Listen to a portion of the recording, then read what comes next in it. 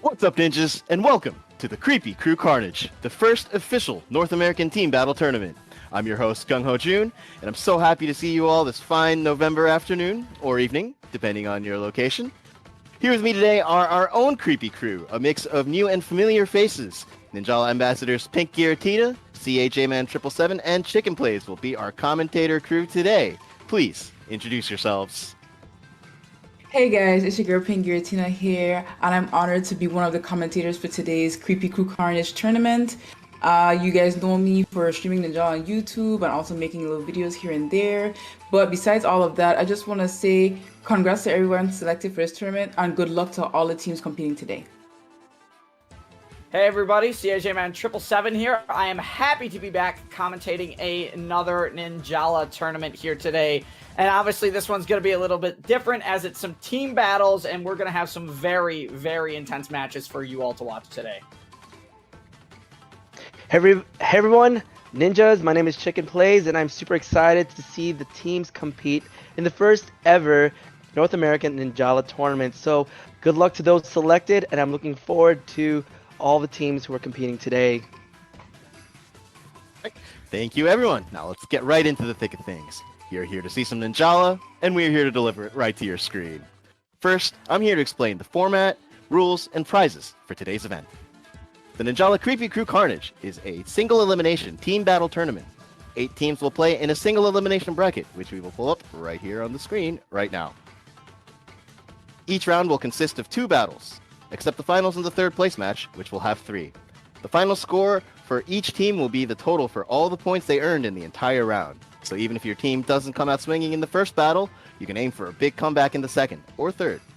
Players cannot use the same weapon twice in one round, and they must wait until the next round to use any weapon that they've used before. All Shinobi cards and assist codes are available for use, but they will be locked at level 5. The winning team for today will receive $500 in gift cards as well as an in-game Kape's Night Lifestyle, currently exclusive to tournament winners. Second place will walk away with $300 in gift cards, and third place will receive $200. We'll also be sending the top 3 teams a sweet Ninjala medal to commemorate their performance on the day. Now, enough about the boring stuff. Let's get into the meat and potatoes of the day. We've got 8 teams here. Commentators, which is your pick to win it all? I was going to say June, shades of our friend Logic Motion there for a second with the nice meat and potatoes reference, I would say. But honestly, we have a lot of really good teams here. But looking at everybody who are very familiar faces, if you guys have been familiar with competitive Ninjala for a while, I got to go with Selfish Access. Going to do our boy A. O'Reilly G a favor, fellow ambassador. I got to have a little SA bias today. Chicken, how do you feel? For me, I'm actually gonna root for Colin, who's actually under the Shoguns of Hime, and I wish that team to actually, come up with their synergy, and I'm looking forward to seeing them in Group A. So I'm gonna go for the Shoguns of Hime in this one and see what they can do with among every competitor and every team. It's gonna be a good one for sure today. So I'm looking forward to all the teams competing. So. All right, Pink, who's your pick? I don't just get to be a little cliche, but I think Golden Experience could possibly take it all the way home. So that's who I'm choosing that's gonna win. All right, thank you so much, guys. As we finish preparations for Group A, let's here, J-Man, I remember you talking to you. We had some interesting insight on today's team battle tournament and how it's going to be differing from the previous tournaments that many of our viewers might have seen before. Right. Obviously, with the past Ninjala tournaments that we have had Battle Royale formats where it is every person for themselves, and you are looking to get the greatest amount of points possible out of your performances in multiple matches. This is going to be a similar concept with Team Battle, but the big thing that we're seeing here, June, is obviously, much like other competitive team-based games, a lot of the synergies with these teams, it's going to come down to the roles they play. Looking at a couple of the players in the roster, you're going to see anybody going up from with katanas and spinners. You might see them playing a little more up front, a little more as the aggressor compared to some other players who will opt to obviously have those hard-hitting hammers, and they are going to be obviously playing on your back end, being your droners. And honestly, a lot of people say, we've had this conversation before, a lot of us have had this conversation before about droning in BR kind of being a little overpowered. But in teams, it's actually almost necessary to stay in a game in such a highly synergized environment against another team. All right, thank you guys. Now we are getting the room ready for Group A, which will be a showdown between the Shoguns of Hime and Team Deluxe. We got Chicken Plays pick Shoguns of Hime coming up. Who do you think gonna take it? I mean, I'm sure Chicken's obviously pulling for the Shoguns, but J-Man, what do you think? Honestly, I look at both the rosters here, and I know a lot of these players over the last week have been in team battles, and they have been playing matches against each other. I'm honestly gonna have to go with Chicken on this one, and agree that Shoguns of Hime are going to take this. And the main reason is you have some very strong players. Chicken, you already mentioned Colin, but on this roster, you also have Bonds, which is an incredible Scrap Saber player. We've seen Bonds do incredible things with Scrap Sabers in the last couple Ninjala tournaments. You have DD Deadly, probably the best Popeye Hammer player in the entire game of Ninjala right now, also on Shoguns of Hime. And you also have the ultimate assassin Dia here. And Dia has very good weapon knowledge and very good weapon matchups. Honestly, it's going to be a very tight game, I think, regardless. But I do think Shoguns will take it. What do you think, Pink? I believe the same thing as well. Everything you said was on point. You know, I wouldn't say Dia to be anything else but the master of physics, so he's going to do some amazing gravity-defying plays. I agree, 100%. Shoguns of Hime. All right, thank you guys so much. So, looks like the first round will be taking place. The first stage will be Sphinx Valley, the new stage from Season 6. So, how do you guys think that... Well, all right, so obviously the big factor in this stage is the set drone. How does this affect team battles differently than battle royales?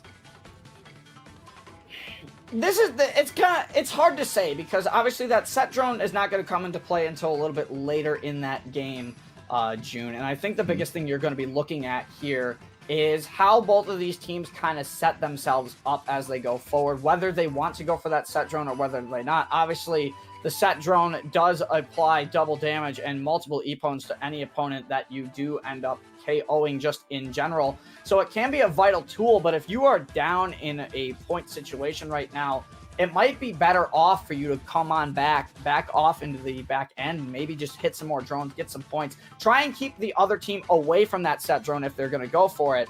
And it's going to be interesting, I think, to see how each team kind of plays around that set drone, because you have to also remember that this is another one of those stages that occasionally will have very small drones that will appear that can break just like BR drones.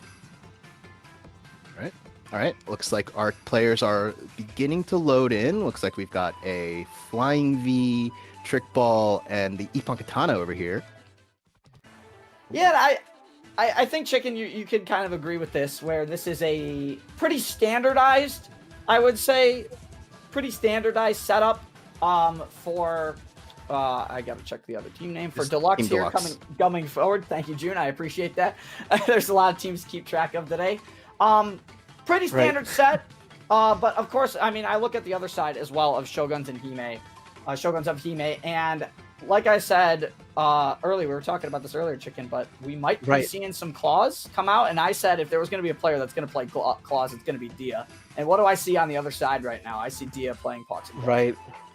So seeing Dia playing those gloves, it's going to be a really interesting match because of the 1v1, and you're going to have to be mindful of if, with the power of those gloves, if the opponent's taken down, having one man down would definitely change up the way that team would have to work in getting back points or figuring out what to do and adapt to that. So I'm actually even more curious to see the players who are maybe focused on the drones and those who are going to be distracting them. So for all the competitors and especially this, I'm really curious about both teams right in front of our screen. So I wish both the best.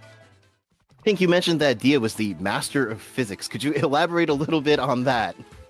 It's just a little joke we had doing a community event collab video where he was able to find a little I don't know, trick where he was able to do breakdancing while on the side of a wall.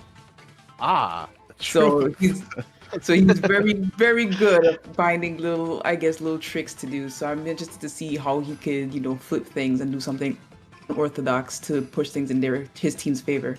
He likes to show off a little bit. I mean, I'm getting me. That sounds like he's more not so much a master of physics. Seems like he's overcome the laws of physics themselves. But Absolutely. Something I also want to mention as well before we get into this, Deluxe runs a little bit of an unorthodox team comp at times. Now, while Deluxe does usually have a hammer player on their back, and it is usually not going to be a sushi axe, it's not going to be a great hammer. It's not going to be a skate hammer. It's actually going to be the great gear that we are actually going to be seeing coming out of Deluxe, and the Rocket can apply a ton of pressure on a map like Sphinx Valley. Mm-hmm. Especially with the set drone you guys were mentioning earlier, I think that'll be really helpful when that drone pops up and they're trying to get their team to break it. So the power, the multipliers in their teams could benefit them. oh, just thinking about the Cetron powered Fujiyama rocket coming in, give me a little shivers. That's gonna give me a little bit of PTSD in my own Ninjala experiences. set drone, Rocket at the set drone, and then there goes 5 people. They're gone. Just like that.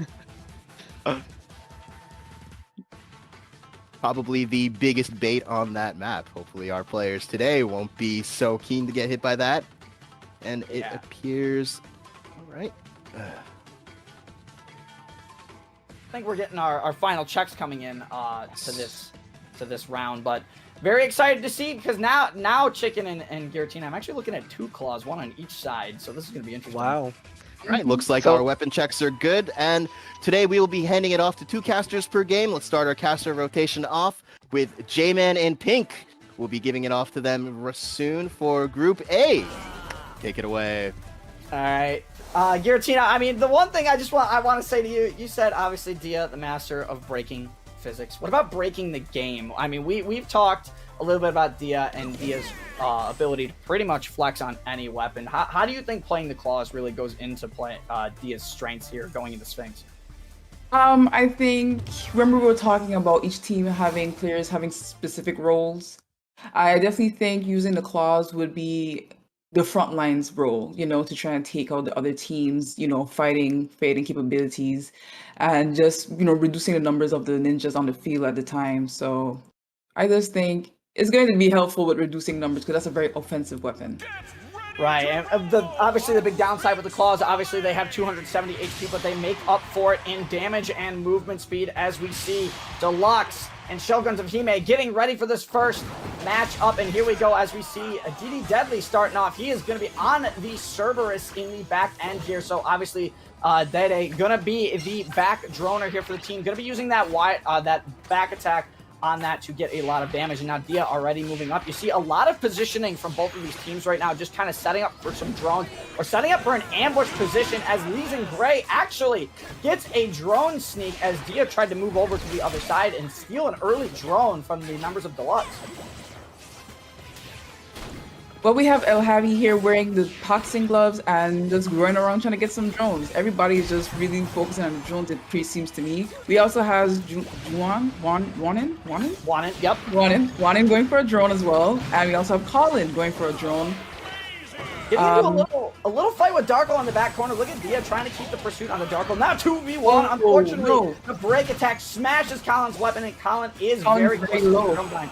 Gonna have to get out of there and reset the position. The one thing we actually didn't get to mention as we get into this with DD Deadly, you have to remember DD Deadly is playing the Cerberus and Popeye. That has a healing field for their teammates, and not only does that healing field heal teammates, but it also gives you points for healing your teammates, and that could be a big game changer as you go forward. The bonds here, look at this. Bonds with the disco. Here come the wides and the snacks. Oh no! Darko snacks straight into the wall.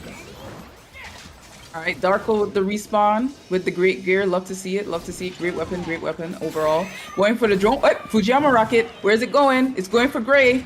Gray get out in time? No, Gray Ippon with the Fujiyama.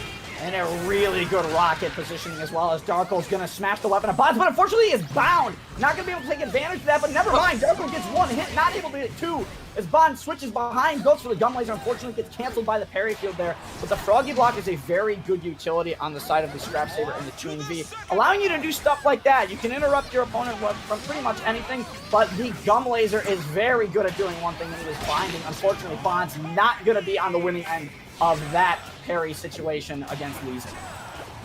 Well, we have Gray here, a little low on S energy, trying to get some. Oh, we switched. We're on Heavy now with the Boxing Glove Shield. Now, I'm gonna be completely honest with you guys. I'm not too familiar with the Boxing Gloves. Never really got a chance to use them, but I know it's a very strong weapon offensively, like me and Damon were talking about. And we got the little shield burst, the little pulse. Oh, one guy, Junin. Junin's gone. Junin with the KO. Colin somehow living through all of that as Bond's breaking out of another Shinobi Disco. But the big thing, I like that you brought up the boxing gloves as well. And while you're not super familiar with the boxing gloves, the biggest thing to note about the boxing gloves is that shield provides not only super armor to the person who activated it, but pure gunbind immunity. That armor, while it doesn't fully go all the way to your teammates, it does provide a decent amount of gunbind immunity to all your teammates, and that is the scariest part of the Blast Barrier. Not only that, but of course you can activate the Shockwave for a massive set of ninjutsu damage. As we see DD Deadly focusing on the set drone here. It is building up ninjutsu stock. It looks like DD Deadly is going to have 2 rockets at the ready, and Deadly also has the set drone now, so these rockets could be very, very important. But look how close this game is, Giratina, right now. Both teams at 25,000, 26,000 points, and with 30 seconds left, these rockets from DD Deadly are going to be the most important factor. Yes, this is a really neck and neck game. It's going to Team White to Team Turquoise, back and forth. It's going to be a really, really close one. But also, J-Man, as you said, with the boxing gloves providing those shield for your teammates, that's really useful for team battles. I honestly didn't know that. So now you're saying this, it makes it a really good pick for team battles. So, yeah, it also provides a little bit of damage reduction as well, as it looks like Shogun Zahimi look like they are pulling ahead at the moment, but it will come down to bonuses here. And if I saw correctly, I believe Bond does have the E-Phone bonus right now with Shogun Zahimi, which is the last thing Deluxe wants to see. And of course, DD Deadly having the drones, this is going, I think, to be in favor of Shogun Zahimi, but we have 2 E-Phone bonuses. Unfortunately, it's not going to be enough for Deluxe this first game. What a wonderful first game. That was so intense. That was like back and forth. There was nothing. It was just non-stop action. This was absolutely fantastic. And this is what you're going to see all day, right? This is what you're going to see all day. These players know each other. A lot of the members of the competitive Ninjala community are very close. They know each other by name. They know each other by, a lot of them are very close friends. And they also know each other by play styles. And that plays a big factor, especially in a synergy situation where you are playing against them against their team synergy, but you also have your own synergy to consider. And it's been a good first match so far. I expect to see a lot of these matches going throughout the day. Yep. And I believe our second map, correct me if I'm wrong, June, but we are going to be heading, I believe, to Croissant for game 2 for round 1. Yes, it is Croissant.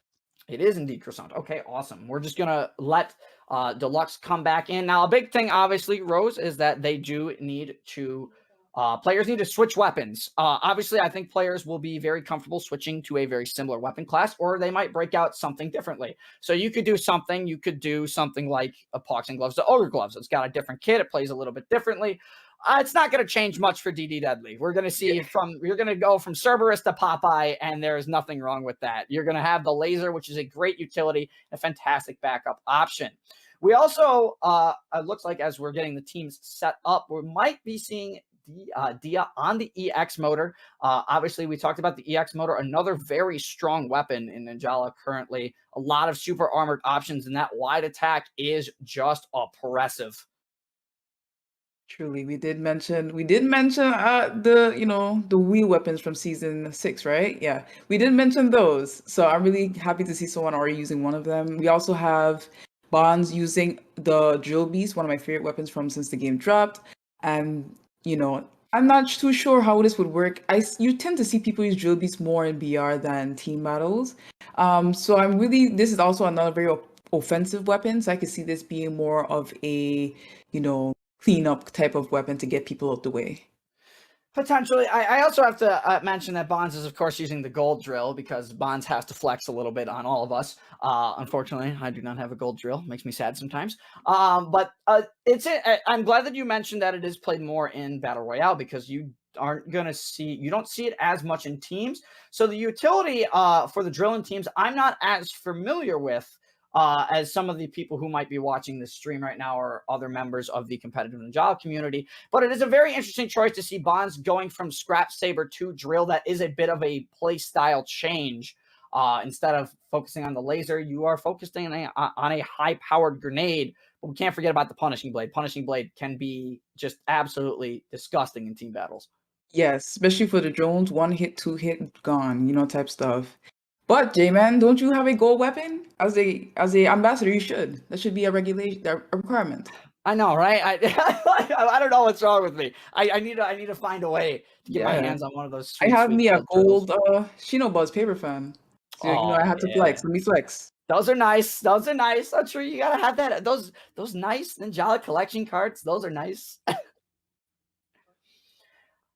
Of course, all the teams are getting ready in once again, and we are seeing some weapon changes. Obviously, again, rules indicate that every player has to play a different weapon. They cannot play the same weapon, so they do have to swap to the alternate kit if that is the case. So it looks like we are just doing some final weapon checks before we get into this next round here. Not really too much changes coming from either side here. Obviously, we talked about Dia going to EX. It looks like the Deluxe also might be pulling out an EX motor as well. Lee Sin opting to go from the Chewing V to the Scrap Saber. So obviously having that gum laser utility is going to be huge. And it looks like Colin going from the actually, I believe that is still Great Gear. Yes. So Colin going to be probably swapping to another hammer momentarily here. I believe they played the Great Gear in the first round as well, so we will see. Yeah, I'm just looking at the weapon selections here, and there's not too much of a change, most except for the drill. That's like the one new different weapon we see here. But everything else, we had a bunch of Chewing Bees first round. We had a Scrap Saber first round, and then both teams have the motorcycle, like you said. So this is very interesting. This seems to be the main weapons people use for team battle, competitively at least. Yeah, the EX motor definitely I would say it has an advantage a little bit in team battle, more so than it does in Battle Royale. Even, I mean, they're both, EX motor and DJ Scratch, very strong either way. Obviously, DJ Scratch having Shinobi Disco, very good utility in a team battle situation. But having armored options allows you to get into the fight with EXs and DJ Scratches very easily. And the big thing that we talked about a little bit before the stream started is being able to interrupt the opposing drone player. Because if you can interrupt that opposing drone player's rotation, the one who's constantly rotating around on the drones, it can be very hard for a team to get back into it. And in DX Deluxe, looking like they might be going all in with that strategy to interrupt the droner. I see a lot of weapons that have wide attacks that interrupt. In fact, we have on the side of Deluxe going into this match have 2 Scrap Sabers being used, but they're both Chewing Vs. I should be more specific. They're actually not the Scrap Saber, but 2 Chewing Vs on the side of Deluxe. One Scrap Saber, if I remember correctly. I did see a Scrap Saber at the end. So yeah, they have almost 3 of the same type of weapons. So it's very interesting to see how they would go around disrupting with those wide attacks. And it looks like on Croissant Arena, it's a bigger map, right? So obviously setting up, getting your opponents off balance might be a little more difficult in this map. There's a lot of space to move around in this map. And it looks like we're actually going to break out a fight early as Darkle forcing the Froggy Block, just trying to punish Dia here, but not able to. It's Dia and Bonds on the front line. Bonds going to be using that break attack drill to get away, to force Darkle away. But it looks like this fight is not stopping yet. And I kind of like this early fight that's breaking out between the 2 aggressors on both sides here, as Lee Sin unfortunately losing a weapon in the engagement here. Gonna use laser to stay alive, recraft the weapon, but Dia! Oh, this is nasty! Goodbye! What a E-Pwn by Dia. You just love to see that nice, shotgun gum getting, that instant gum bind. What a play. We have Colin here approaching, waiting for his drone to come in, doing his Great Gear. We also have Gray back again, responding after that E-Pwn, trying to get that drone. We also have Colin fighting, and he got the E-Pwn off Javi. Yes, absolutely. It's very interesting to see a lot of these players running quick respawn in a team battle. Obviously, having a drone running quick respawn it's not ideal, but obviously getting points is absolutely huge. But look at these multiple binds from Lee Sin here, coming in with the laser. Oh, but Bond gets the eye range, able to activate Punishing Blade. Huge, oh, no. Not going to be able to capitalize on it much longer, but able to secure one Epon here, and that is actually still huge for them. As you can see, it is kind of leaning in the side at the moment of Shoguns of Hime. Unfortunately, Dia getting some assistance here on the back end. No, never mind. It wasn't assistance. It turned into a 2v1 really quickly. And now that Dia is down, of course, the members of Deluxe able to put some more score on the board, making this a pretty close 1,000-point game right now. Colin looking uninterrupted at the moment for Shoguns of Hime. That's a Epon out of nowhere. Hello? What a Epon, what a play. Two birds, one stone. Drone and an Epon. You love to see it. We also have Javi here in a clash, took out DD Deadly with the KO. Well, assisted KO. But we also swap over to Darko. Currently got KO'd. Don't like to see that either. Bonds going for the drone with the drill beast and oh no! Oh no! No, DD with the Epon with the sharky phone. That's the classic DD Deadly. Hits you with the laser, puts the scroll right under you. You're gone after that. There is no escaping that. And it looks like Shoguns of Hime are kind of running away with the score right now. I wonder if Deluxe is maybe regretting the double aggression. Here comes a rocket, going to be able to take out one member, of course, on Deluxe here, as Darkle trying to challenge DD Deadly here. Has a piercing mixer at the ready, but there are every single member of Shoguns of Hime is in this corner. And unfortunately, the horse comes in from Dia. And look at this Epon count on the side of Shoguns of Hime right now. They have, I believe if I got a quick glance at that, I'm pretty sure in total their entire team has 8. That is absolutely incredible. We have Shoguns of Hime here leading by a decent margin. Do you think they'll be able to pull it back in 25 seconds, CJ? Javi needs an opportunity to use this mixer. If Javi can pick up an Epon or two, that would be huge, but Javi is going to need to use this soon. But Dia gets a break read, and I don't think you're going to get another chance to use that piercing mixer here, as it looks like Shoguns of Hime are running away with this one. Look at the scores. Oh my lord. What a fantastic fight, because they really were neck and neck in the beginning, but the Shoguns of Hime just went through and started getting those Epons and taking out half the team and started getting the drones. It was such a well-coordinated team effort by Shoguns of Hime and also Deluxe as well. It was such an amazing fight. Yeah, and I wonder if, wow, there are 4 Epon Masters! Yeah, they were really out there. That's crazy, and 3 of them on Shoguns of Hime are really up in that score. Absolutely just putting on a clinic on Deluxe there. And you might think that goes to show maybe not, kind of jumping out of your roles a little bit. Maybe Deluxe was playing too aggressive, trying to focus the droner down instead of actually getting, having that space control with hammers as much as they would want. All right, welcome back, J-Man and Pink. That was quite a match from Group A. Shoguns of Hime and Deluxe kept it close in game 1, but in game 2, it looks like Shoguns of Hime really pulled away. Chicken's pretty happy with his prediction coming in true for the first round. I mean, I can't even be upset because we have, like I said, we are gonna have some incredible matches today, and this is just seeing a close game in game 1 and then watching one team run away with it in game 2, June. I mean, this is what you want to see in high-level competitive Ninjala. And again, all these players know each other. They know each other's play styles, and playing around that and seeing how they work together is absolutely incredible. And as Chicken said, I mean, Shoguns of Hime, I mean, they're a unit. They really are. I think it really began in game 2 with the DD Deadly Shark, the shark trap. Oh, that was rough. The classic. I can't tell you how many times I got caught with that. I'm just like, oh no. I will admit, Dudley's done that a couple times to me too. I can't even deny that. I've gotten hit with that a few times. I've also gotten hit with some of Dudley's rogue sharks coming in. I'm in a 2v1 situation. Dudley just comes in, throws a shark, and I just unfortunately get caught by it. Just playing some casual battle royale sometimes. Hey, it's all in good fun though, right, Chicken? It is. And so just with the shark by the drones, you just gotta be very careful because honestly, it could be in any sorts of places where you think it's most common to go for, but then trying to get that drone, you're trapped. You can't, and that can really hit those who are actually collecting points for drones. And I just also gotta give it to Deluxe for the well put effort against Shoguns of Hime because you guys also were neck and neck at various points during that battle. So I'm really just thank Deluxe for that awesome battle against Shoguns of Hime in those rounds. Yeah, and what's really cool about today as well, Rose, is in Battle Royale, tournaments we've had, we haven't really had a third place game because the third place person was in the finals for the Battle Royale. But today, going into this team tournament, we will have a third place game between two of the teams that end up getting to the third place game, and it'll be interesting to see those top three teams because you may lose that first round, but you can really jump back depending on who your opponent is going into your next few games. It's very exciting to be able to see. I didn't know that you guys didn't have the third place matches, so that's really good to know, honestly.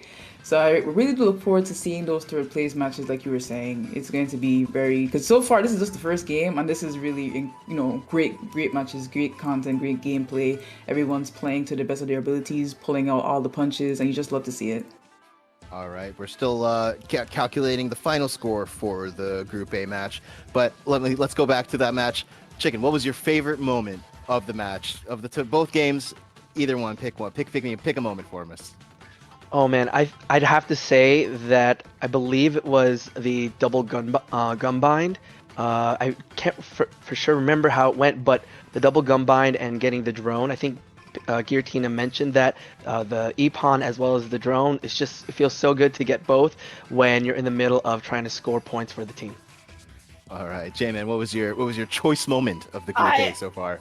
I mean, I have to give it up to Bonds and Dia's performance being the aggressors for Shoguns of Hime. I mean, they really go to show you that they have mastered the Scrap Saber, they have mastered the claws, and they are using it to their full potential. Bonds, a master of the gum laser, able to not only secure the binds, but obviously recently, within the last month or so, the Scrap Saber got a little bit of a nerf hit as the wide attacks no longer do enough damage, so you can't just spam wide to finish off an opponent, and Bonds has adjusted to that really well, only using 2 wide attacks and then finishing them off with a either a back attack or a normal attack depending on the health of the opponent. And then Dia just has break reads for days. You don't know when Dia's gonna break you, but you just know that you cannot S-burst against Dia. My God, I mean, I remember Bonds just looking so doomed at the beginning of game 2 of round 2, and then he just immediately slips out, gets the Epon onto, I believe it was Lazen. Oh, that was a wild escape. Beautiful. Pink, what was your moment? I have to say the moment when Dia was fighting, I'm not too sure who was it on Deluxe, but we thought the player from Deluxe had it, and he did, and just did the shotgun bind, and boom, and he was out. I was like, oh no, I thought it was gonna be him, but no, Dia got it. I was like, that's insane. I was like, yeah, that the motorbike's shotgun gum shoot is very powerful. I know it's very powerful. Yeah, I've been playing around with it. It's so hard to judge the exact distance where you can get the instant, but he's got that down perfect. It's a tight window, as you mentioned, June. It is a very tight window. The hitbox on the Instabind for the gum shot is at max. At a big weapon, it's only about 1 block in the training range. If you don't have a big weapon, it's actually shorter than that, so you really have to judge distance well. That's what makes it even more epic, if I had to say. It's like, wow. All right. But I'd also like to mention, if you don't mind, Please. the sharks. You were talking about the shark placement, the school shark placement on the drones.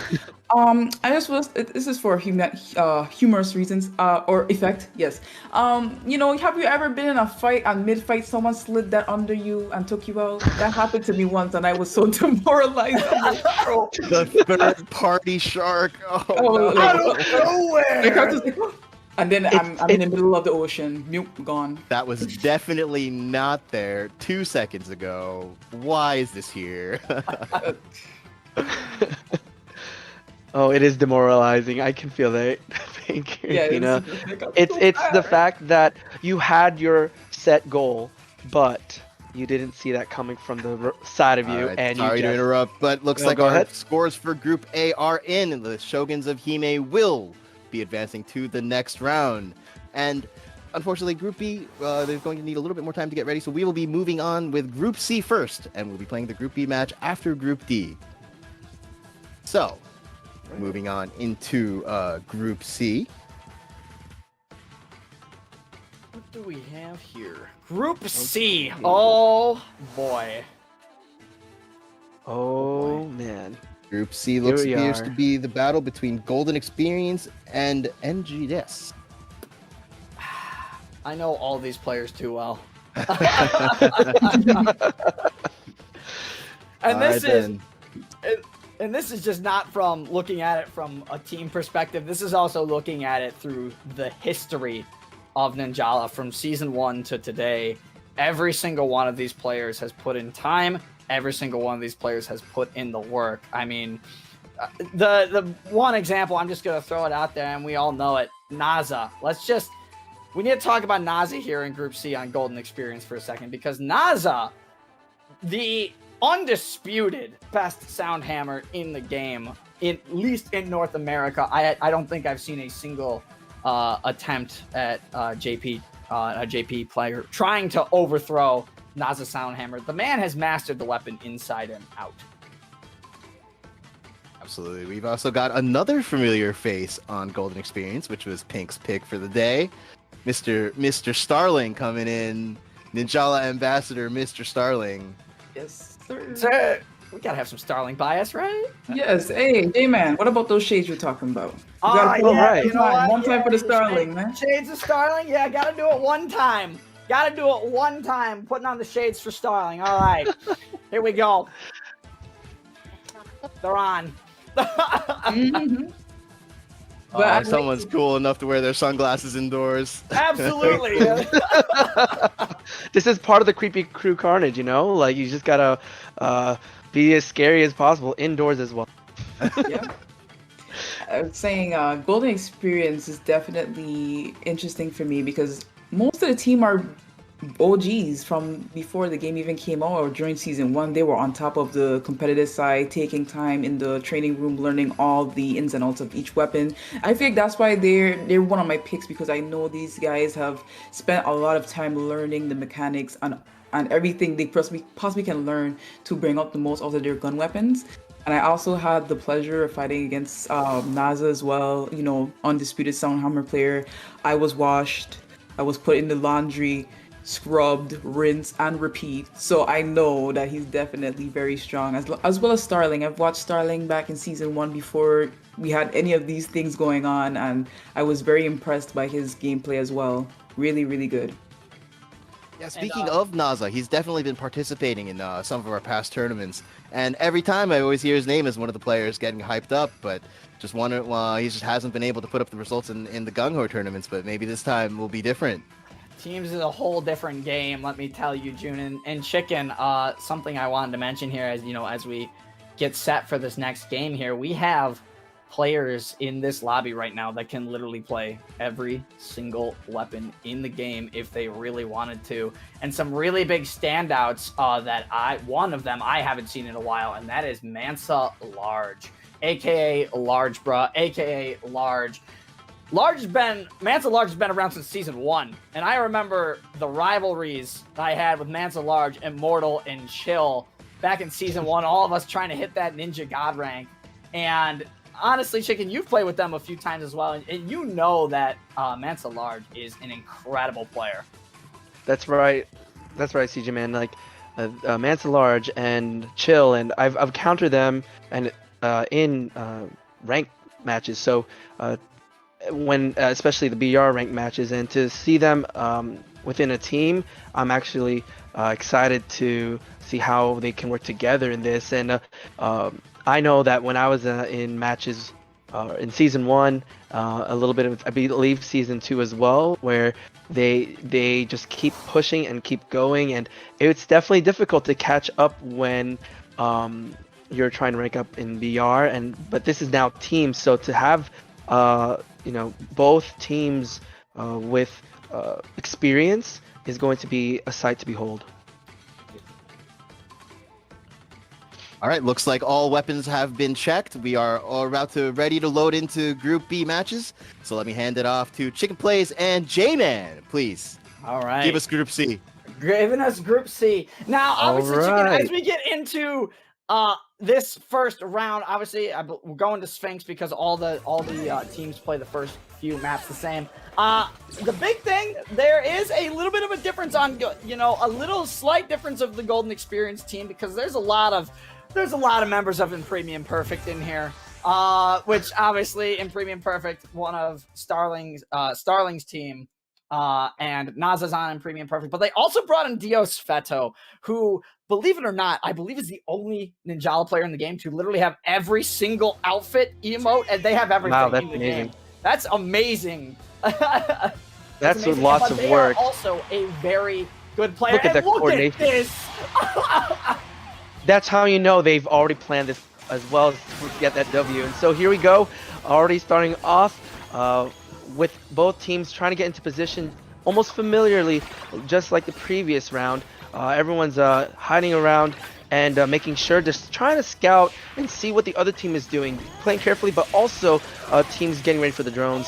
And as well, looks like we have a fight going on right now. We're switching over as Antares. We're switching right. There's a lot of things going on. There is, and that's the thing. It can be very hard to keep track of it in a team battle as well. But the one thing I want to notice, that startup was very interesting. Now, the one thing you are going to see is obviously Starling is going to be playing that back line role for Golden Experience. So Starling is going to be looking to get those drones, but they do have a Sushi Axe. And the big thing with the Sushi Axe is it has Grenade. Now, Gum Grenade applies a lot of pressure. It is about the same, I would say, as a Gum Laser. You do not want to be anywhere near a drone when a Gum Grenade is there. But look at the members right now, unfortunately, of GS kind of getting pinned in a corner. Starling and Antares kind of there, as R2 is going to have to back out. Now, R2 is a very good player that I have not seen in a while. I know R2's Katana is very strong. His Fetus of God looking to fight Silent here. Silent, a fantastic spinner player. No surprise that Silent brought that out. It looks like Dios is going to be working on those back drones right now. Still pretty even game so far. Right. So you mentioned about the Sushi Hammer as well. I think we got to make sure we watch out for that tornado, and we've already got to see that tornado can even snatch not just drones, but also some Epon. So we have over here a nice Epon. Well done. We got that rocket coming in from Fetus. We got to see how that goes. That was an unfortunate miss from Dios' rocket there, but has the great gear. Unfortunately, gonna get caught out by Silent and Mansalarge. Gum that really being the interrupter there. But now Naza in a little bit of trouble. Activating S-Burst, gonna dash out of that. Silent versus Naza is a very interesting 1v1. But it looks like Silent switching targets, trying to save Mansa. What a great gum net though coming in, but unfortunately, lines on both sides here. Not a lot of people gonna be able to take advantage of this, except Naza, who gets blown back by the barrier. That's just unlucky. All right. Well, there's the knockout from the other team, and it looks like both teams are neck and neck at this point. Around 16 is 17,000 points, and we're at 85 seconds on the clock. And right now we have both teams trying to go for the drones. It looks like we have Antares trying to actually help out his teammate, but I think they're backing out from here and going to focus on more drone. Starling was Starling. There's another Gumbind coming in, and looks like Silent's in trouble, and there goes Naza getting that Epon. I believe that was an Epon or knockout there. But right, so I kind of feel bad. You feel bad for Silent there, because unfortunately Mansalarge had to back out. You don't want to get two bound players in that situation, especially with Naza having the massive wide AoE that the EX does, and Starling doing a really good job actually playing an aggressive Sushi Axe.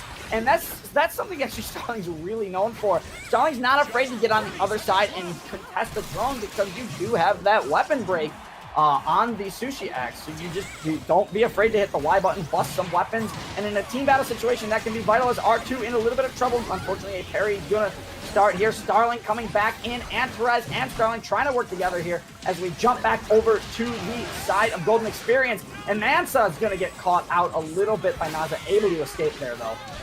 All right, we're counting down to this final, and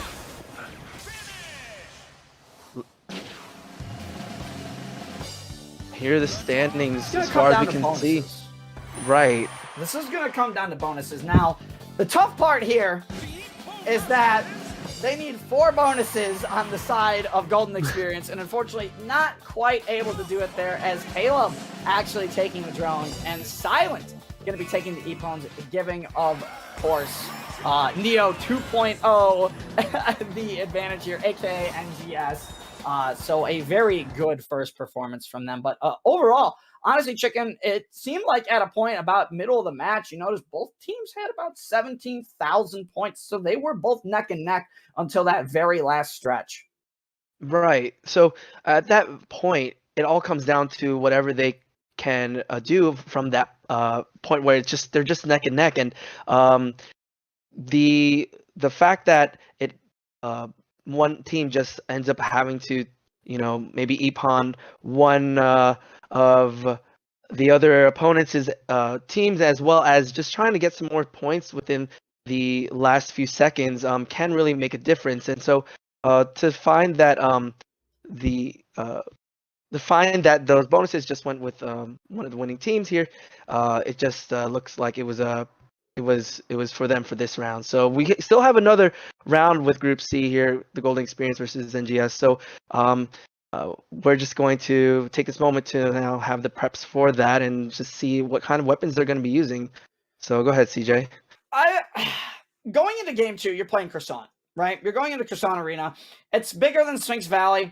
The set drone, honestly, on Sphinx Valley, it looked like we didn't see too much of the set drone action there in Sphinx Valley. But as you go into Croissant Arena, this is a map that has a super small drone, a very, very small drone. It usually respawns right at the very beginning. That's really going to be used for basic S energy, but you have to remember that there are 4 of them at the top of the map. And a lot of people tend to forget about that when you're playing a team battle, because those small drones, while they do take as much damage as a standard BR drone compared to a normal sized green team drone, again, there are 4 of them up there. That is much needed points and S energy for a team if you need it. So I would not be surprised if we see some fighting up at the top at some point between a few. But obviously getting into some weapon switches as teams go forward, you don't really... I see a few people getting out of their comfort zone here going into this next match. I think we're seeing, again, a potential double scrap chewing V coming into the meta again with Golden Experience coming up here. But on the other side of NGS, God Squad, I got R2. Pretty sure he's breaking out the Ippon Katana or the Scroll Blade. I can't tell because it is the sword skin. So I actually can't tell which one it is unless I'd see the kit. But this is an interesting matchup. It looks like Naza opting not to go Soundhammer potentially here. But it looks like both teams opting to not really have a full-on droner here, though, either, as we get into Croissant. We can see that also, NGS. Caleb is going to be using those boxing gloves. I believe those are boxing gloves. Correct me if I'm wrong, or ogre gloves, right? Yep. Right. So the boxing is going to, again, that 1v1. It's great to see that one of the new weapons is actually being used, and looks like we're going to get started right now in this next match here between both Golden Experience and NGS. So we're right now.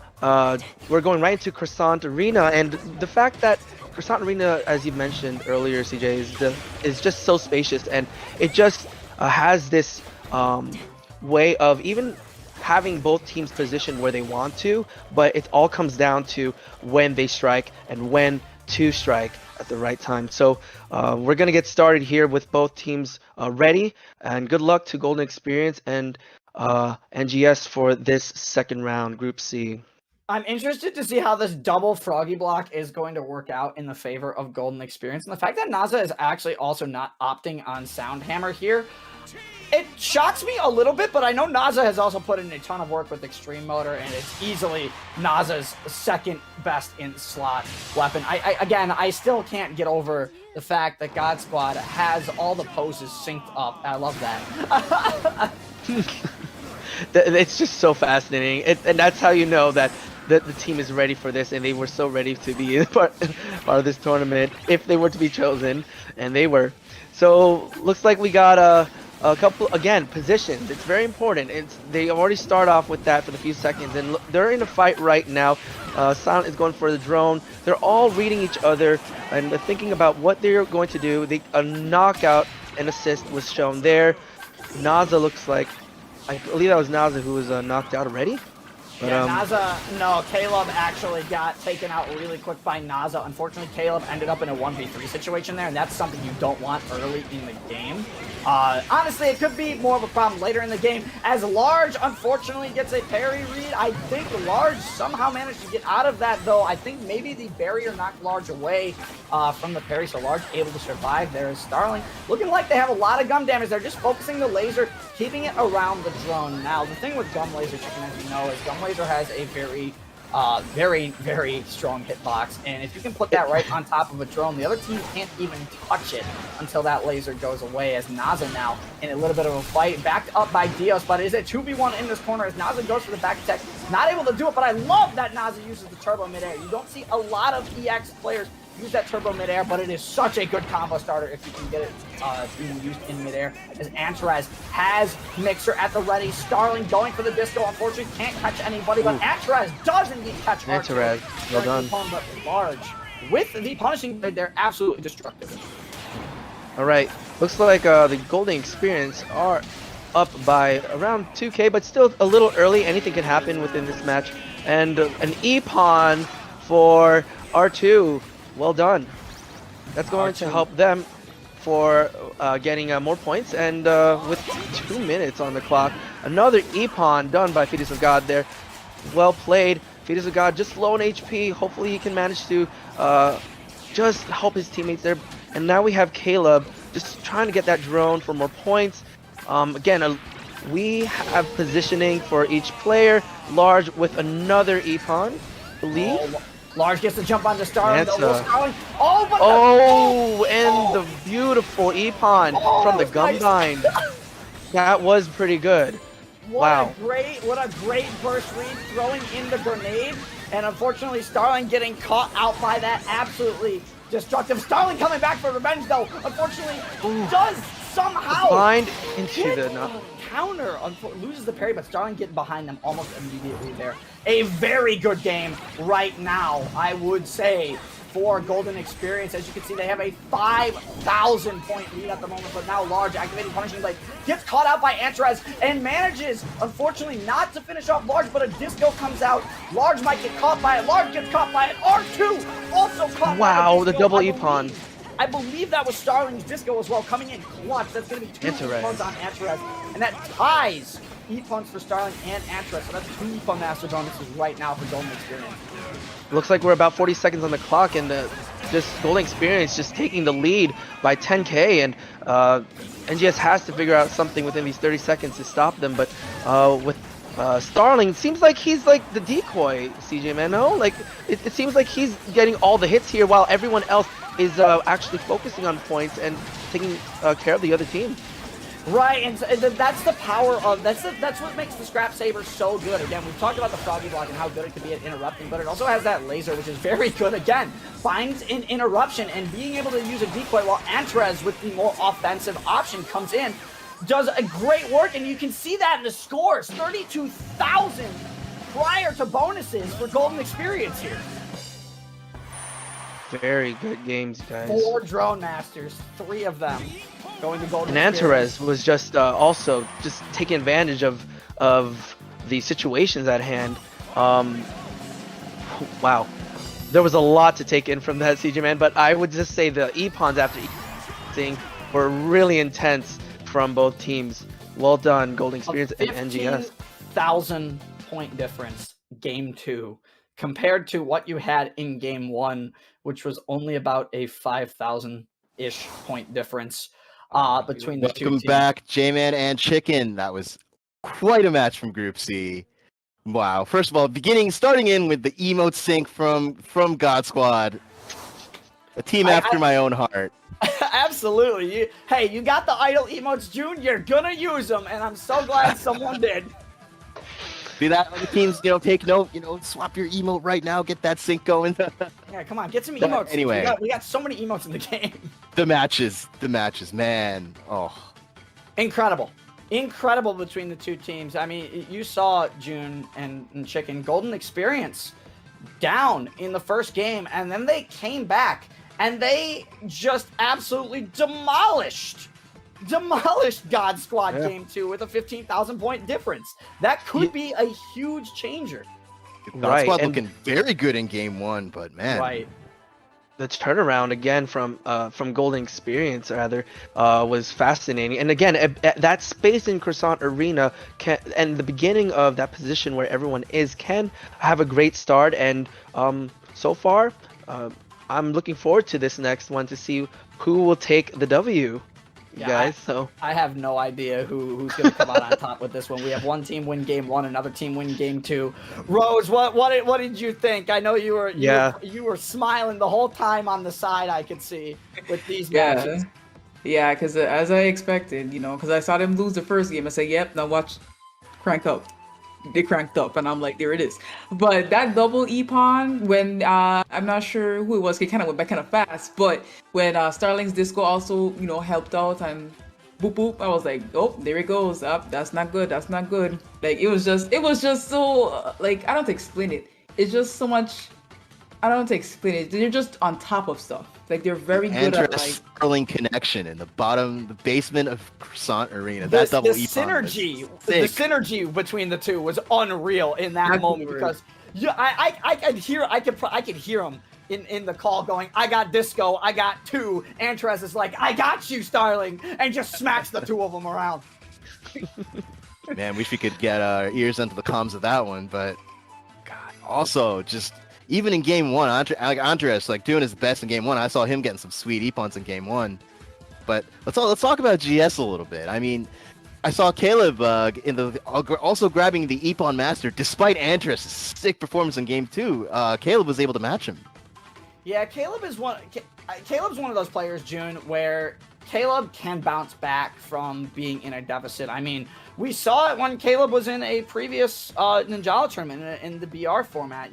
Caleb, was down in Game 1, came back in Game 2 with a strong performance. Caleb knows their positioning and their weapon knowledge and their matchups more than anybody else. And in a team battle situation, adding to the synergy, that just makes it easier for Caleb to take advantage of those opportunities, able to tie Epon Masters and really get some incredible Epon combos. I mean, we didn't really get too much of a chance to take a look at some of the bind combos that Caleb can pull off with some of the weapons that Caleb knows, but the ones that Caleb can do, having that additional team synergy and extra gum damage coming in from other teammates, just, again, it makes it so much easier for Caleb.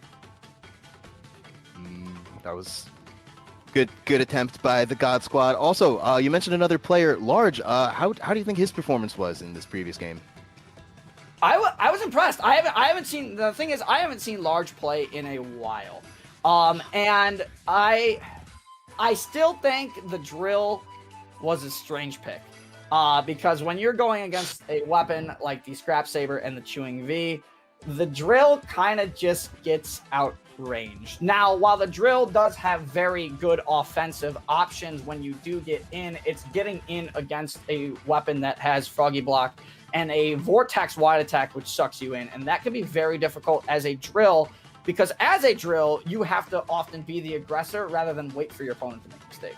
All right, it looks like the scores are in for our Group C matches, and Golden Experience will be moving on to the next round. Can I? What was the total point differential, June? If Total point differential on this game was. Drum roll, please. 1,000 points.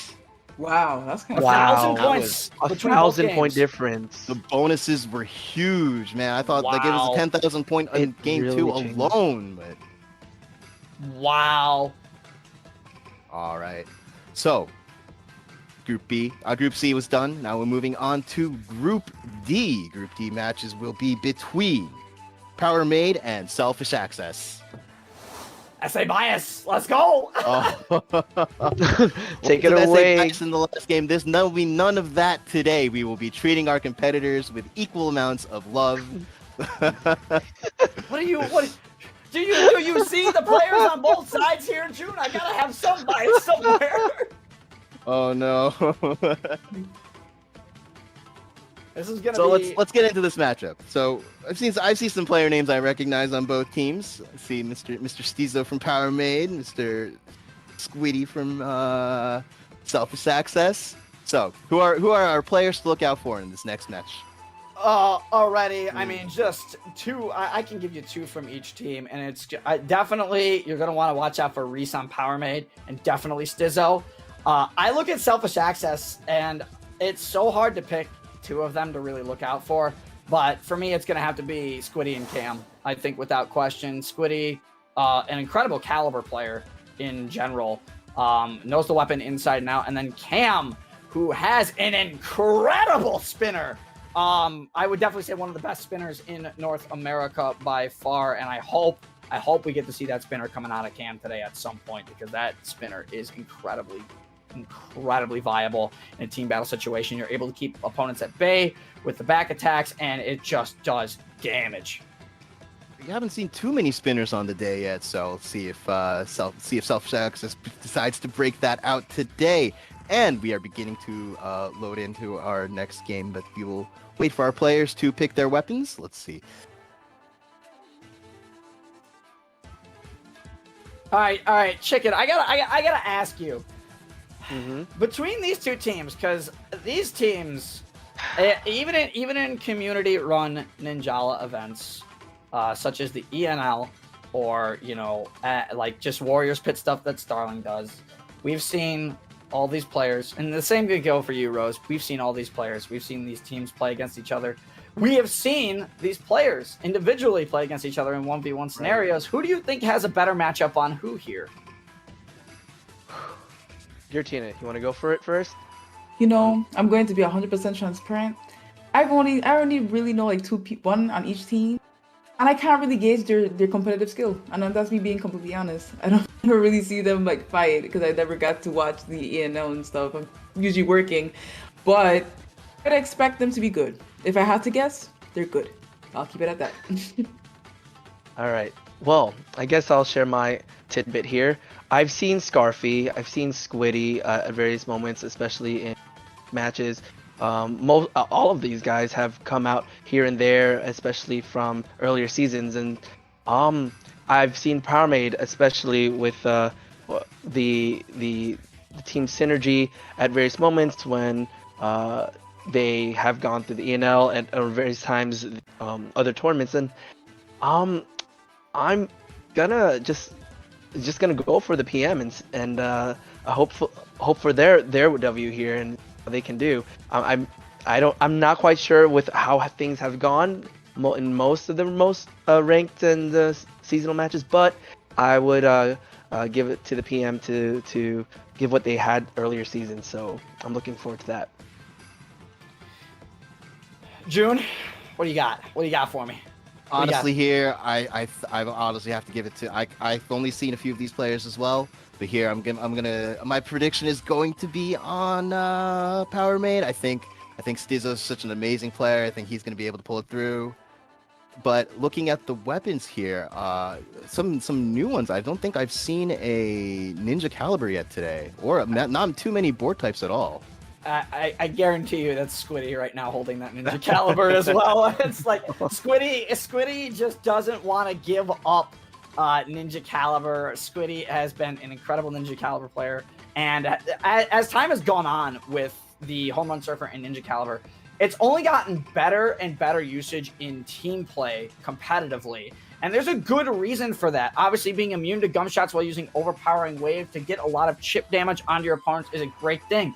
It's got Gum Grenade, and we've talked about how devastating that AoE is when it hits a drone. And you also have just very strong hitting moves on the Ninja Caliber. A lot of multi-hits, which can be a disadvantage at times, but not so much in teams.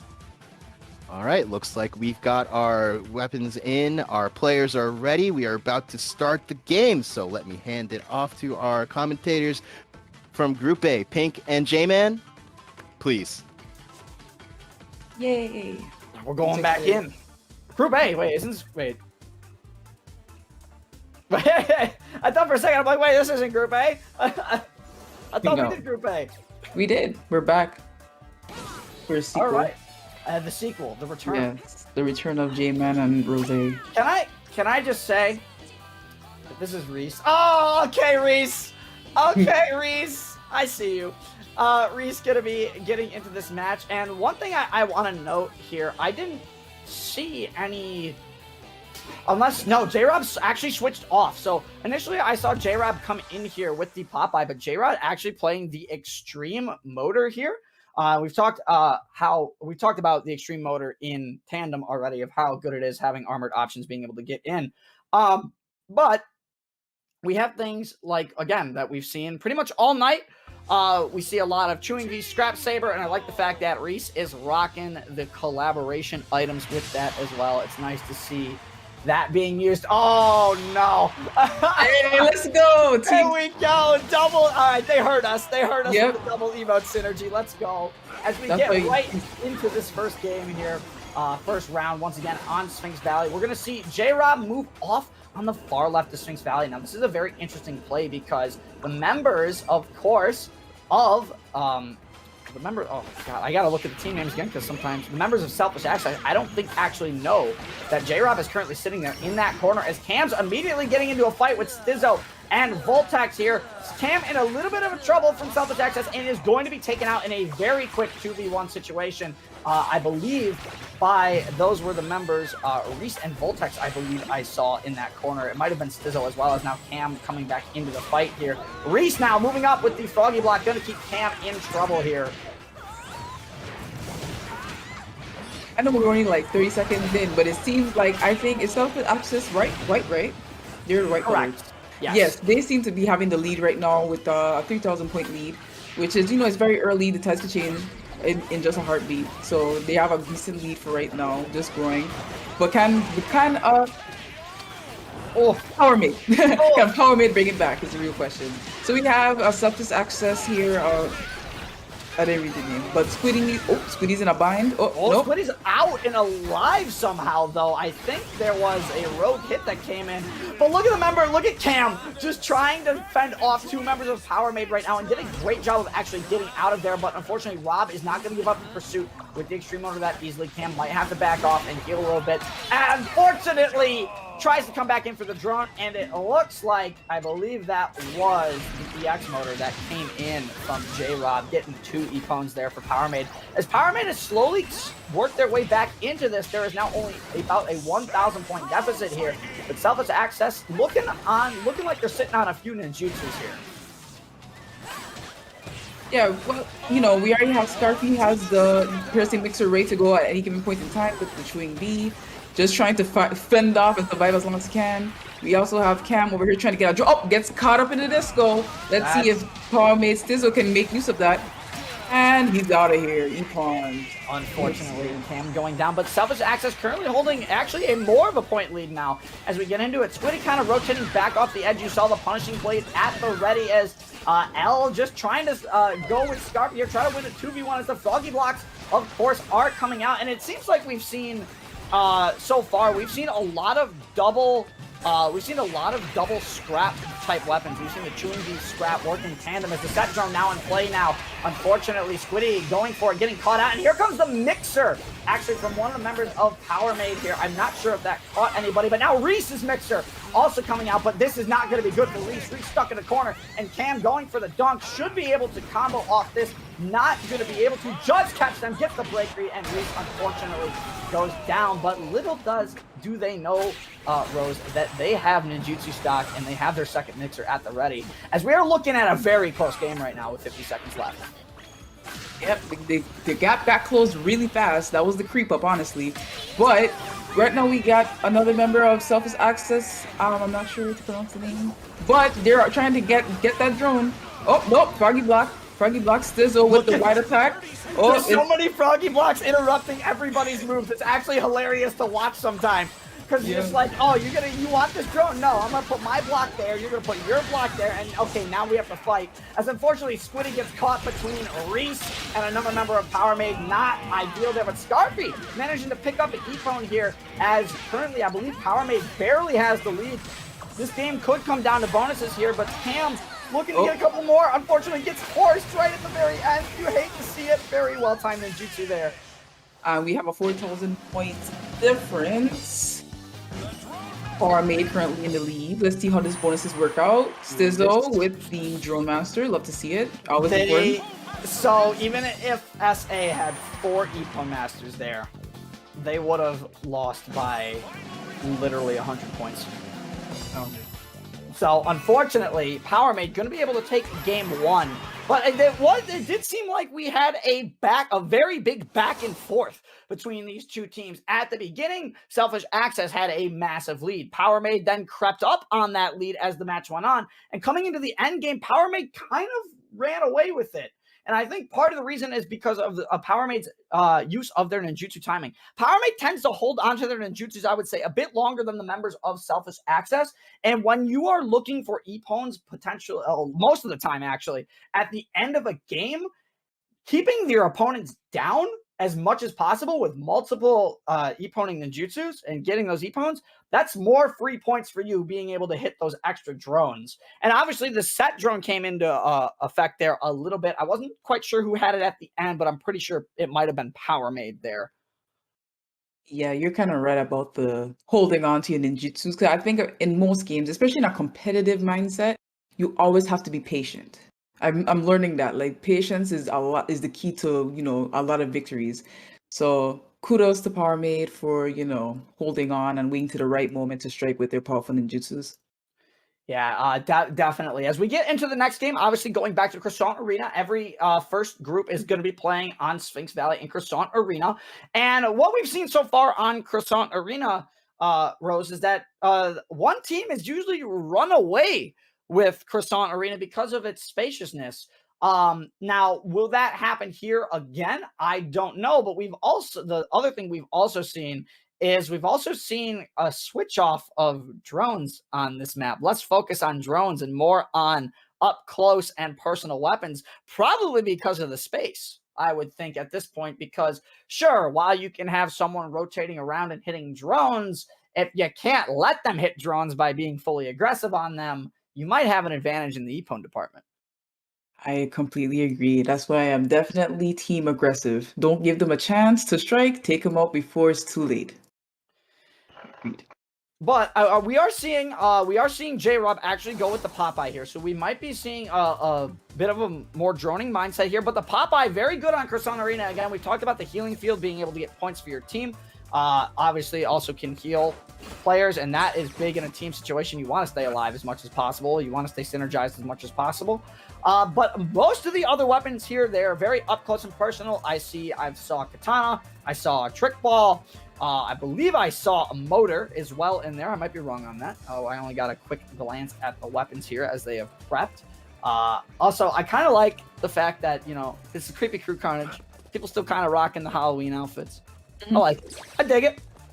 Yeah, I like the color coordinated with the Scrap Saber, I believe? Yes. I saw it. It was the orange ones. It looked just like the pumpkin. It was so adorable.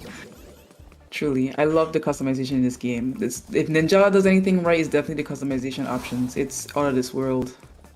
And it looks like we are also getting a Corn Bat going into this next game as well. Now, the big thing on Croissant Arena, I think the Corn Bat's a little bit stronger on Croissant Arena than the standardized drill, because while Gum Grenade you do need a bit more accuracy with, you do have Gum Launcher and Dragon Lord with the Corn Bat, and we all know that the Dragon Lord can just hit you from nowhere. I remember back in the old days when you could juke it. You can't juke it no more. You still can. You still can. Really? Yes, you still can. It's a bit. It's a bit easier with the claws to juke it, but you still can juke it if you are very good at gum dashing. But the AoE and the actual damage on the dragon now is still very strong, and it's very good at sneaking drones away from other players as well. And that's another great strength that the dragon plays into. But it's also the fastest charging ninjutsu in the game.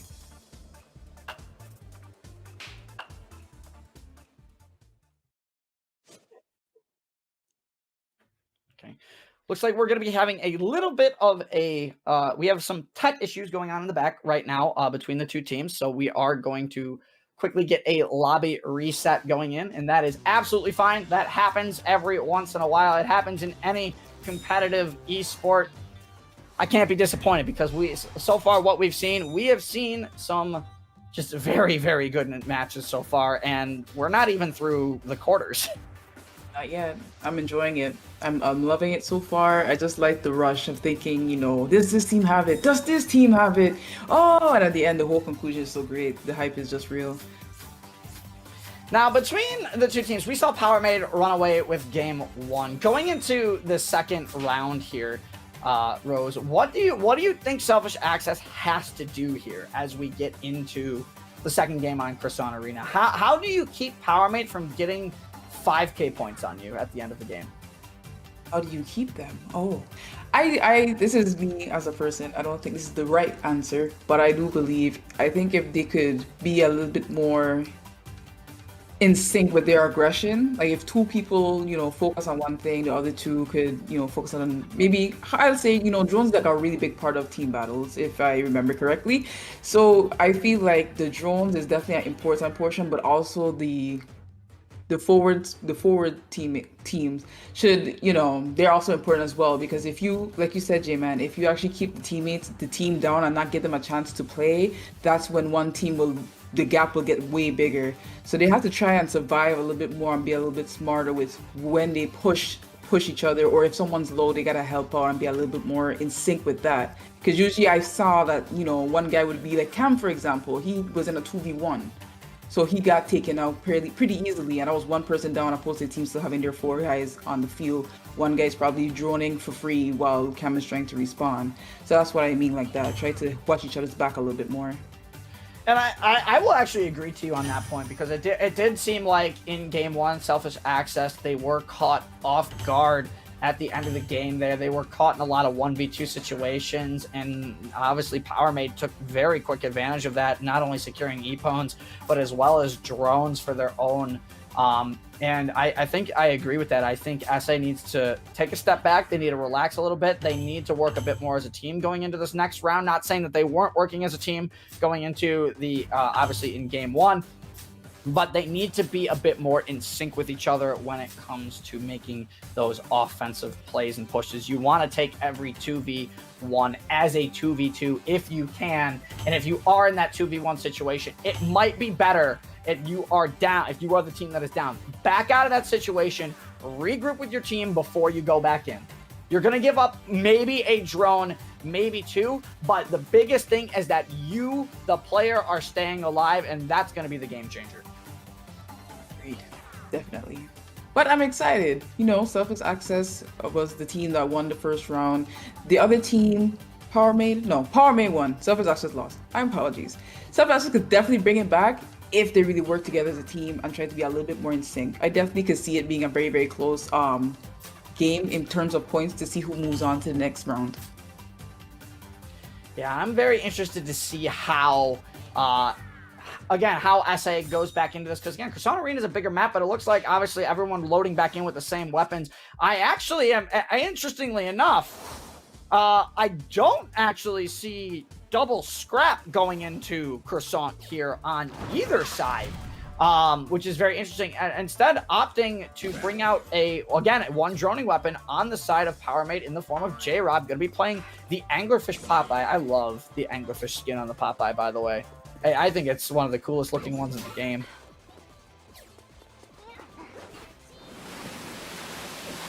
Look at this. Look at this. There's all these awesome emotes. Come on, Ninjala's got it. Admit it, Rose. Ninjala has the best emotes. Best emotes in the game, hands down, free. All right, so we're going into game 2. between Power Made and Selfish Access. Yeah, and you're gonna see right off the bat that I think you're gonna notice that SA's team comp is going to be based around a bit more team play. When you start to see all their weapons when they come on in, obviously, you know, you have to have show me your dark power, and I mean, yes, I mean, come on, the emotes are saying it's good to go, but Power Mate, obviously, if you take a look at their weapons, bringing out the Anglerfish Popeye, like I said. Reese, I believe, was playing the Katana. I saw Cam breaking out the Scrap Saber.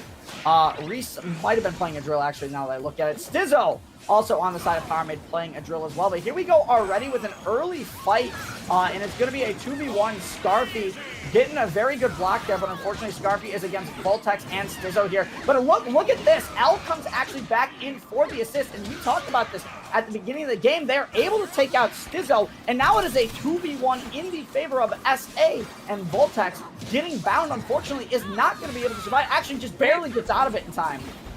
But going to be able to back off. But that's what Selfish Access needs to do. You saw that immediate 2v2. They took it into a 2v1 as Voltex gets taken by Squiddy. And look at this. Stizzo and Cam now together.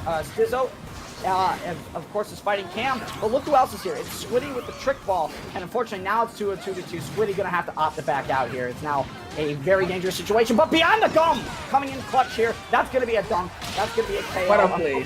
What a play, Squiddy. That was beautiful. That was beautiful. That was a beautiful fight. Yeah, and a very good beginning fight here for Selfish Access as they were able to hold a 2,000 point lead, but now it's Power Made's turn to make a move here. And you have Blast Barrier on the side of Power Made ready to go. It's going to be a matter of when Voltex activates this. It might be when Reese and J-Rob are in a situation, but unfortunately Cam coming in, going to be able to get the laser, is able to get the E-Pone on that as well. I think there was a combination of the Dragon coming in as well as L. Now going back into a fight, having a fight with Reese. The laser coming in, standard Eco Katana play. Reese gonna opt to back out here as the Reese actually comes up to the second drone, and here comes in J-Rob. Unfortunately, L gets caught off guard, and now Scarfy goes down as well.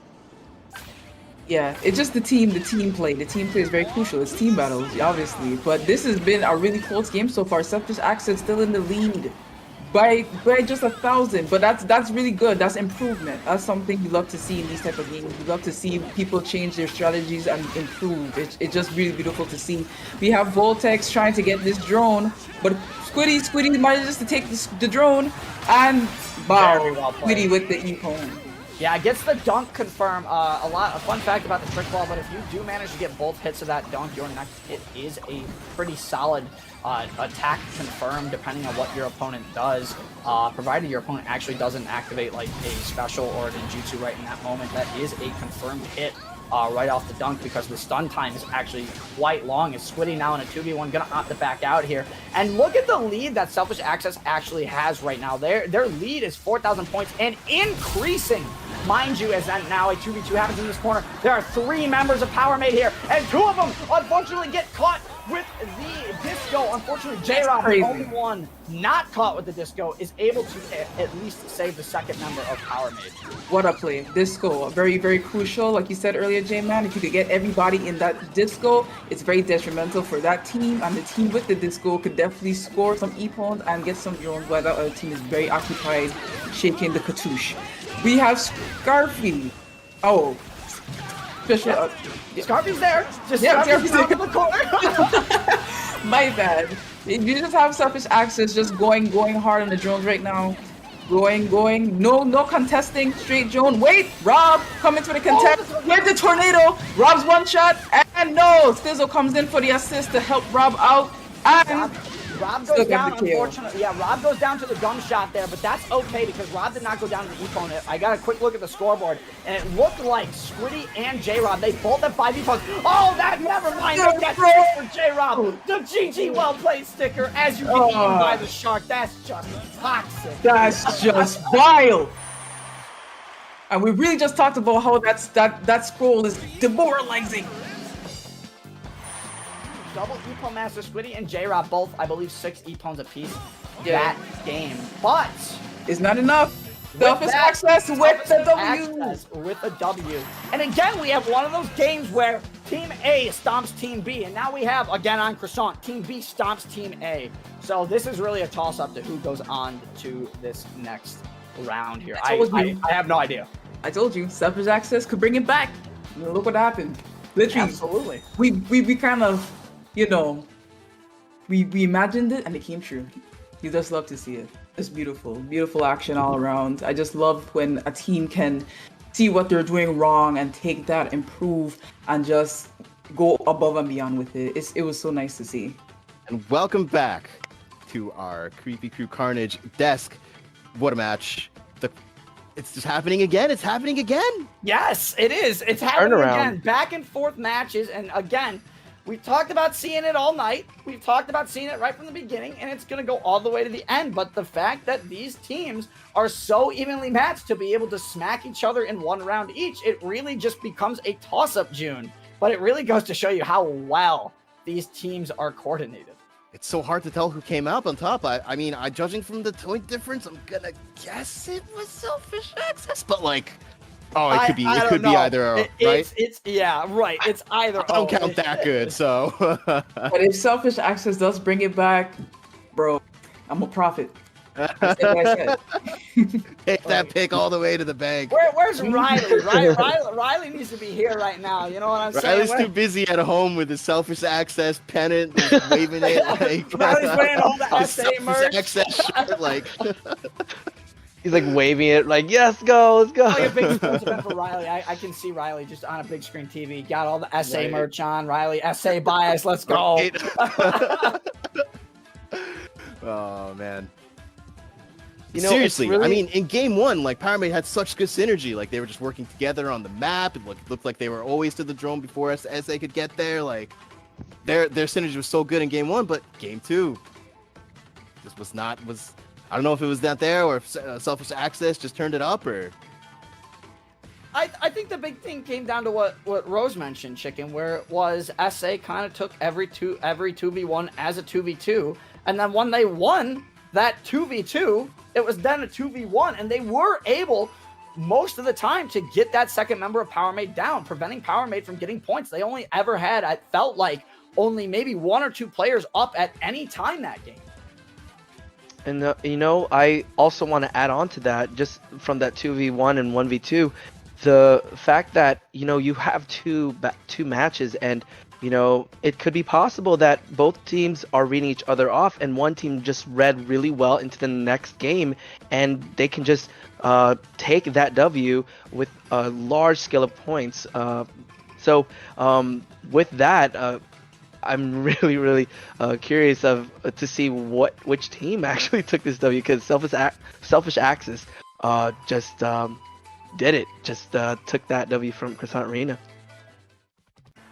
Yeah, obviously we got the math wizards in the back, June, doing what they do best at the moment. But I'm really excited. I would like to know the difference between the two teams, because I think honestly this is probably, between both matches, this has got to be, I would say, 3,000 points or less in total between both teams. Yeah, I just want to hit back on something that J-Man, you were mentioning, of how they were able to win the 2v2s, proceed to turn it into a 2v1, and then proceed to win that 2v1 as well. Just how important the respawn timers are in this game in a team battle mode. Normally in a battle royale, you respawn, all right, you shake it off, and then you hopefully able to get back on the map. But it's just so that the other team can do just so much when you're short-handed on the map, that I'm just very impressed at Selfish Access in game 2 ability to create these situations for themselves. Right, and that could be one of the dangers of running quick respawn as well in a team-based battle like that, because if your teammate goes down and they're not the one that has quick respawn, but you do, there's no point if you're in that 2v1 to activate your quick respawn, because you're not going to have anybody to help out. You would want yourself to be taken down first to activate that quick respawn, to get back in, surprise your opponent, to, again, take that 2v1 into a 2v2 back into your favor. But if the person, again, who doesn't have the quick respawn card, if they're even running it, goes down, it's better for you to just get out of there, like I said.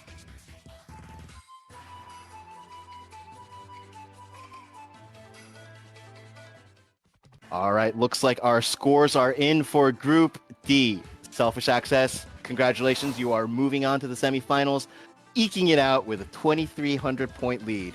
23, wow. Yeah, wow. Less than 3,000 points. That's huge. Oof. That's what I like to see. That's what I like to see in 2300. team-based Ninjala. Congrats, SA. Yeah, no, it's just a fantastic. Again, the previous with Golden Experience and their opponents, there was 1,000 point difference, I believe, right? So Mhm. just to see that turnaround once again in these intense matches, the first game it's kind of like to feel it out with the battles. Then the next game, all right, we got to go all out. Whether one team has the thought of how they feel against the other team in the matches, or it's vice versa. So, congrats to SA for the win there. All right, thank you so much, Group D. We are now coming back to Group B. Unfortunately, there has been an issue with Team Windriders. They will be loading into this game with 3 members as opposed to 4, so it will be a 3v4 in the favor of the Hunters. That Unfortunate, because for me, the Windriders, Oh, they were no. my pre-tournament pick. They have BBV winner Foglio. And they also have a player who's been performing well in the in-game Ninjala tournaments. We have Gyro, who's been putting up some results in those. But unfortunately, they will be forced to be playing with a member down. J-Man, how does this affect the battle? Like, I know in some games when you have a 3v4, it actually advantageous for the 3 because there's actually less targets for the other team to hit. But in this game, I feel you need all 4 members of your team on the map, just going for drones, going for the E-pawns. I feel the member down is going to be a real big disadvantage. You know, I actually wonder if the Hunters are actually going to be a good sport about this more than anything, June. I wonder if they're going to have one of their members just kind of sit on a wall and just chill and actually make it a 3v3, have it a fair fight. I feel like it's nice to give everybody a fair chance to get in. It would be nice to see if the Hunters do that. I don't know if they will, but... They definitely don't have the responsibility to, so... Right, they don't. But depending on who's missing from Windriders... will change actually my thoughts on this, because you have no doubt 2 of the best drone players in the game on the same team. You have Jiro and you have Foglio. Jiro, fantastic offensive skateboard and droning board in general. Jiro knows their way inside and out of the skateboard. I have mad respect for Jiro. I still love the skateboard. I haven't played it as often, but Jiro goes in with that. And then you have Foglio. If you have seen this man's drone rotations in Battle Royale, you are in for some incredible play in team battles. If you thought his BR rotations were good, you just wait until you see this one. Leo unlocked. Luckily, those 2 members are of the ones that are still in the game, so perhaps a miracle may occur. This could be big because team battle drones, they're worth a lot of points. And we have mentioned that I feel, and I think Chicken and Rose, you would agree to this, where drones in team battle are very important, more so again than they are in BR. Whereas BR, you're trying to using it to get a big weapon and then really want to get that E-pwn lead. In teams, it's a different story altogether. Agreed. Back in my days of playing team battles with my friends, back in the early days of Ninjala, I remember we was trying to figure out the point system, and we realized like drones were essential. Like you needed at least one person going around getting the drones if you wanted to get enough points to have a lead big enough. You know, even if with the bonuses, it still didn't matter. Like you still win. So I do agree with you that droning is very essential. Like I think team battles is like made for it. Even the drones in team battle are much stronger than the ones in BR, because you should all come together and, you know, try and help out getting these drones, and that's usually what pushes your team, propels them forward past, you know, the other team essentially. No, I agree with that. And I also like to mention, as we get into this, you know, despite being in a 3v4 situation here for Windriders, on the other side, Chicken, you have someone on the Hunters. You have another member of Premium Perfect who is not playing with Starling and Naza, and that's Azabel on the side of the Hunters. You know, with Azabel, I'll also be transparent. I haven't had a familiar sense of how the ninja plays, but when it comes down to both teams, I really, from the Hunters especially, with Asbiel and with Windriders, right? So, you know, I have to just say that again, it comes down to who brings out their A game, who is able to, you know, be able to endure whether you're taking the drones for points or whether you're actually going for epons to stop the droners. Those going for the drones, it just comes down to the what they can bring out with their weapon and within the team. So yeah, so it really all as I've been seeing these groups go at it, they were neck and neck, and then they and then one team gets it, they figure out the other team, and then they turn it around second game, and it's just been such a great amount of from both teams. So I'm really impressed so far, and I'm looking forward to what the semifinals would look like, CJ and Rose. Let's see what they got. I also want to point out that everyone on the Hunter has that little star badge. I forgot what it means. It's like top 100. That's what I thought. I was like, is it top 100? Everybody in their respective rank as well. It's top 100 in their respective rank. So that's seeing 4 players with that badge all on one team. That's dangerous. That's very dangerous. You know, I think what else is dangerous is having what Ben has on, the mask with the eyes. I think that's very dangerous too. That's classic Ben. That is scary. I've seen that outfit. I'm like, yes, I know. All right, guys. So fortunately, our weapon checks have been finished. Our players are loading in. Let's get it to Group B with Chicken and Pink. Take it away. Yay! All well, Chicken, right. This can be interesting commentating from you and I because J-Man is usually the one that takes it and is so he's very good at commentating. So I'm usually takes the load off of the both of us, and then here we are, you and me. It's going to be quite the matches, quite the commentating, if I do say so myself. Right, and I know most of you and I are coming from that casual to comp, and we just find ourselves just intrigued by seeing some of these teams, and to know that CJ Man has that experience within the tournament. We can also have that experience, adapt to seeing how they're playing, and then just go along with both teams. And right now with the Hunters and Wind Riders, I see Foglio in Wind Riders, 1-2 that I'm familiar with at least. Ben as well. Those two come out as familiar to names for me. CJ Man brought up Asbiel, and I'm looking forward to what Group B is going to accomplish in this battle here. So let's do it, Giratina. Let's see how this runs. All right. Yeah, let's go. 3v4. Right, let's see what happens. Sphinx Valley, round 1.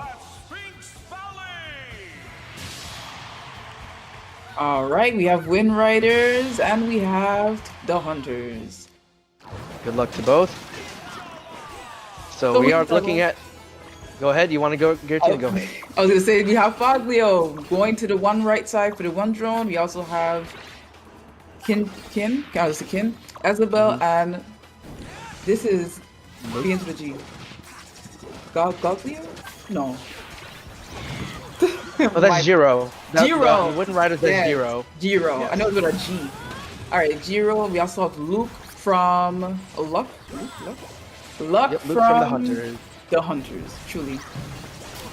So we have Foglio and Ben over here with Luck and someone else from the Hunters, and they're currently trying to go after. Well, Ben's out of here. Ben's been knocked out. Foglio is on a drone currently, trying to get the drone. Here comes Luck, interrupting that with the break, and Foglio's out of here.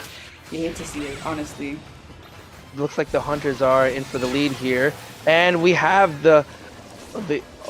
we have a fight between Atomic and one of the Wind Riders. Let's see what happens here. They get an Epon in this case. Well done from Atomic, and it's going to help them get that drone right in front of us. And so now the Wind Riders, Ben is actually closing in on just positioning right now. A lot of positioning here and trying to take advantage of the drones. It seems to be a pattern, especially in comp where, one person's getting the drone and then all of a sudden you see the other opponents trying to take them out with a knockout or Epon or even Gumbind just to take advantage of the drones. So it's been common as of the many games. And here's the Dragon Lord, and no hit there. There's another Dragon Lord And that's with an the Epon. Epon. Well done. And looks like we have the set drone SBL? actually has appeared. And Oh. SBL, right? Go ahead, Giratina. What do we see? As we all here, Team Hunters with the with the stink bomb. I'll call it stink bomb. Don't know the true term for it right now because it's off the top. Point poison. Thank you so much. The point poison with the because I do believe that's like one of the first times I've seen point poison so far. Maybe the second time during this whole tournament. I also think that's a really good utility tool for team battle, being that you put the poison around a drone, the other team will not try to go in there because that point poison will suck your health down. The Hunters with a Epon on Foglio, that's another person down on their team. It seems like the Hunters are all playing this match, even though it's a 3v4. I know J-Man was wondering if they would keep one person out, but it seems like everyone's playing. Am I correct, Chicken, or do you see someone on side? Yeah, it seems that the scoreboard even shows, and also from the start, that the 4 players are together.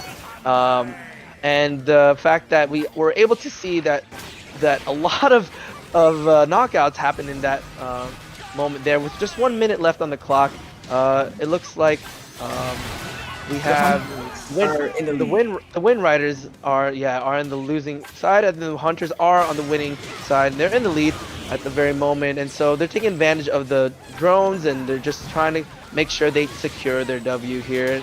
Especially, it is a 3v4, but in the case of it, the other team is doing their best to get as much points as possible, because who knows, maybe on the next round they'll come through figuring out the team for Wind Riders. So 20 seconds, Wind Riders in the lead. We have again more positioning, and the attack of there's a great, but well, the Hunters are in the lead actually by a solid almost 20,000. Almost very close. 20K, 20K now. They literally said no mercy. They didn't give him a chance. This is a Ninjala tournament, and you know what? When it comes down to it, you have to be prepared. You have to know what you're getting into. And when it comes to even North American, whether it's North American, Japan, you have to be ready and knowing that there will be hours of just waiting and then going and waiting and going in to get to be hopefully the top. Agreed. All right, so now looks like we're gonna just wait for the scores here. But Giratina, what do you think so far with regards to or what was your favorite part as you were watching the 3v4 from both teams? The 3v4. My favorite part, I did see Foglio. Foglio was making some work happen. I'm being honest. He did take out during a 2v1 with him and 2 other people of the Hunters. He was able to almost take out 2 people, but they, teamwork. He was already kind of low, so they got the Epon. I was really rooting for him to get it off, but he was definitely making work. Wind Riders were definitely trying their hardest, and I really do love the fighting spirit that they still have, even though they are down 1 teammate. They're not letting that stop them from even trying, and that's really, really good to see, because that's also demoralizing to be at a severe disadvantage, especially with everybody in the other team being top 100 ninjas. So, yeah.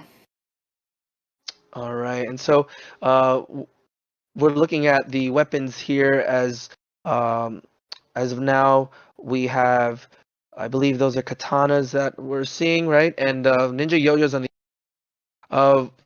If I may ask Giratina, if just as we wait to see what's next and unfold, which do you find more useful in 1v1 when you were in early seasons to now, if anything? What would you say is a great weapon of your choice? It doesn't have to be within a team. It could be however you look at it. Personally, right now I'm really feeling the DJ Scratch because all I play is essentially Battle Royale. So I use the DJ Scratch, and I would, the grenade, the gum grenade is really good at gum binding. And then if someone tries to come in from the back, third, fourth party, I could just use my disco and just make quick work of them. And I think that's one of the top weapons. And I did see some people such as Naza and someone else in God Squad. Two people on God Squad, I think, also used the DJ Scratch. So that made me really happy to see because us and J-Man, we were talking all about the versatility, like not even the versatility, the impactfulness that one good disco could have and turn the tide and like instantaneously is like really crazy, even in Mhm. any mode personally. So I really do think that's one of the best weapons, period. But I think it's really good for battle royale as well.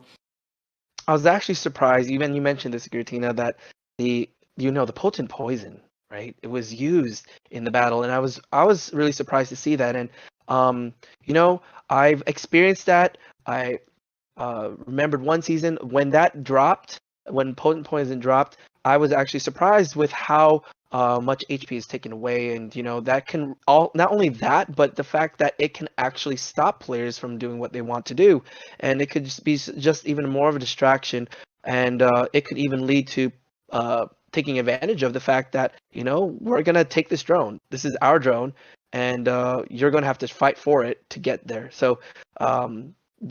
When you mentioned that, I was actually generally surprised in Sphinx Valley. Yeah, I really do feel like it's also a little slept on. I personally believe because it's I know it takes a little bit of time to really activate per se. You could easily get out of it, but say if you're in a parry where you're kind of clashed for a while, you can't really move.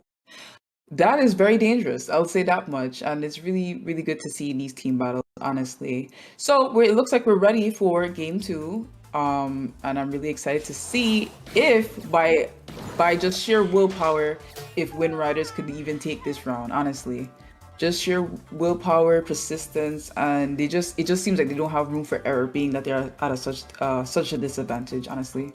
Right.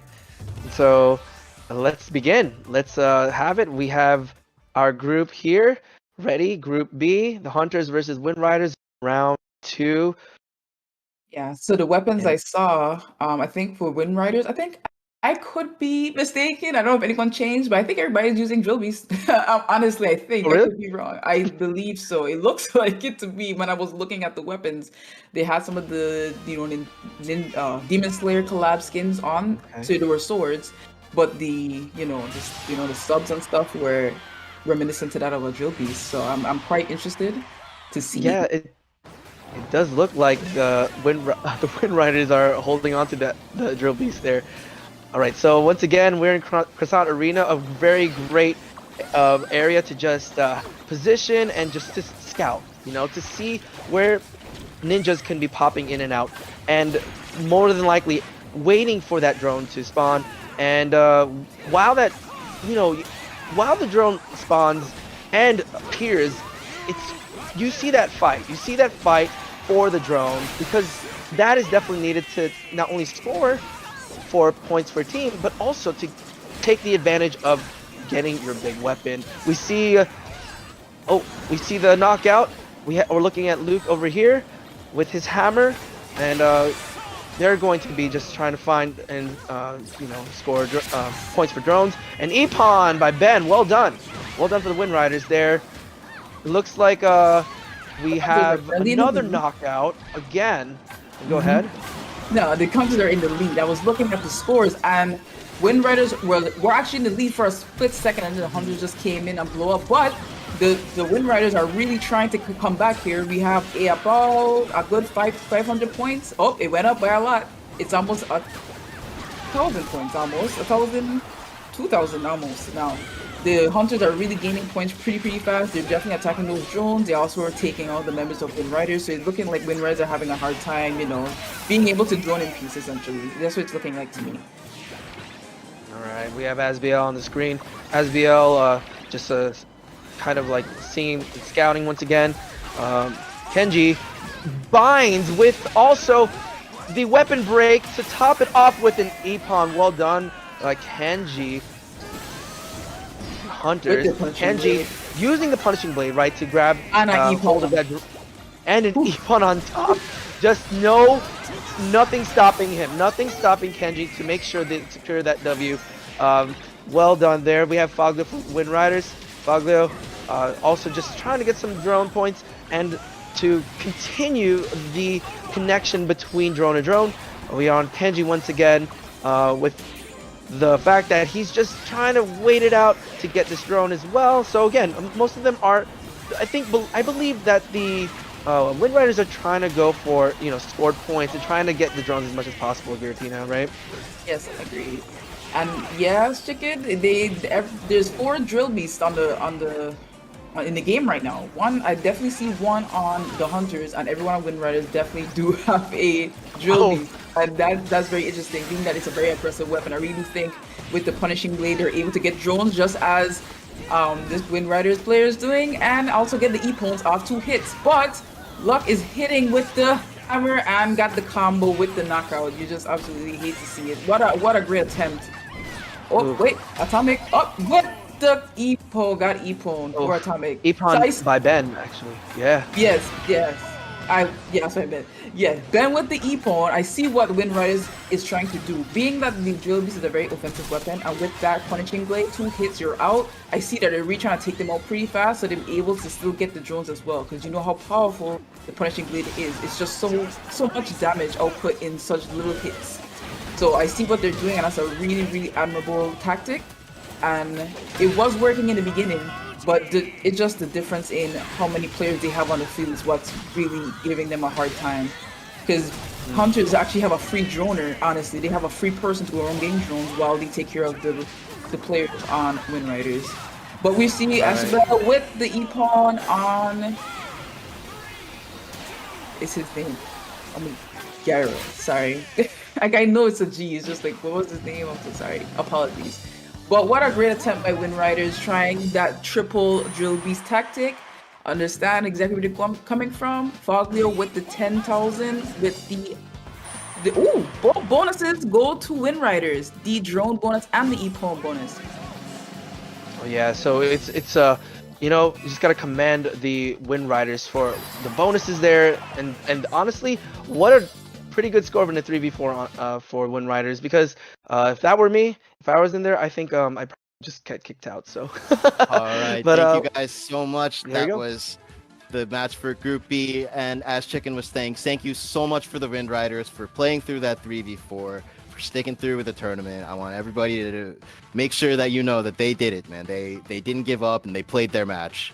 Thank you so much. Even though that the result was unfortunate, we really, really appreciate them coming out. And honestly, I'm just impressed that, like, with Gyro, I was watching him the last game. There was the sequence where he went up to Kenji 3 times in a row and just got E-Pawn 3 times in a row. But the man still comes through with the E-Pawn bonus. Amazing. That's the willpower I mentioned. That's it right there embodied. That's just sheer willpower. You even if you get knocked down, you just keep going, and you just get these results. People be so surprised. How did he get that? Because he didn't give up, and that's how he did it. All right. So. Please. Oh yeah, so yeah, no, like again, commending the Wind Riders there. Just a brilliant comp that we were able to see from that team, and so I'm just really impressed what they can do. No ninja backs out from even when they're right, so they do their best to keep together and keep the match going. So once again, well done from both teams. All right, thank you so much. And as we saw, excuse me 1 second, please, as I put the bracket. But all right, thank you so much. Looks like the Hunters will be moving on into the next round. Thank you so much for our players. We will be now taking a short break, a quick 5-minute break. Excuse me, a 10-minute break. My apologies. We'll be taking a 10-minute break before we get into our semifinal rounds. But before that, I want to remind everyone that our Hatsune Miku collab will be ending tomorrow at 5:59 Pacific time. We've got outfits for Miku, Rin, Ren, Luca. We've got emotes that recreate famous Hatsune Miku and other songs. We've also got some sweet tunes from our virtual singers to set as in-game BGMs, Ippon decorations, stickers, and more. And thank you so much, guys. To commemorate this awesome collab, we actually hosted an emote contest where we asked our community to send us videos of them recreating their favorite emotes from Ninjala. And we'll be now playing a video of the 10 winners from our emote contest. You guys sent us so many good ones that it kills us that we can't feature them all, but here are our winners.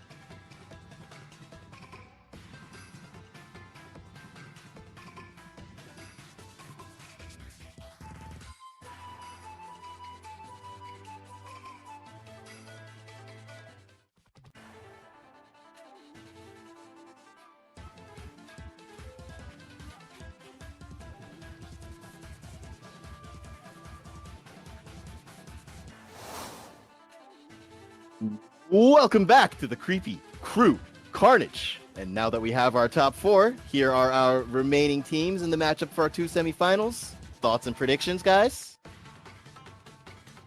Well, I just want before we get into thoughts and predictions for the last thing, let me just say something real quick. Wind Riders from the last set. I didn't get a chance to mention this, but they put up nearly 40k points in 2 games in a 3v4 twice. So they did a fantastic job. They should be so proud of their performance. They weren't able to play how they normally would, but I'm proud of them all nonetheless. You show me 3 other players that can put up that kind of points against 4 top 100 players, and that was just wild. All right, Yeah, but absolutely wild. But as you said, June, getting into our semi-final matches, we have, of course, Shoguns of Hime versus the Hunters, and then we're going to have, correct me if I'm wrong, but Selfish Access versus Golden Experience, and that is indeed our top 4 and our next matchups. Yikes, man. I like, it's so hard for me to pick between one of these 4 teams. I'm gonna be perfectly honest with you, June. I got a soft spot for every single team on this roster here. Perfect. You will not be biased. I can't be. I can't be. If you sat me down and you had to force me to pick one, though, I'm gonna say Shoguns of Hime, honestly. Yeah. All right, Chicken. What do you think? You gonna stick with your pick, or? I'm sticking with Shoguns of Hime getting to the finals. But I'm not gonna just say that it's not gonna be an easy road with these teams that they're up against. So the Hunters made it to the semifinals. Experience, Selfish Access, they're going to the semifinals. I think we're going to be seeing either 2 things, neck and neck, or just the second round, just one of the teams are going to spike up and figure it out, like figure out the other team, especially from our previous game. So those are my thoughts. All right, Pink, give it to me. Who you got? I'm gonna keep the faith and say Shoguns of Hime. I know that the Hunters, being all top 100 players, like Chicken said, it will not be an easy road. You will have to put your all, be coordinated, be sure to have each other's backs, all that great stuff that makes team battles, and what helps teams win team battles.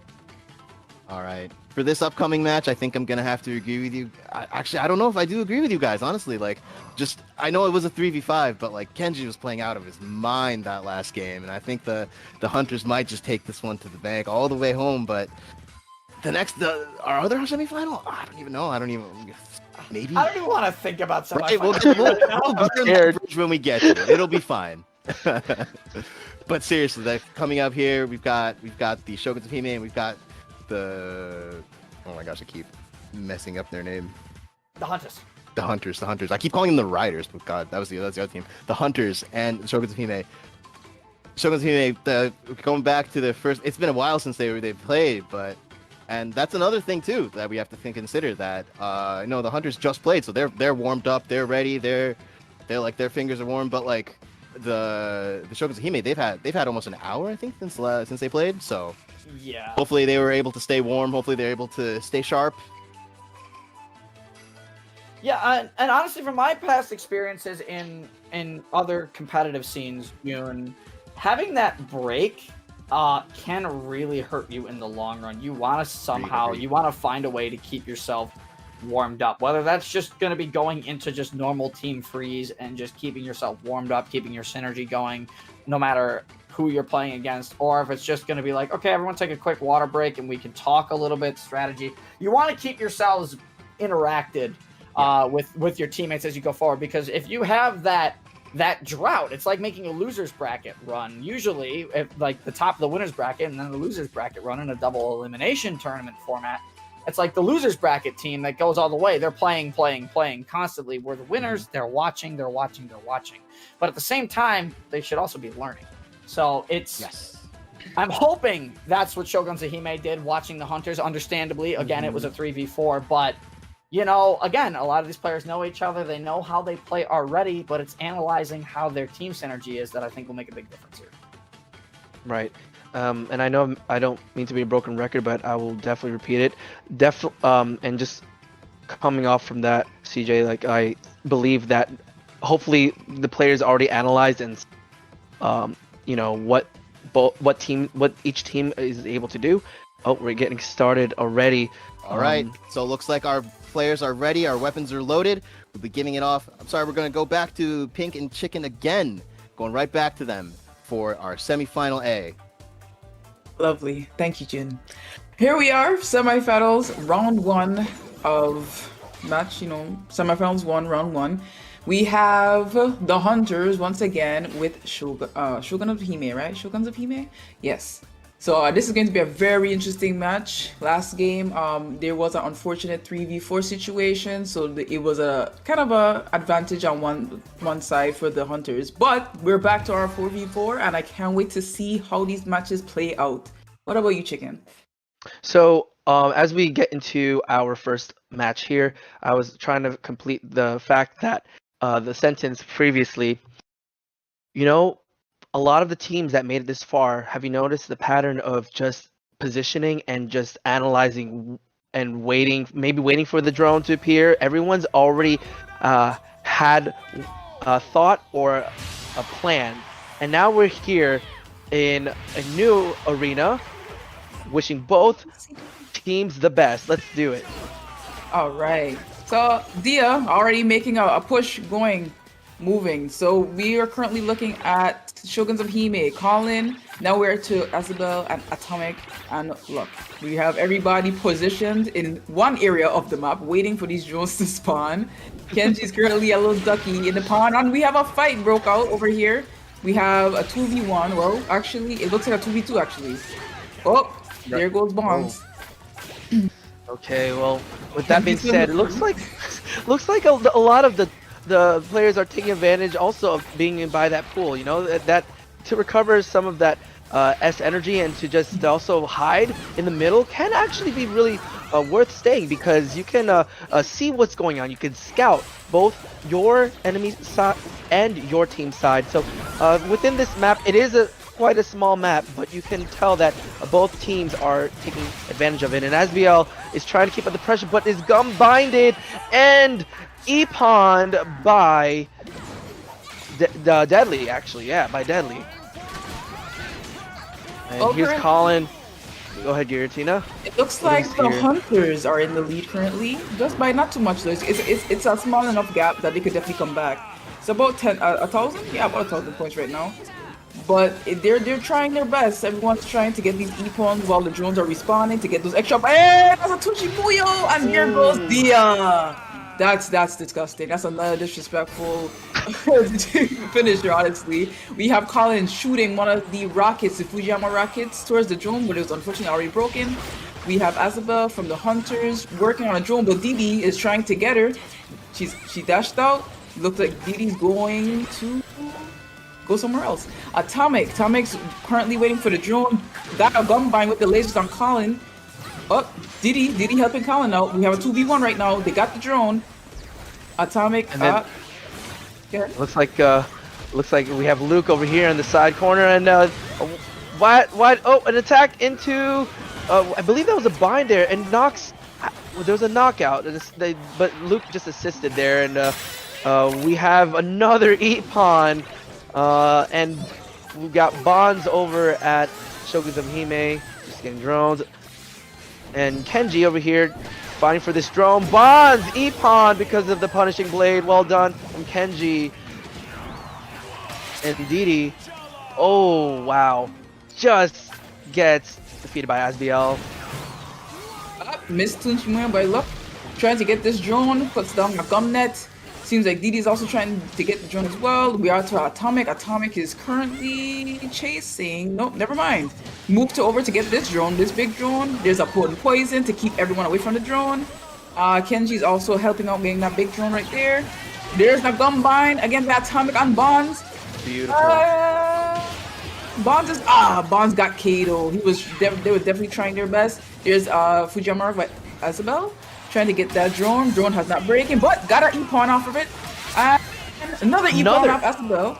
And it's looking crazy. It's looking crazy. The Hunters in the lead needed by a significant amount. By All right, well, by about 12? 12K. Yeah. 12K, and we're less than 30 seconds away from the final results of the first match, and we have Dia over Dia. here. Fighting for his life. uh, Got caught up in his team's Fujiyama rocket. No damage done to him.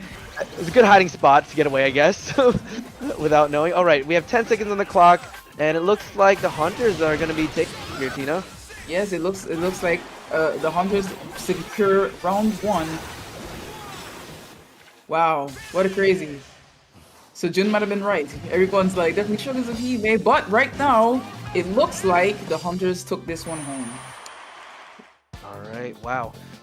Well, What the a Hunters fantastic did take it. You know, They got there's Drone and another... Epon. Wow. The Epon Masters were 3 players from the Hunters, so they will get those extra bonuses to add on to their scores for semifinal A. 16,000 point difference. Wow. But you know, we've seen teams have significant, we're not going to say significant, but great amounts of points in between each other. And the second round sometimes could just make it completely, and they could just propel the other team forward and they take the whole round. So let's see if our favorites, Shogun of Hime, can also bounce back in the second round. And so it looks like now we're just getting settled to change our weapons and, you know, figure out what type of team comp for the next round is going to look like as we head to Eagle City. Yes. So Dia already is changed to the gum board. It's not necessarily the skateboard one, but the one that's chewing gum. Names not coming to me. Kamu, thank you so much, June. What do I do without you? The Kamu plate, we swap from the katana to that. It looks like Colin is on the great gear currently. We have Didi on the, is this one the Popeye, June? This is the Cerberus. Cerberus. My apologies. Cerberus, and we have Bonds, I believe, on Chewing V. So it's looking kind of interesting. Everybody seems to be using their typical except for Dia. I don't think Dia does Kamu Kamu. Am I right, or am I mistaken? Well, let's see. What we have here. We have Atomic going with the katana, and we have also on the Hunters team Ninja Yo-Yo. We have the Drill Beast, and I believe that's a Great Skate. The Great Gear. Excuse me. Excuse me. Yeah, the Great Gear on top of that. So it's the Great Gear looks really fantastic. By the way, just want to add that. Beautiful I love skin. how it looks. Yeah, it's a very nice skin touch to the hammers. And we're gonna get started with this battle. I believe both players are ready. So who's gonna take this? Who's gonna take the W for round 2, Giratina? Who do you think is gonna make? I wanna believe in Shoguns of Hime. I like when people come back. Me too. Beautiful. But this is going to be quite exciting, and this is going to be something special, like at RAC. And I also love that people are definitely using the Great Gear more often. I really do feel like the Great Gear is one of the best hammers, standard hammers. The kit is really good with the standard gum launcher, I believe, and the Fujiyama rocket. Very powerful and great. So I just can't wait to see these droners go off, you know? Hopefully maybe the Shoguns of Hime had analyzed or just thought about what they can do together to actually get this W for more points, because right now they are behind by a good amount. So hopefully they can turn it over in Eagle City, and Eagle City actually has heights and it has such a vast space for more positioning, just like Croissant Arena, but this time we know drones spawn below bridges above that air platform over there, so we're going to be seeing some you know, some of these ninjas actually taking the line, right, and driving it into the next platform, right, Gear? Most definitely, chicken. Most definitely. Yeah, I love when they disperse and they already know where the drones are gonna spawn and just wait patiently, and then next thing you know, everyone starts fighting. It's great to see. All right, so we're starting off with the point of view of the Shoguns of Hime. So we have Dia already getting his charges up with his tricks on the Kamu Kamu board. Just, you know, riding around. We have Colin, Isabel from the Hunters as well on the top portion, looking like, you know, just trying to, you know, feel out the scene right now. Alright, with that Ninja Yo-Yo, currently Colin has gotten a drone for his team. I was insta-binded by Azabel, and she's about to get it. Epon, and there it is. Beautiful. Beautiful Epon. What Now Atomic already on the scene here, going for that drone, but looks like got stopped by one of the opponents and has to figure out a way to come back. Luke over here,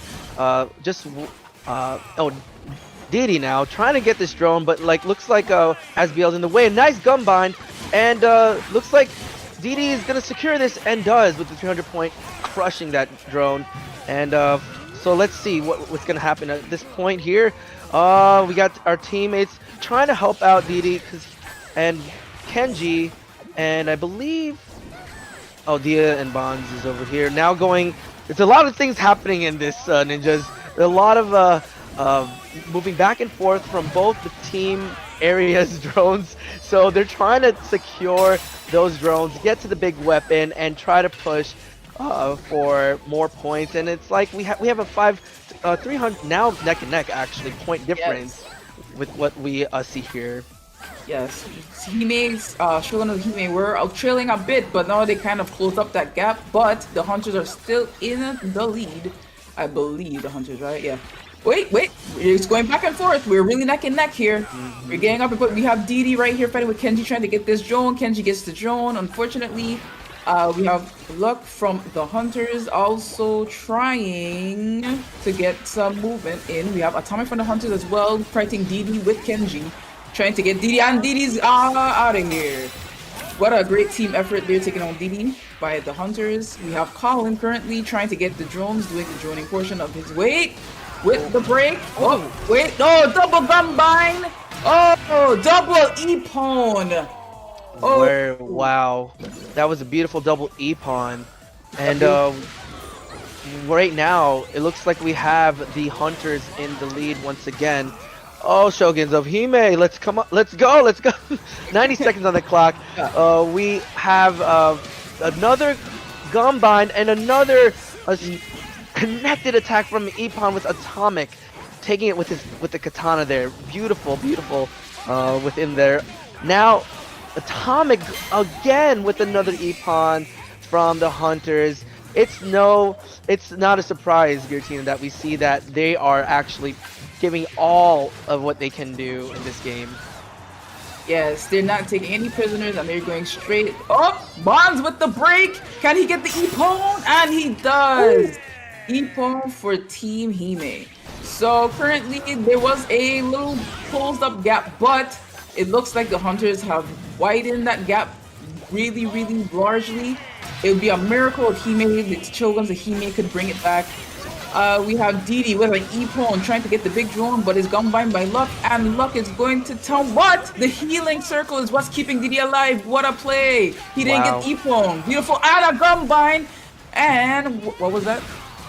I thought that was a ninjutsu, but I suppose not. It looked like it, but Didi turning it around right here against Atomic, and no, so they're in a 1v1 stance right now, but looks like Didi tried to go right in and intercept, but just got knocked out from that team. And 3 seconds on the clock, and securing the W for this was actually the Hunters.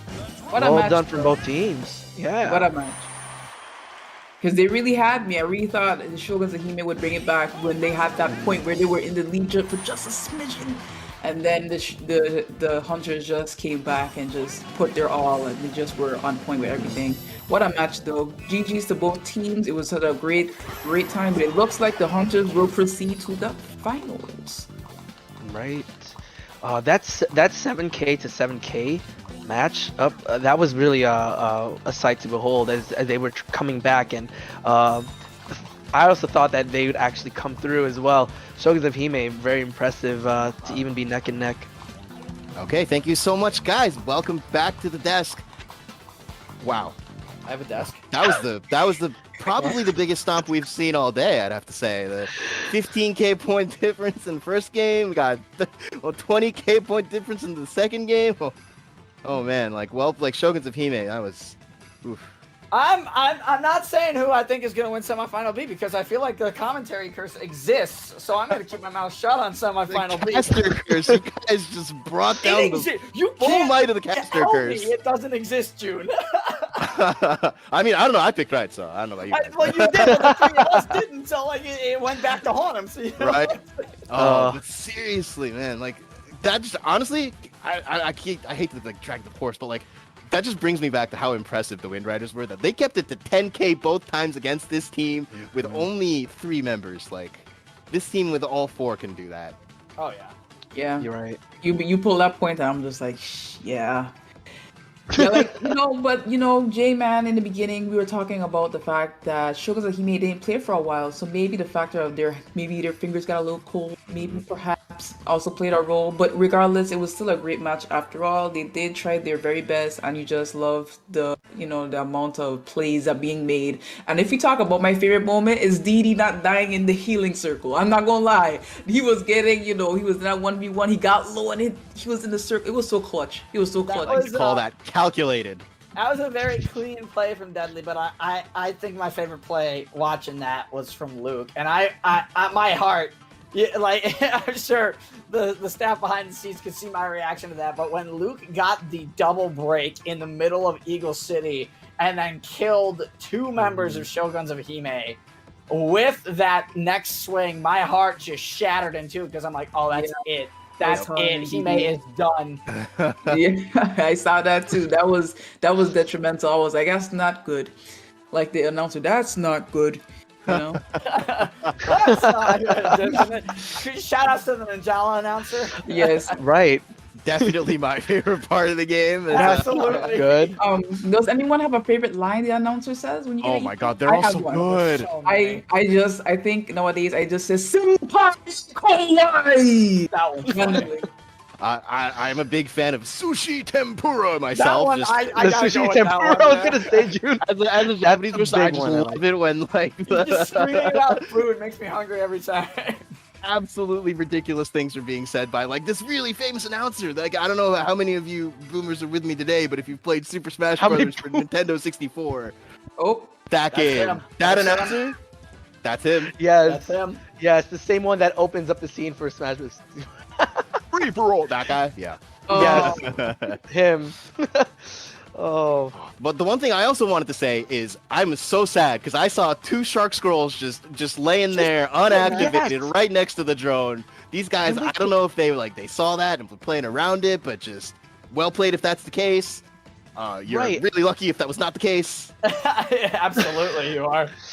I was actually wondering about the shark bait. I was wondering about like when that will activate, and we didn't get to see that, right? Like Yeah, none It's of like that. waiting for the guy like to just take one wrong step the other way, but well played. The slide over into the scroll. I to me that's still hilarious when someone just slides over into the scroll. You're like, oh, got him. And the fact that we're talking about those scrolls not being activated, I think that's like where you can see the difference between casual and competitive. Because I guarantee you, I'd be hitting those scrolls all day like a scrub. It's like these guys are so good. I don't know how they do it because I would forget. I'd be like, We see it really easily from our spectator point of view, but those guys are like they have so many other things to worry about that they still realize that that's there and just avoid stepping on it. and that's just skill. There's nothing else I can say but skill and good awareness. Right. Absolutely. As I think June, we have our final tally. I believe. I think we're coming in with our final score right here. Let's see that it appears definitely the Hit me, please hit me with it. Oh, God. what's the final Heart rate. differential here? Final difference God. is about around 30k points with the hunters taking it into the final. So, it's good chunk. It's like another game. That's a full team battle game, yeah. And I would only think that gap would widen too with the hunters. That's big. But to be fair, Shoguns of Hime are not out of this day yet. They do get to play for the 3rd place match later. They need to shake off that loss and get right back into it. That's exactly right. Yes. So you guys still have a chance, Shoguns. So, that's gonna be a sight to behold. Everyone's taking a medal. Ninjala, in Ninjala, we have 4 medals. We have the gold medal, the silver medal, the bronze medal, and then you get a purple medal. feel like the purple metal's more on brand personally, but that's just me. Sorry, unfortunately, we as a race have yet to discover the purple metal. So once we once we either it's not the same, spray painting it purple. So all right, looks like our brackets are up for the past game. Absolutely. And looks like, I believe we're going to be settling into our next match here, which, of course, is going to be Golden Experience versus Selfish Access. Ooh. And between these two teams, you are in for a show, ladies and gentlemen. Let me tell you. These two teams seem so evenly matched from what we've seen so far. It's just so hard to pick a winner. Yeah. Yeah. And both these teams have players that are experts in their own fields. Both of these teams have players that can slay out. Both of these players, both these teams, I should say, have players that have incredibly good awareness. And even in the map selection, obviously Shinobi City and Eagle City, even then, I feel like this is going to be one of those situations, June, where I don't think either team fully runs away with like the whole thing. I think we're going to see one team crush one game on one map and one team crush another on the other map. And the main reason I say that is because both players on each team, some of them like the more close quarters action, others like a bit more narrow spaced but more distance. And that's the big distance between the big difference between Shinobi City and Eagle City is, first off, Shinobi City's got the small drones on those back corners, but Shinobi City really only has two main drones that most of the players are going to be worried about. And around those two main drones, and specifically Shinobi City in general, nowhere is safe. Nowhere is safe. This map is incredibly small. You can see everybody from anywhere on this map. Whereas Eagle City, you have that long distance, so you can see that opponent closing in on you. You can prepare for them a little bit more, and that could make a big difference here. One thing I definitely want to talk about with the Eagle City is that, yes, there is a lot of distance, and yes, you do see it a lot coming, but all of the distance, it's so vertical that you're it's something that you really have to be paying attention to. I think that player awareness is going to be huge on that map. Yeah, and that's a big thing with Ninjala as well. Even the same could be said about Croissant Arena. We have maps in this game specifically that aren't in other games where you have to worry about verticality more than actually moving across the map. And the verticality in Ninjala, the way a lot of these top players and teams navigate verticality on these maps it's a big part of why some of these players are so good. They take advantage of what Naza would refer to as para boosting, where if you are dashing low enough to the ground and kind of gliding, you can actually get your gun boost to go straight up to the wall if you are have a right angle on that. And it really gives you a massive speed advantage. So para boosting is a big part of learning Eagle City and even Croissant Arena. Yes, power boost. One of those techniques is seen in one of our community tips videos. The number that has the power boost tips escapes me right now, but go through all of them. They each have some amazing tips to help you improve your Ninjala game. Yeah, the person who came up with that's actually sitting over there on Golden Experience. There he is, Naza, the classic look as well. Love it. Love Naza's style in this game, man. I have to give credit where credit is due. There are so many things you can do with your characters in this game. I love it.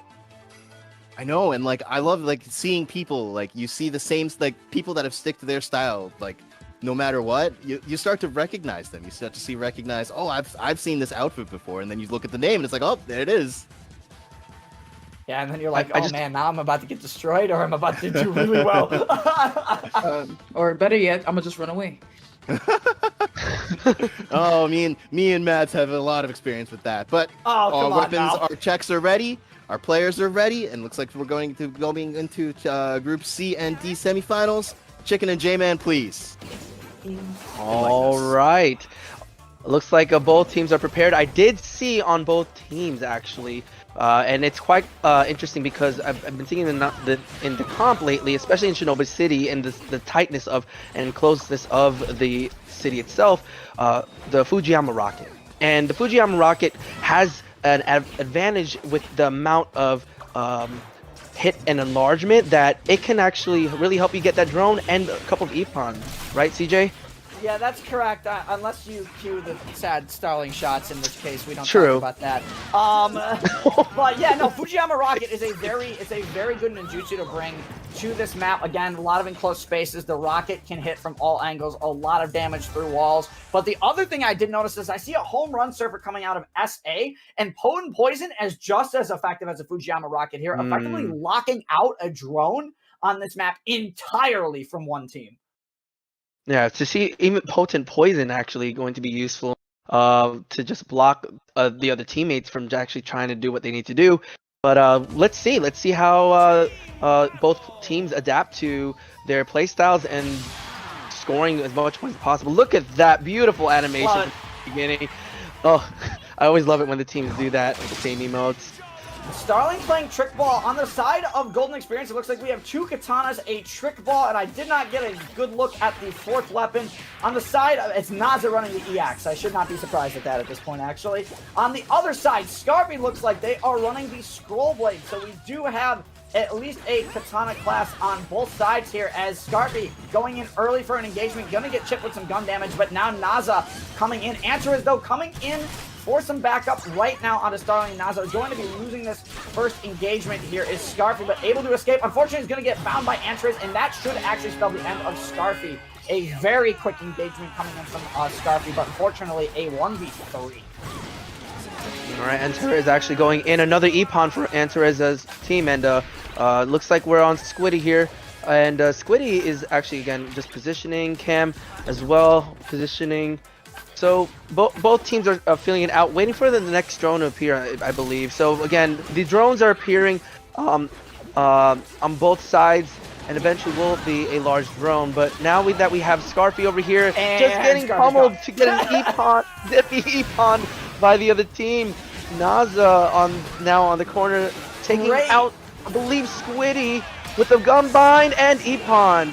Very good for Naza there. Yeah, that was a very clean conversion from Naza as well. I actually thought Naza was going to jump cancel into the gum shot there, but opted to go for the break attack for the wall bounce. If you guys don't know anything about wall bounces in Ninjala, wall bounces effectively give you another free hit, even if it's a break attack that sends them into the wall. So Naza able to take advantage of the bind there, but Antres getting out of a parry situation against Al. Unfortunately, Antres low on health, manages to pop the tornado and still gets the Epon, saving themselves in the process. Antres with 2 Epons, Naza with 3, as the rocket comes in now from the side of SA. Unfortunately, Dios getting caught by that, and I think Starling might have gotten caught by that one too. Never mind, Starling's on the other side. We have about 2 minutes, and looks like the Golden Experience are up by double points. Regards to their cumulative point for their team. Yeah, here comes that Potent Poison we were talking about, effectively giving the members of SA that drone there. Unfortunately, you cannot out-heal Potent Poison. The only thing that can actually stop you from dying from Potent Poison in this game currently is Blast Barrier, but nobody is running the claws at the moment as Antares gets into a parry situation again with Al. We've seen this fight, and unfortunately, Al tries to go for a break read, not going to get it though, and Antares going to take advantage. Al goes down again. Naza breaking in the horse, going to try and get the gum bind, gets a 1 bomb onto Scarfy, able to convert as well with the gum shot. So Naza putting in some massive work behind the lines right now for Golden Experience. Looks like Selfish Axis is actually coming up, creeping up with a 3K difference. So with about a minute left. Oh, that was a beautiful Epon right there. We have the Fujiyama Rocket taking out, I believe. Oh, I think that was I actually think that was a friendly rocket. I think there was 2 rockets. It was a friendly rocket, right? It wasn't taking out anyone. Okay, but we do have Squiddy being knocked out there. And now we just have a 3K difference between both teams. Still Golden Experience in the lead. Oh, we got a fight with Cam and Antares. Another Epon. Well done. Looks like he might go down as well in the corner. Unfortunately, Cam getting gumbound by Parting Utsumi. Now we haven't really mentioned anything about Parting Utsumi at all throughout the tournament, and Parting Utsumi is super good in team battle. It's very effective. As the healing field is actually putting on. Did you see how many points that healing field was just putting on? That was amazing. Right. That was quick. 10 seconds on the clock. Both teams are actually pretty close, but it looks like the Golden Experience are going to get as much points as they could from this. And they get one more right at the last second more. as well. I wasn't sure if that was Antares or Naza, but look at Look at the point difference here. Still pretty close, but Naza getting the Drone Master. Now, the EPOM Master, I think, is also on GP here. Yeah, double! Yeah. Naza and Antares. So, yeah, very good play from them this first game here. So, first game.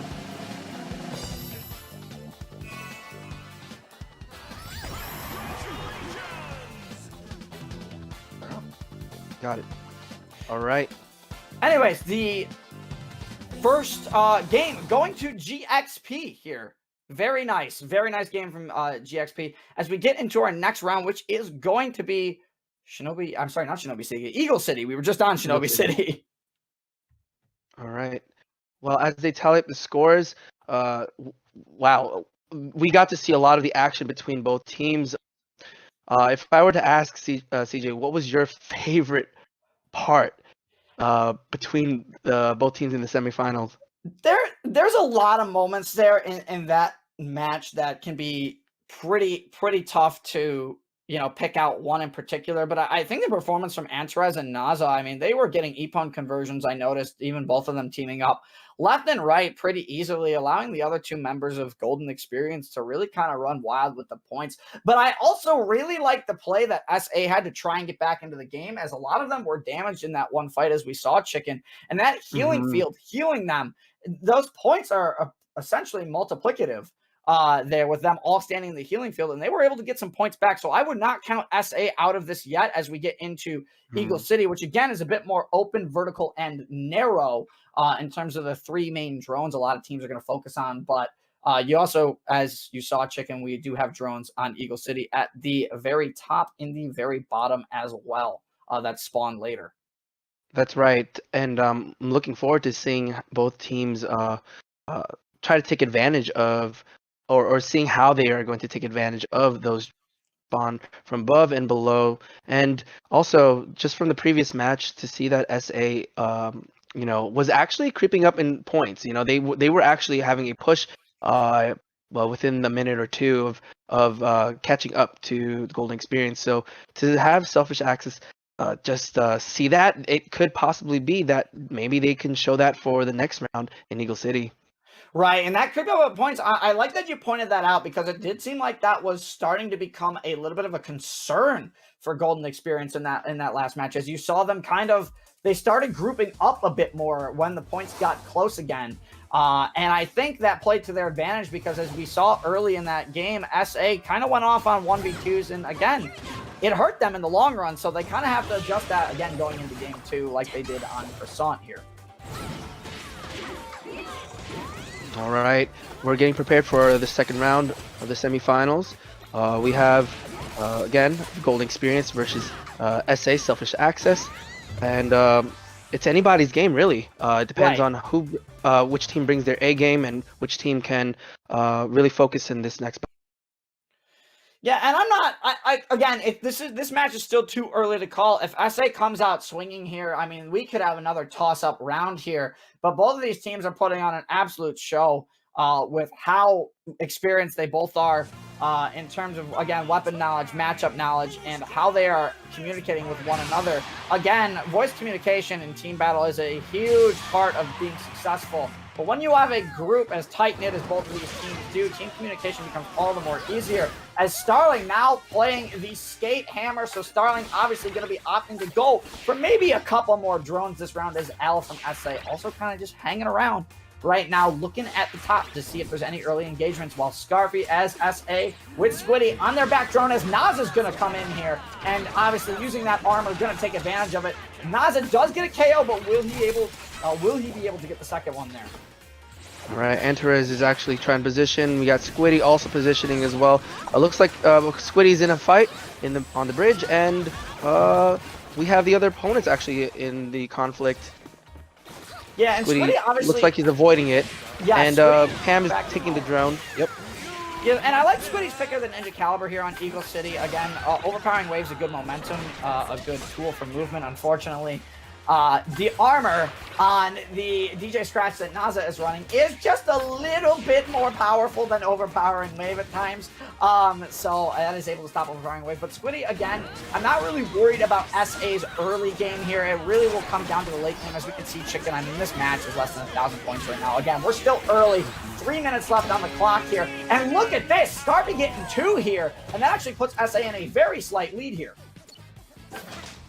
All right. Well, Naza just responding just to make sure Naza gets back on the field with the fact that also we have a conflict again between Naza and his opponent, and they're trying to get the drone just so that oh wait, we just see another. Oh, they took the drone actually. Yeah, they took the drone and they're yeah. out. They do not want Elegant in that drone, and you Yep, see like they're going. It might be becoming an issue for SA here. I mean, granted, at the moment SA isn't down by that much, but those drones, losing those big weapons, especially right now with 2 minutes left on the clock, that's something you don't want. And it looks like a couple members of Golden Experience don't have their big weapons either. But a very missed opportunity earlier that we saw with that mixer there as Naza came in and kind of shut it down. So that was a big play from Golden Experience. Golden Experience up by around about 5k. We have Naza by the drone here, trying to secure it. And we have all the teams are actually together, are doing really well this time. CJ with Golden Experience, like they're actually they're in synergy right now as they're taking advantage of the field and knocking each of the opponent's team one by one. When they're in a 2v1, it just works really well. Yeah, but I did notice a little bit there with that small engagement that we just noticed. 3 members of SA were actually down, so Golden Experience is taking advantage of this. They now have a 5,000 point lead, and that lead is slightly shrinking as it goes here. But it all depends on SA's final push here. Again, with a minute left on the clock, econs are going to be huge. And Squiddy shutting down Antares, goes for the break read, unfortunately doesn't catch it, but Antares has something to say about that. And a net coming in, unfortunately going to stop Squiddy from getting the KO, but it is going to allow Antares to get the KO onto Squiddy here. As SA slowly closes the gap, now 4k points, 5k points back, as a mixer comes from the very top from Golden Experience. That's a really good spot to mixer. All right, 30 seconds remaining, and everyone's trying to gain some points here, whether it's Epons or knockouts or just drone farming. And we got an Epon, Squiddy, taking that. Too. Right, and with the assist on top. So Squiddy's using the Punishment Blade within the last 10 seconds. Oh no! And That's actually 3 down on the side of Golden Experience right now. 21,000 points flat. Starling, however, does get the revenge onto Squiddy, but that last play was kind of big from SA. That was 3 Epons onto Naza, Antares, and Dios Feto there. Starling obviously coming in clutch with the drones and that, of course, the Kenshi Muyo. But the Epon Master, again, we're seeing double Epon Master actually onto Golden Experience. Really good play from them overall. Very good, and that's going to actually factor into their total scores from both matches, from both Golden Experience and Selfish Axis. Well done for the semifinals B. I'm really curious with the overall scores from both teams, and both teams did an excellent job. Golden Experience coming back with I believe you said Selfish Axis had 3, or was it 3 down, or was the opposite? I think Golden Experience had they had. Could you 3 talk down, about that like again? Right down, at the end there. So they were. It looked like they were really trying to get that Epon Master there. Little did we realize, because I don't think we got that good a look at the scoreboard late in the game. But the thing was that even despite getting that 3 down situation, Starling and Antares tying in Epons for Golden Experience, putting Epon Master twice in both games on Golden Experience. That's 4,000 points. Right. Now, welcome back, guys. Welcome back to the desk. What a game. Our boys Starling and Antares, Van, they were popping off, weren't they? Absolutely. One thing I really wanted to mention is watching these matches was just how fast Golden Experience was to get to their fights. Whenever I would see somebody just start a one-on-one matchup, like the first person always would be a Golden Experience member arriving to the fight, creating a 2v1 situation, and just taking it, and then transferring that lead to their next fight. I remember, J-Man, you mentioned that when there was a 2v1 going on, that the other members of Selfish Access were just down. And I'm going to attribute that to the communication being happy on the Golden Experience side. And that could also be due to Eagle City in this case as well, I would add to that, June, because obviously the distance between... While the distance between your respawn initially in team battle and that top drone isn't, that large of a distance, it's if you have players on the other side of the map, and if you have most of your team on respawn, that's when it really becomes an issue. And it looked like Selfish Access kind of overextended a little bit in times on Eagle City. Yeah, I could definitely see that. They were... the earlier games, they were definitely... It seems like they were playing a little bit less coordinated, or maybe it was just based on playing a harder opponent, but... Man, well played by Golden Experience. Yeah, very, very well played. I would honestly, very well played by both teams overall. I mean, that was a heck of a match to watch. Rose, I'd like some of your thoughts. What did you see anything in particular that really stood out there? Just incredible teamwork from both teams. Honestly, I just saw I did see Naza do a 2-piece, and I was like, listen, this guy, he was just moving. His movement was like, he's out of there. I'm like, dang, he know how to boom boom epon go. You were talking about how quick, or was it June? I'm not sure who mentioned it just now, but you mentioned how quick Golden Experience were to engage in fights, like how quick their movement was to these fights and stuff like that, and creating 2v1 scenarios to just get an edge on Selfish Access. I love that you mentioned the movement of the players. Honestly, the one thing I also wanted to notice was that I felt like Golden Experience was really good at moving away from fights that they knew they weren't able to take. Mm-hmm. I saw one scenario where they opened up with the disco, just got the drone, immediately bounced. Was no way in any effort interested in taking that fight. And I was just really impressed with their patience there too, just not committing to these fights. Yeah, absolutely. I was just about to add on to that. The fact that is it worth fighting within that scenario, and picking your battles is also crucial, and sometimes we don't think about that. Like, is it worth it going in there or not? They were very quick. Golden Experience was very quick to be on top of that, and I'm sure SA had moments where you know what, I can do this, but then it just turns over. And but the point being that picking your fights can really change the way you work as a team. Yes, because you actually could, save your manpower for a different engagement. Because when you do pick fights that you're gonna lose, you're gonna be down 1 or 2 people. So, yeah. And I like what I like with that is I also like the variety of weapons we've been seeing as well. Like we've pretty much seen almost every single weapon at least played one time in this tournament.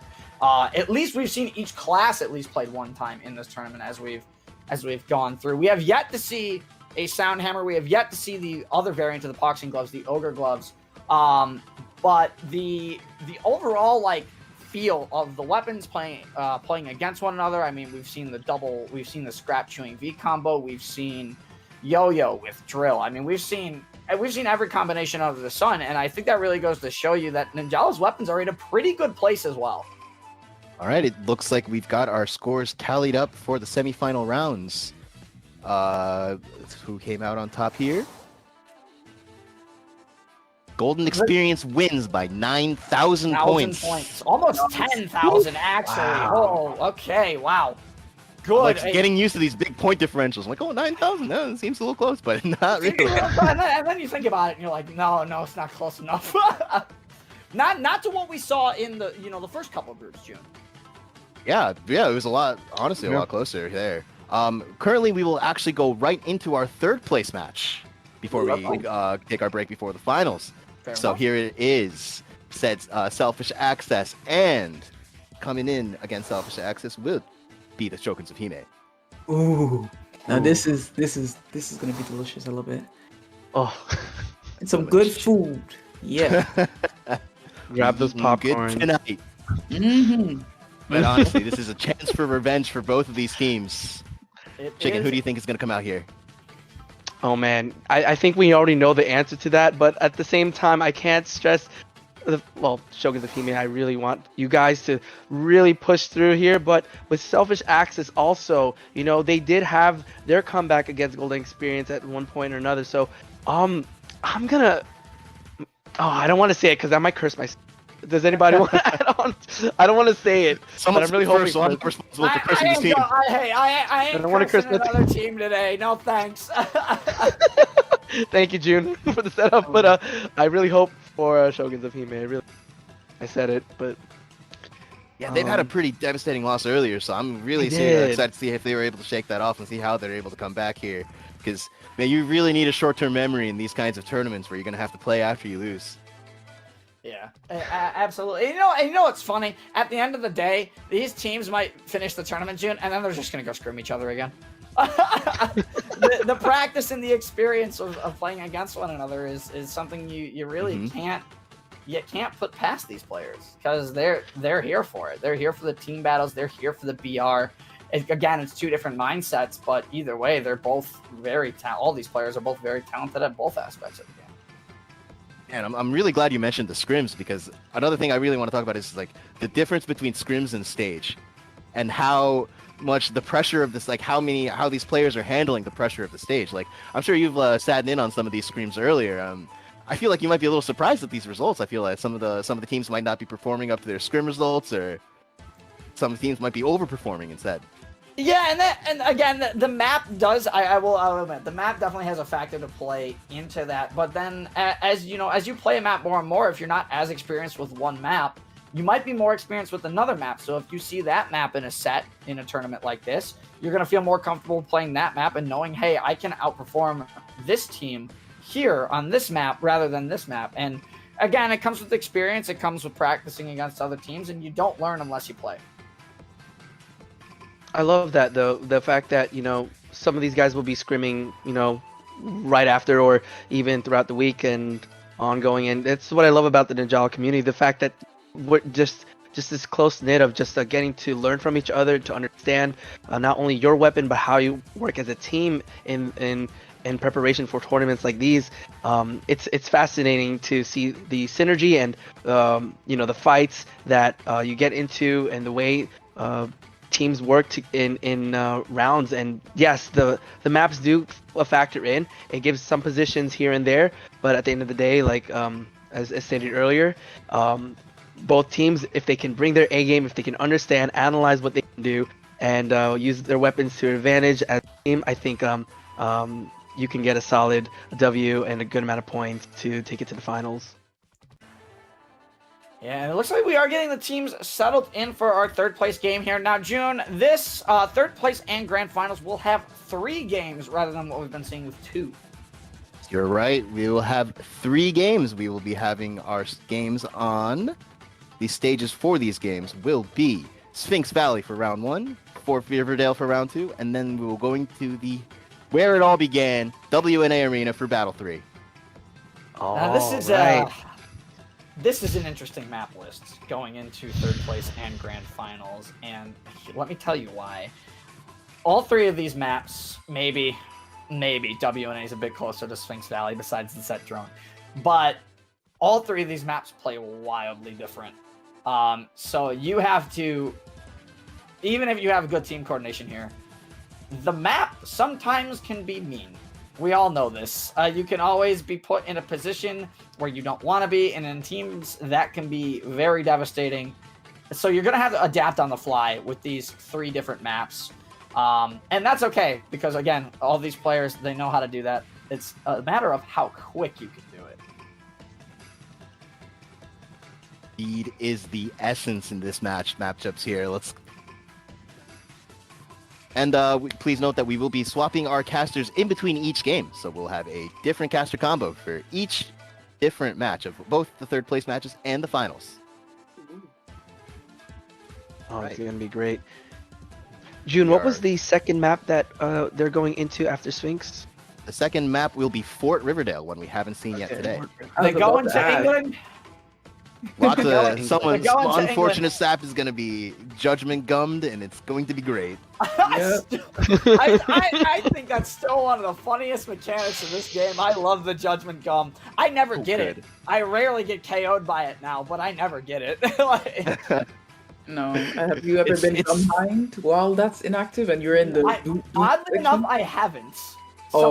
Someone's gonna have to change that. I think that's happened to Chuckles, me I'm in before. danger. Yeah, Yeah, yes. exactly. That did happen to me. I was fighting Look someone up. and they broke me, and then it was like judgment come, watch There's out. so And then much he just lashed damage. out, and I'm like, cool kid, leave me here. Boom. That I was Judgment like, comes come does on. so much I damage. mean, too, it's man. better you than both of us, so. Yeah. Well, the points won't go to you, sir. All that work for nothing. But yeah, All right, I thought we're we need a little bit more time before we get our players all ready and up. So thank you so much, viewers, for your patience. Gotta get that water break in between both these teams. I can't blame them. Gotta have something. You're talking all day. Mm-hmm. I mean, it's a lot of us talking, but everyone in the teams there are communicating so much in between each other. They definitely need to stay hydrated and make sure all our viewers also, please, stay hydrated. Hydrate, yes. Drink water. Look, if there was You'll feel so much better. If there was a channel point reward on Gung Ho America to hydrate, I'd be using it right now. Hydrate, so important. I'm gonna actually hydrate a little bit myself. Yeah, absolutely. Dude. Come on. I think you definitely should. The master ceremonies here. Absolutely, you need to hydrate. Ceremonies. I'm I actually like did not know that was what MC stood for the longest time. Really? Yeah, I was in college when I found out. Like, you mean the MC Hammer is the master of? Yeah, like it was an interesting day where I learned that.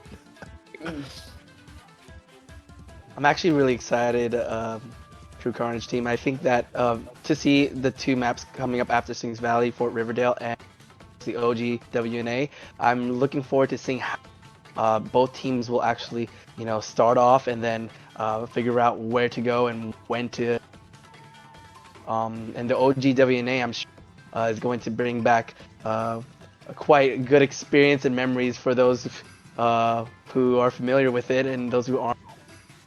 Fantastic way of seeing that, like almost like cage battle in WNA. So It is a cage. There's an actual cage. It's not just me, by the way, who's feeling a little nervous getting into third place in Grands. It can't just be me sitting up. no, here. I'm a little Back nervous here, too.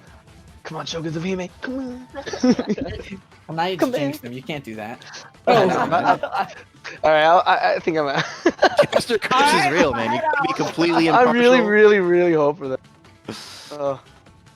The one thing also I want to talk about is that because there's 3 rounds, these players who only had to use 2 weapons in the previous rounds, now they have to go a little bit deeper in their weapon pools and see what they can pull out for their game 3. It's a really good thing to bring up Right. too.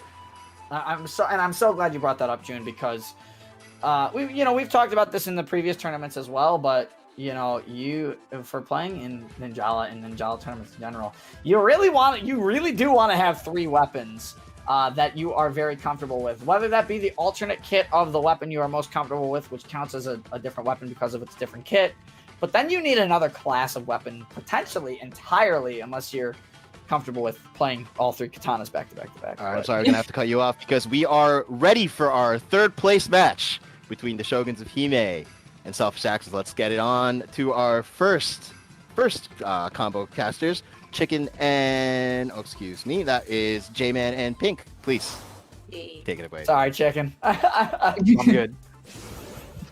Sorry, we'll get him in here as we prep this game going into Sphinx Valley. Now, Rose, we already saw Sphinx Valley earlier in this tournament. Now, obviously, teams now need to play 3 weapons.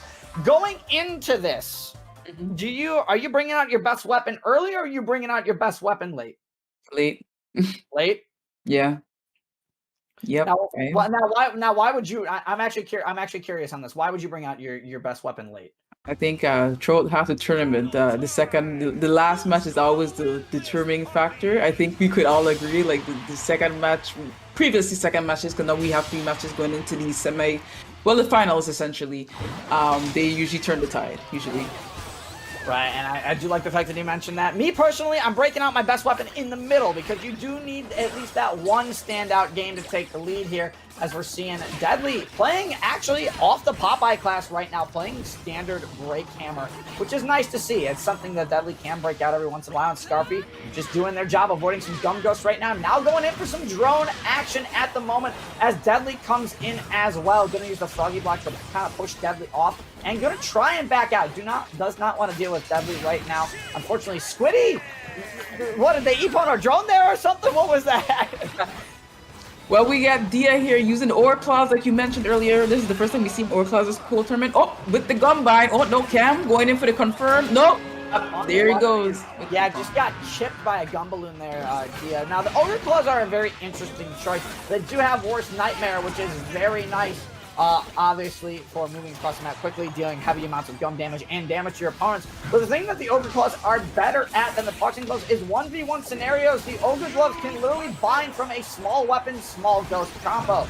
It is absolutely incredible, but you have to be very specific with the route, and it does take some time, which could be a disadvantage here, as Colin trying to wrap around some drones. But Squiddy is just using the wide attacks from the scraps and is just getting out of there. But here comes the rocket coming in. It's going to be going for the drone. Did Squiddy get out of there in time? No, unfortunately, did not. And Cam goes flying. Double Epon. Yeah, very good. Very good rocket from Colin. That's what you like to see as the moment. Shoguns of Hime currently holding a decent lead here, but we know that lead could be changed any minute. Yeah, we have Bonds currently moving kind of low on some S energy, going towards this drone. And the set drone has now appeared, so now this is going to be a big factor depending on what team gets what. Whoop, Dia kind of looking idle there, blocking. Oh, out that parry. Maybe Dia looking for the drone there. Oh no! Oh no! This is not good. This is not good. And there goes. Are the Shoguns of Hime right now, because this is going to be some big points for the team of SA. As Deadly gets a very nice weapon break read. Unfortunately, Scarpy is there to back up L. So unfortunately, wait. The set drone flying Dia. Oh no! Absolutely hate to see it. Oh, the set, let me tell you, we gotta say, I mean, we haven't mentioned this all night. The set drone can be very mean when you are in a fight. As you can see, the set drone can just kind of bind you in the middle of the fight. It's not fun. It's the last thing you want to do. As now, SA actually taking the lead here.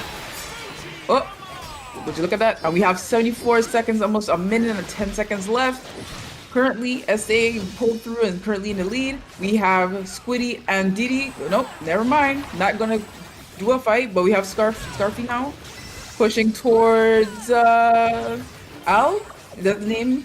J-Man, correct me if I'm wrong. I was gonna say, yeah, definitely pushing towards L, but it looked like that was more of a support gun shot. Unfortunately, it did get canceled by the burst barrier there, so that's gonna be unlucky. But Cam coming in with some back attacks on the trick ball, gonna just push the members of Hime off the drones here, as the game once again is now seeming to extend in the favor of SA. It is about a 6,000, 7,000 point difference here. But look at this. This is the big thing we need to see. Who had the set drone? It is Scarfy. This is double damage on any hit that Scarfy can pull off. That also includes the Froggy block. Well, we have just under 20 seconds left. SA currently holding strong with that lead. Also got a KO with the drone. What a nice 2-for-1 combo. Al holding down the disco. Not sure if he hit an opponent, but it looks like Selfish Access was able to manage to pull round one. What a game.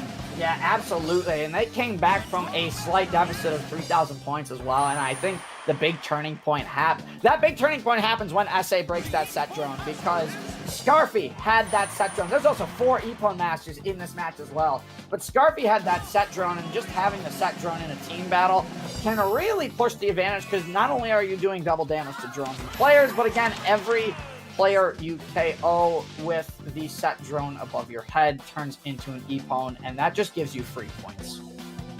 Truly. As we get into game 2 here, honestly, this was a good match to start off. This is both the teams kind of testing the waters against each other, but we are going to be switching off here. So I'm going to be handing it over to Chicken. All right. Well, that was an incredible match from teams.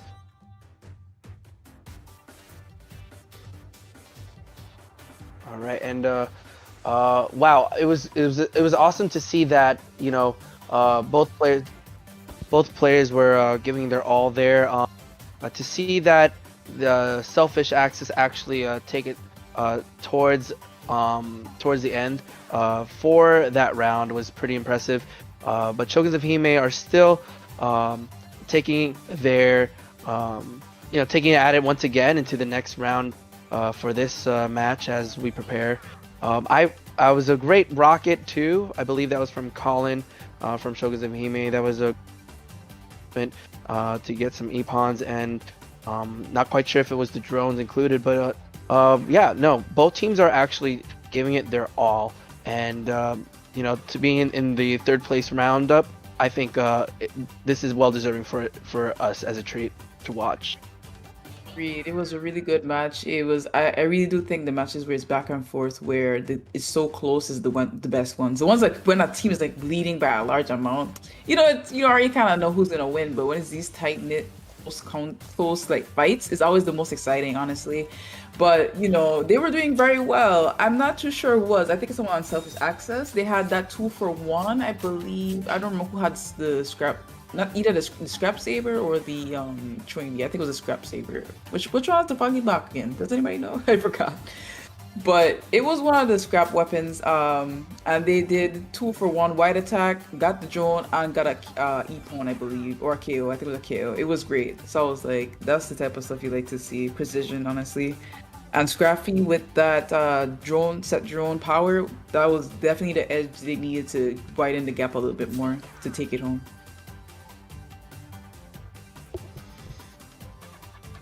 All right, our next match is going to take place in Fort Riverdale, and when I first stepped into this map, particularly, I've noticed how, in my opinion, how wonky it can be, with a lot of different things happening at the same time, with the Judgment Lightning coming in, and the bottom part of just warping into areas that you at first when I played was unfamiliar, but now that we're heading into this map, I think it's going to be quite an interesting battle between both players as we watch and see.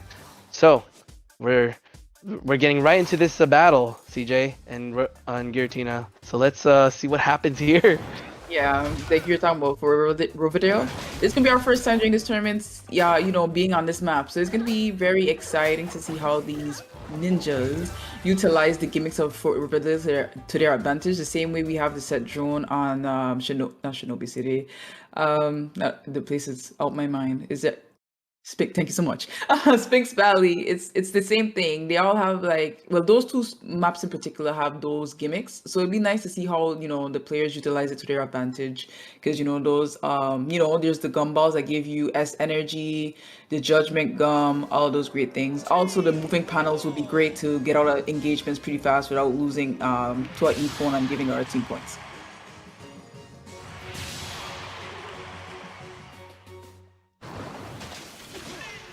All right. Well, looks like SA is about to be in their own position. We got Cam going up on this side of the field. We already have another interaction, but looks like Cam is just well, no, they're still there. The Cam is going to try to figure out another way. The drone just spawned, and both teams are feeling each other out as they're focused on each other before getting the drone, and usually that's the case when it comes down to it. We have D Deadly over here coming in, just checking out, scouting. Looks like the other team spots him. He's just gonna still scout and see what's going on with the other team, and kind of in the background with what's going on here. The drone was already taken. Looks like the other team has taken it, but we're gonna have to see when the scores are out. Yeah, but it seems like everybody's currently, not everybody, but a lot of people are currently in the middle, battling each other and also keeping an eye out for the drone when it spawns. Didi also placed one of the shark baits under the drone, so let's see if anyone gets a little tripped up by that. But Scarfree surviving with a little bit of health after that engagement, getting that econ. We have Squiddy from Selfish Access just surviving as a morphed object. We have Dia getting epons with the skateboard and getting tricks to power up those hits, because that Colin's going to get caught up in that, but no. We have, is it Colin getting Squiddy? Whip, we're in a parry. Squiddy opted not to continue. A little bit low, tried to chase, and he got away by the doors. Right, those doors can be really useful in just getting out of situations where you don't want to be in, but it also can position you in ways where opponents might not be able to see that, in Fort Riverdale, and it could also be helpful with in getting back on with your own teammate. There's the rocket from Bonds there. Let's see what happens.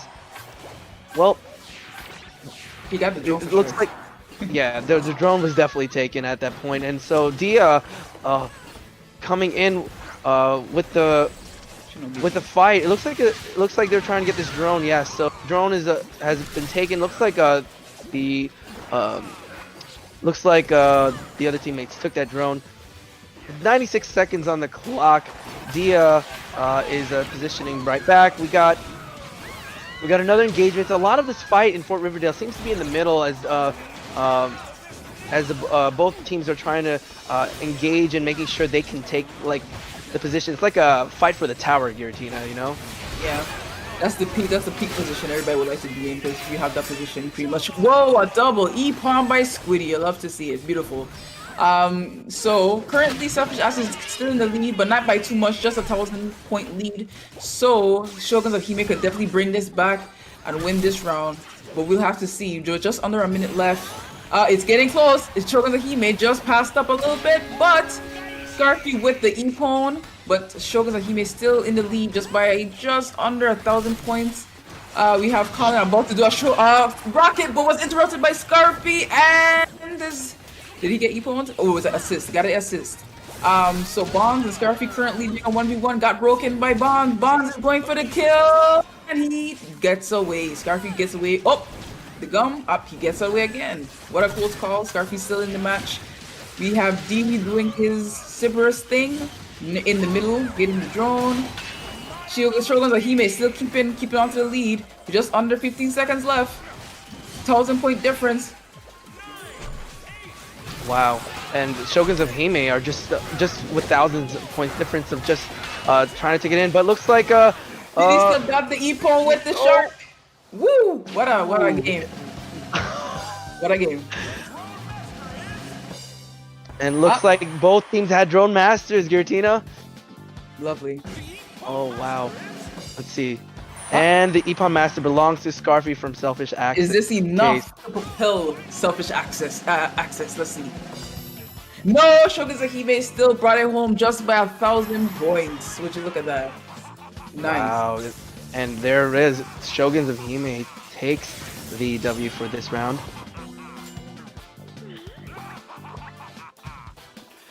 All right, and that was a very interesting game too, if I had to say the least, Chicken, because now, looking at the scores, you had SA kind of take game 1, you had Shoguns of Hime take game 2 by a slight margin. It will literally come down, of course, to game 3. There is no doubt about that, but obviously, we're going to the old classic. We're going to WNA Academy, a map that everybody here should be familiar with for a very, very long time. A map of memories, CJ. Yeah, a map of memories. Screams. All right, let's go all at it. I remember going into WNA, and honestly, getting familiar with the game itself, I was trying to figure out, so am I going for people? Am I going, and what are these little apple things, right? And eventually finding out they're drones. Yeah, I know. And so playing it through season 1 almost on a daily, I figured out that these points are from those drones, and figuring out that you get even more points, towards the end when you get the most EPONs. And WNA is just a classic, in Ninjala, and I find that you just smile when you're in this arena. There's a lightheartedness that for me to just like, hey, I'm gonna fight in WNA. Okay, cool. So maybe it's like that for some of us ninjas, right? Just to say, oh, WNA, good memories. Right, and there's no gimmicks to this map. This map is a straight up brawl. When it comes to team battles, you're going to have the back 2 corner drones, you're going to have the inner 2 corner drones on the opposite corner from your back 2, and then you're going to have the center drone. You don't have super tiny drones, you don't have the set drone coming in, you don't have the hot spring from Shinobi City to give you S energy, you don't have the long distance of Eagle City. You have a literal cage match, as June put it earlier, where there is just a cage in the middle of the map. So you're going to be seeing most, if not all, of the engagements going into WNA, it is going to be in that center area, because the big thing with WNA Academy is if you can control the center of this map, you can control the entire flow of the game. And that's why it's such a good starting map for people who are just starting out, you know, learning competitive team battles for Ninjala, or just starting out Ninjala in general. Because being able to hold and lock down an area like the center of the map in a team battle, or even in a BR, locking down the center is a big part of playing this map well. And of course, you have the advantage of all the walls as well around. If you want to take advantage of wall shooter, inner walls, outer walls, you can do it both. And, you know, we just came from Fort Riverdale, and I feel like we're from Fort Riverdale to now WNA, it's just a night and day difference. And so looks like both teams have readied up. And, you know, now that we're coming out of such a, in my opinion, like a wonky battle arena, we're going to see this cage match unfold between two teams now. So, good luck to both teams, and I can't wait to see what they're gonna do. This is it. This determines third place right here. No matter what, this determines third place.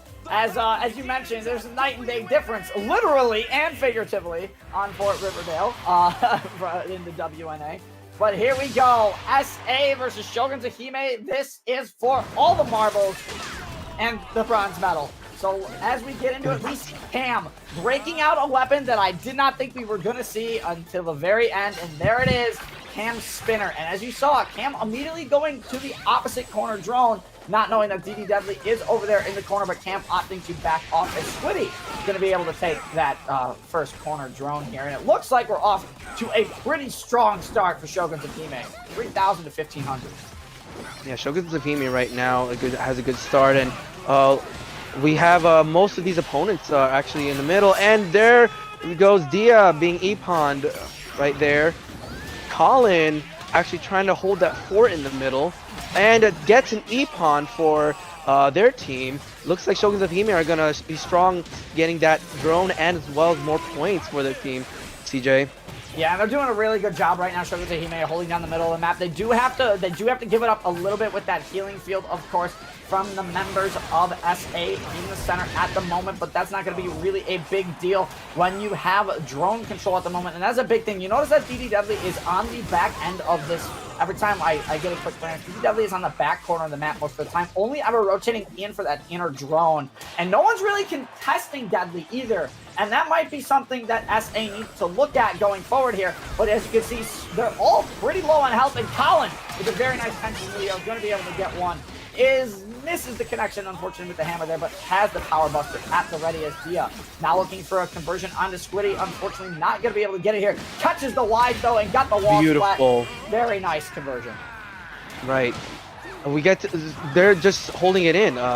There's, oh no, but then apparently Dio just got E-ponned there from the broken weapon and follow-up, but however, there's the Shoguns of Hime are holding their ground. Colin is actually just has been highlighted for a good amount to just make sure things are going smoothly. They're up by 5k at the very moment. An E-pawn for Squiddy in this case, and Squiddy's trying to take hold of the center and have their team make sure they get the points that they need. We have about 100 seconds left with a nice Dragon Lord toward an E-pawn scored by Scarfy. Yeah, and that is a massive dragon. But something I've noticed here that Shoguns of Hime are actually running there. I didn't notice this at first, but they're actually running dual hammer. One power buster and one, I believe that is the Popeye that Deadly is running. And that is a lot of damage, a lot of burst damage more so with the power buster and the healing field. And I think that's why Shoguns of Hime have been able to hold such a strong lead right now. And their lead is increasing as this match goes on. Cam in trouble. Cam still alive somehow in that top corner, literally with 1 HP, and Deadly backing up. Actually, Deadly, I'm sorry, excuse me, is on the yo-yo, which I've never seen Deadly play the yo-yo before. So it's very interesting, but Colin doing a great job up front with the Tenchi Muyos and, of course, the UFO hammer. She loved to Colin see has been it's making me hungry. Colin has been actually nailing those Tenchi Muyos, and it's actually advantage. We have Scarfy here right now, trying to once again go to the mid, trying to take the drone. just have to be careful. We have Squiddy getting that E-Pawn right then and there for the team. And looks like they got just reached that 20k point, less than 30 seconds. And looks like the Shoguns of Hime are hitting that 30k, CJ, and they look like they have this in the bag. They might, but that gap seems to be closing a little bit. And I did notice when we got to look at the scoreboard that Squiddy actually has 6 E-Pawns, the only person over 5 E-Pawns on the board right now for either team. So that could play into, obviously, the total bonuses and the total score, but it looks like Shoguns of Hime able to take at least a 10k point win here, but we do have to add up the total scores because this is still anybody's game. All right, well, Squiddy took that E-Pawn Master bonus for their team, and here are the standings from this round. About a 10k point difference between the two teams here, but you have to remember the second match was the closest match between these two teams. What it's going to come down to is how big is the gap in the first match from Shoguns of Hime versus SA, where SA seemed to have cleaned that one up. That's what it's really going to come down to. Welcome right. back, guys, to the desk. What a third place match. My God, the scores. Initially, with Selfish Access taking the lead and Shoguns of Hime only with the small margin of victory in Game 2, I was just worried if they were going to be able to clean it. But damn, they showed up in Game 3. They did.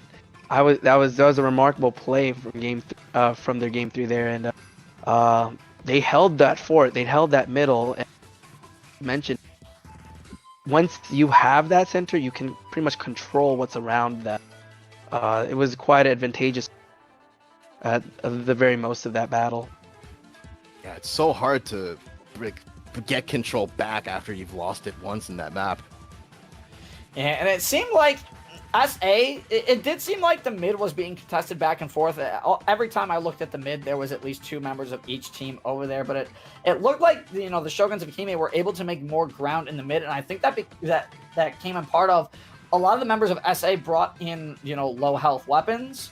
Obviously, the spinner from Cam being the lowest health there in the lobby at 255. But then on the side of Shoguns of Hime, you had very high burst damage weapons. You have the Power Buster from the Break Hammers, which is obviously extremely strong and extremely versatile, and it applies a lot of damage to your opponents quickly. I mean, I saw Dia, unfortunately, lose their big weapon early because of their strike big and because they got caught by a laser, but they were able to come back very quickly and just come in, get more drones, get more S energy. They got their big weapon back really quick, and honestly, Rose, I'm interested to see what the final is here.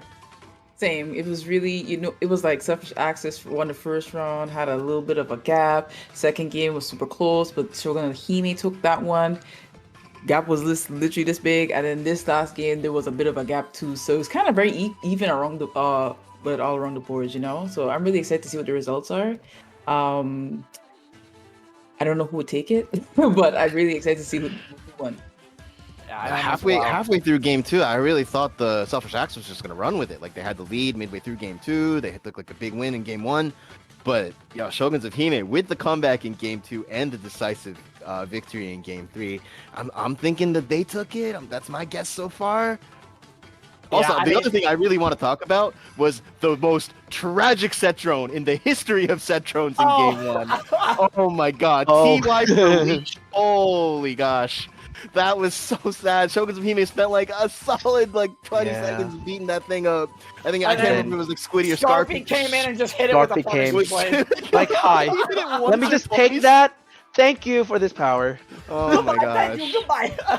and it was so close up until then, and then he just got it, and then the score difference ballooned, and it was all over. Oh my gosh, that was heartbreaking. The set drone is evil, okay? You cannot convince me that it's not. I'm gonna still maintain my statement. That is the biggest bait in the game. Oh my god. Woo.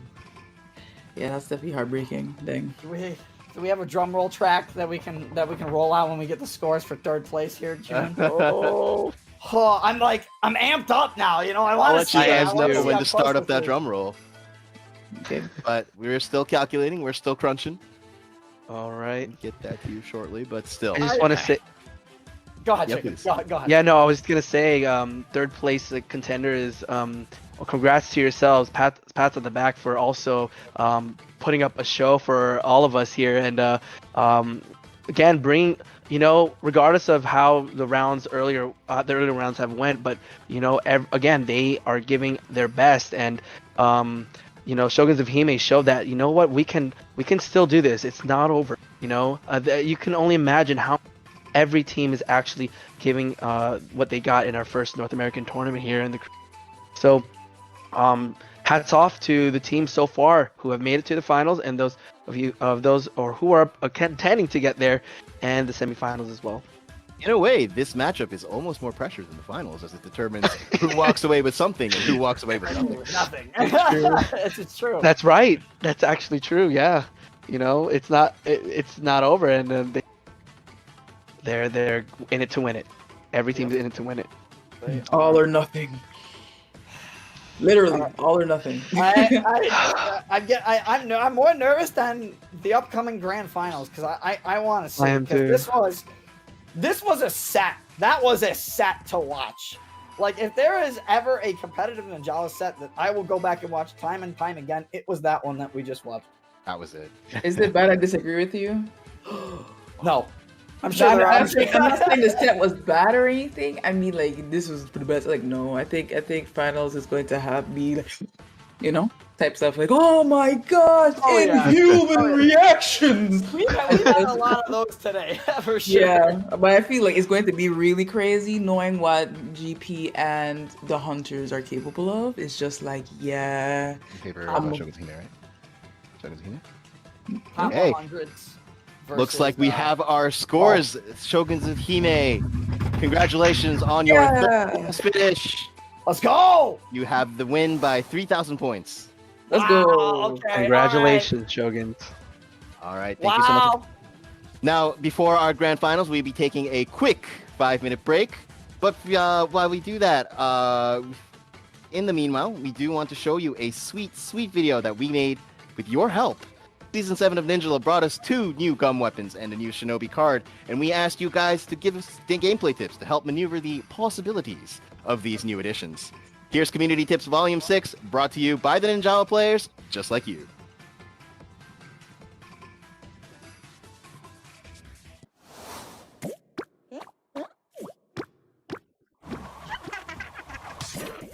What's up, ninjas? Gung Ho Mads here with a scary new community tips video.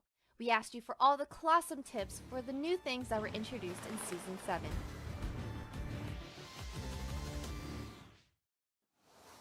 Okay, I'll stop with the cat puns. So let's start out with a fresh new combo for the new weapons from Carnage. Start with a back attack, followed by a break attack, jump cancel into a gum boomerang, a break attack, and finish off with 4 normal attacks. Next up, we have Red Papin, who figured out the best gum boomerang shooting range for the maximum value in attack.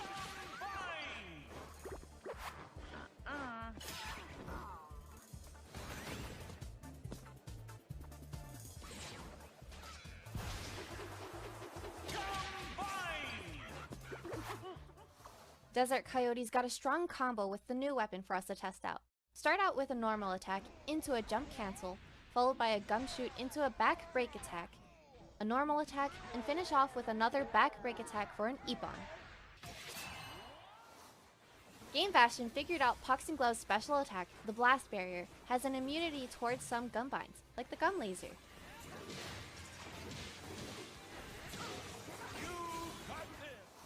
Red shows us a combo with a gum boomerang to finish destroying the drone for a quick and easy getaway. Start out with 2 wide attacks, followed by a back attack, and finish out with a boomerang while you head off to your next target. Apple shows us another gum bind the Blast Barrier is immune to, the dreaded Echoing Scream.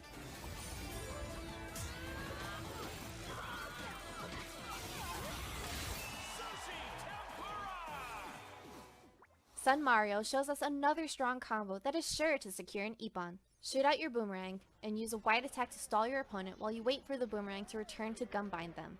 Follow up with 3 normal attacks and finish off with 1 wide attack. King Mask shows us a powerful combo that is sure to leave you the last ninja standing. If you're using the Ogre Gloves with a big weapon, use a back break attack with a big ghost that guarantees a bind. Follow up with overflowing power to raise your attack to KO your opponents faster. Velmir shows us that you can utilize overflowing power for not only the offense, but also defense by using it to recover health faster than normally.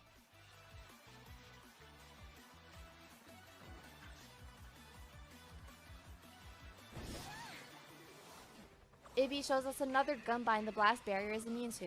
The Set Drone's laser in Sphinx Valley. Maybe the Set Drone also worships cats.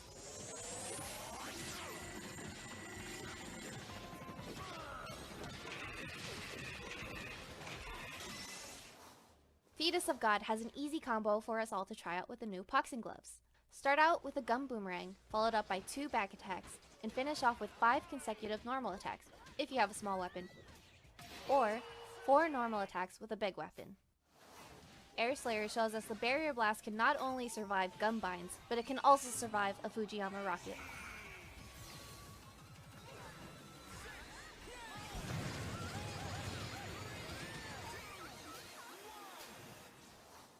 And to finish out, Cam the Gamer Dude has a special overflowing power combo to try out for an Ippon.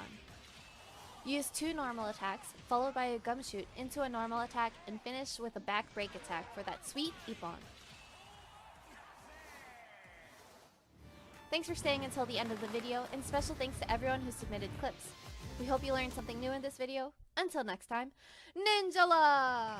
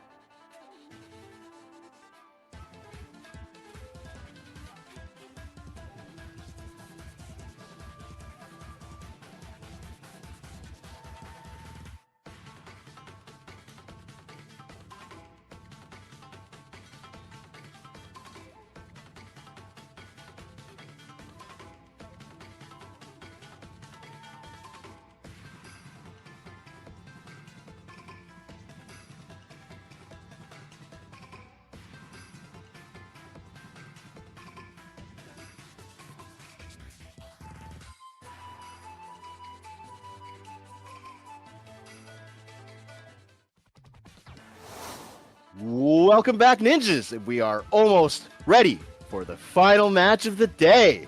The grand finals will also have 3 battles and also rotating casters. Guys, we're almost there. It's almost happening. The final battle between the Hunters and Golden Experience.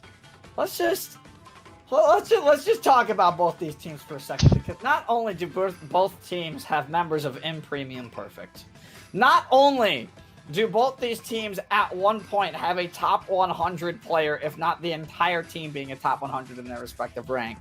Not only is there a Ninjala coach in here and their name may or may not be Naza as well, but man, this has been one of the most insane and I think like amped up moments I've ever been for a tournament, because grand finals is always something special, but knowing both these players or all the players on both these teams, it hits a little different, you know.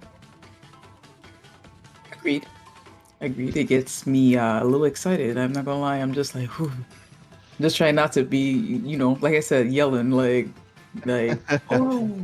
Save the yelling for the match. That's when we encourage the yelling. We're gonna break the speakers. Is what's gonna happen. Yeah, about to build. I'm now known for yelling so loud my mic cuts out apparently. So. Well, all right. Your mic has the viewers back apparently. So. Truly. What do you think, Chicken? Who's gonna take this one? The grand finals. Who's your pick? Oh man, it's a tough question, June. I respect both teams from where they got up to this point, and with this being the grand finals, for sure, both teams are even gonna give it 200% of what they are able to lay on the table. So, whole 100 more than 100. Wow. Yeah. It's the first ever North American tournament, and they want to take that with them. Not just the prize. Yes, it's gonna be beautiful, but also knowing to be the first ever Ninjala tournament of winners. I think it's gonna be the biggest, and they would put that plaque it or put it in their like Twitter bio or wherever it is. That's gonna be the big thing. Pink. Yes. What do you think? Who's your stone cold lock of the week of the century? Who is it? At the beginning, what team did I say was gonna win? I said Golden Experience. Now here we are, finals, Golden Experience. So let's see, because that's what I'm saying. Like we got Mr. Coach, we got Mr. Ambassador, we also have Fitos and what's the person again? Antares. I can't read. Yeah, and like I was saying earlier, like this is the OGs. Like this is the people like when the beta was, going out, season 1, week 1. This is the people that have been playing the game since then. So I'm like, yeah, these are the guys that were living in the lab, the live, breathe, eat lab. Like they know what they're doing. So I'm like, yeah, I'm gonna put my money on that. Will that translate to the stage though? All right, J-Man, who's your pick? Oh God, you gotta put this one on me, huh? Honestly, the Hunters have put on a really, really dominating performance with both the teams they've played against, right? Granted, the first one was a 3v4, but when it came to the actual 4v4, they kind of showed that they are willing and ready to absolutely destroy anybody that comes into their path. But then again, on the other side of this, June, again, you have close friends, the ambassador, the player that owns every cosmetic in Ninjala, the M Premium Perfect members. I mean, like, this is actually such I'm gonna cut you off first of all, thank you so much to the player who purchased all of the cosmetics. As a Gung Ho employee, we just want to lots of thank yous. Thank you for keeping the game free for everybody. We really appreciate it. That's a shout out to Dios. The real This is such a hard choice for me. We'll make it. It is. It really is such a hard choice for me. I'm actually gonna have to go with the Hunters, though. Yeah. I think I'm gonna have to go with the Hunters here. I think I agree with you. They've just been putting on an absolute clinic. The one time, like, they just seem so unstoppable right now. So hopefully the Golden Experience has some tricks in the bag, because they are looking like they're a pretty big hill to climb. You know what though? Just gotta give it to the Golden Experience for them actually turning it around too. I think that might show up. All right, looks like our weapons are ready, our players are ready, the finals are about to start. Let me hand it off to J-Man and Pink. the grand finals of the Ninjala Game Creepy Crew one. Carnage Woo. right now. Game 1, grand finals. I mean, this is what we've been waiting for. This has been the moment leading up to everything, and it looks like right off the bat we are going to be seeing some very familiar weapons come out from all the players here. Getting right into it. Not much has changed between these two teams in terms of their weapon comps. Maybe for the first 2 games, I think it'll come down to their third weapon team composition. Overall, that is really going to determine who wins this one. But we're going back to Sphinx Valley, as you know, Giratina. How is the set drone going to play a factor in this grand finals match between these two? Hopefully we don't have another devastating steal. The other team puts in the work and one guy hits it with a gum shot and takes it. I just hope that don't happen. But here we are, Golden Experience and the Hunters. Ooh. Yes, and immediately starting off on both sides, we have Kenji using a Ninja Caliber. We have, I believe, Azabel or Atomic on the Katana. I did see a yo-yo, base yo-yo, on one of the players. Naza running the Extreme Motor. And obviously, a lot of the teams just they're feeling out each other right now. Starling and Antris on the first drone. Going to be able to take that out. And it looks like they're going to their back corner as well. Get 2 drones in. Make sure Antraz gets their big weapon as soon as possible. Here comes Kenji coming in. And they do get a drone steal. And unfortunately, Antraz falls to it as Naza now also kind of in an engagement on the other side with Dios there. Kind of chasing down Luke. They don't want to give Luke those drones here. But now Naza look for the engagement on Asbel. We have a yo-yo versus the Extreme Motor. Which yo-yo class is better? I don't know. We don't know. It's a draw. We're about to see this. We're about to see it. Oh, nice shot by Naza here. Going to be able to maybe get the finish. And the Econ. Beautiful, beautiful work by Naza, truly. Very good spacing by Naza. He got broken. He got the bind. Let's see if he can finish. No, just gonna get the hit, get some damage, and backs off. Low health, good call from Naza to back off. Do not want to be there as Naza and Dios. They're kind of backing up. Note, I really like what Golden Experience is doing here, though. Right now, they might be down a couple points, but it looks like they are sticking together for the most part. Antraz with a beautiful charging slash finish there. And some pretty, again, a pretty even game right now. Another Epon. Beautiful Antraz, beautiful. Just put it in some work here for Golden Experience. Oh, but he's binded by Kenji. Is he gonna finish? And there it is. Yeah, that was a guard break from Kenji there. Caught Antraz's guard with the overpowering wave. And the thing with the overpowering wave's additional hit is that it keeps you in stun long enough to do something like that, even if it's blocked. And Atomic, of course, taking out Starling, going to be stealing and jumping themselves. And now the Hunter's starting to run away with this game a little bit. 4,000 point lead for them right now. Okay. 4,000 of a difference, but you know, Golden Experience, if you come back, Naza, a little bit of low health. D6 to back up. Good play on him. We have, never mind. He got caught in the potent poison. Unlucky potent poison there, yeah. Naza kind of walking in with literally a tick of health left to go. Has now Luke and Atomic on their back drone. Naza coming in off the quick respawn though. Gets a nice hit, but Naza trying to engage, literally has 1 HP. I don't know if Naza's going to live that as Kenji's in the middle, dodging that set drone laser. Not long enough though. That set drone goes all the way around. But a great break from Luke. Dios goes down to potent poison as well.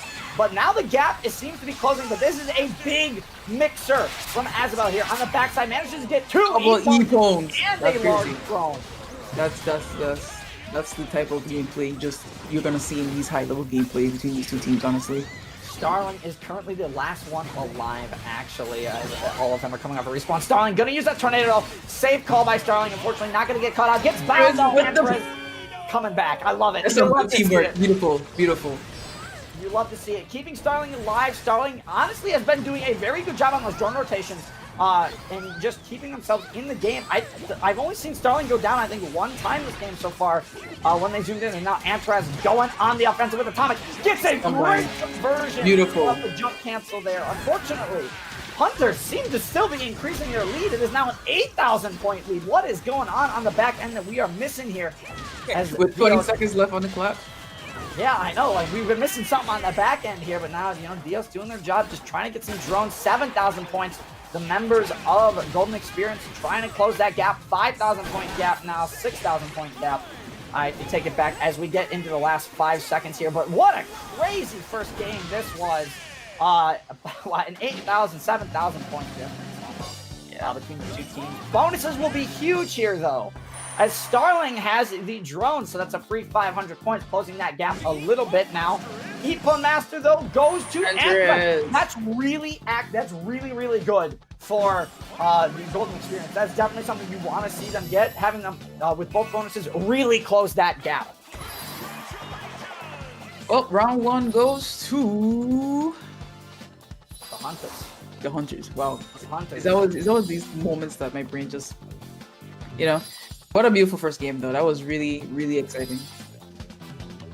Right, and it was a very good setup as well. It really was. Beautiful, beautiful plays. Wow, that was really great from both teams. The fact that it's still too early to decide who's going to win.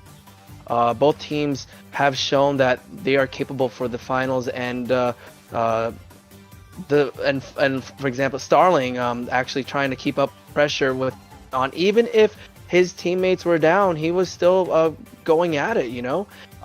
We also have a variety of different epons that happened from the Hunters, and with both teams going at it, is this a Golden Experience's a way of saying, hey, let's fill it out first, because it's been like that since the first round, and they feel out their teammates. This is what I'm seeing, and maybe others can see it differently, but they may turn this around, or it might be the fact that the Hunters might run with the next game. So we're gonna have to see Giratina, what's gonna happen in this next match. I agree. I think they do take the first match, like they'll try, but they just feel out the vibe of where they should go, like how they should approach the next match or the next 2 matches.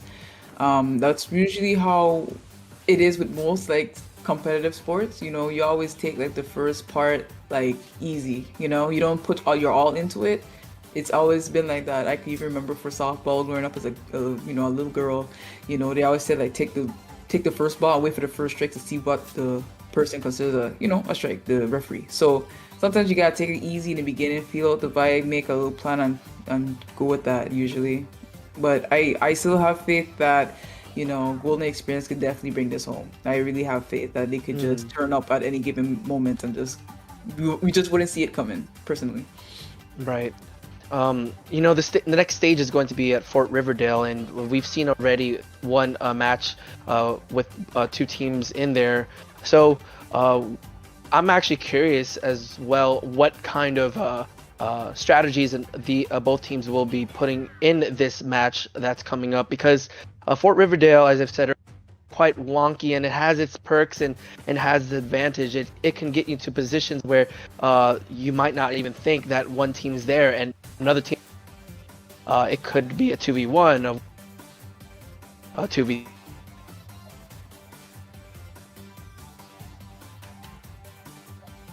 aspect of where, not just literally but actually figuratively speaking, it can really it can allow the teams to really think about what they need to do.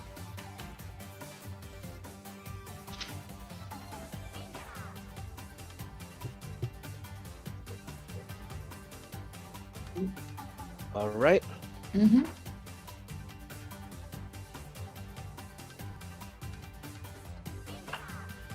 So,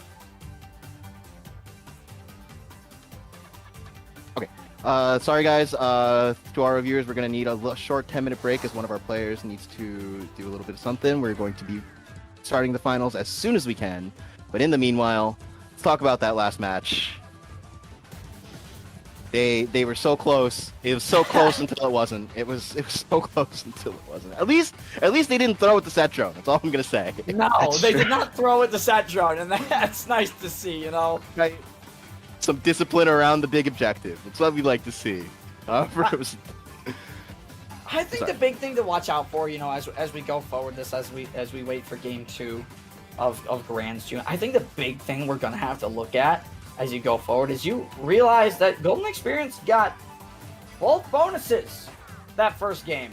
If they can continuously get both bonuses, and with that having multiple players with both bonuses, even if there is a slight margin of lead from the Hunters, those bonuses are gonna play a large factor in the long run for Golden Experience, and it might give them a massive advantage. Obviously, going into Fort Riverdale, obviously it's not the competitive Ninjala community's favorite map, all things considered.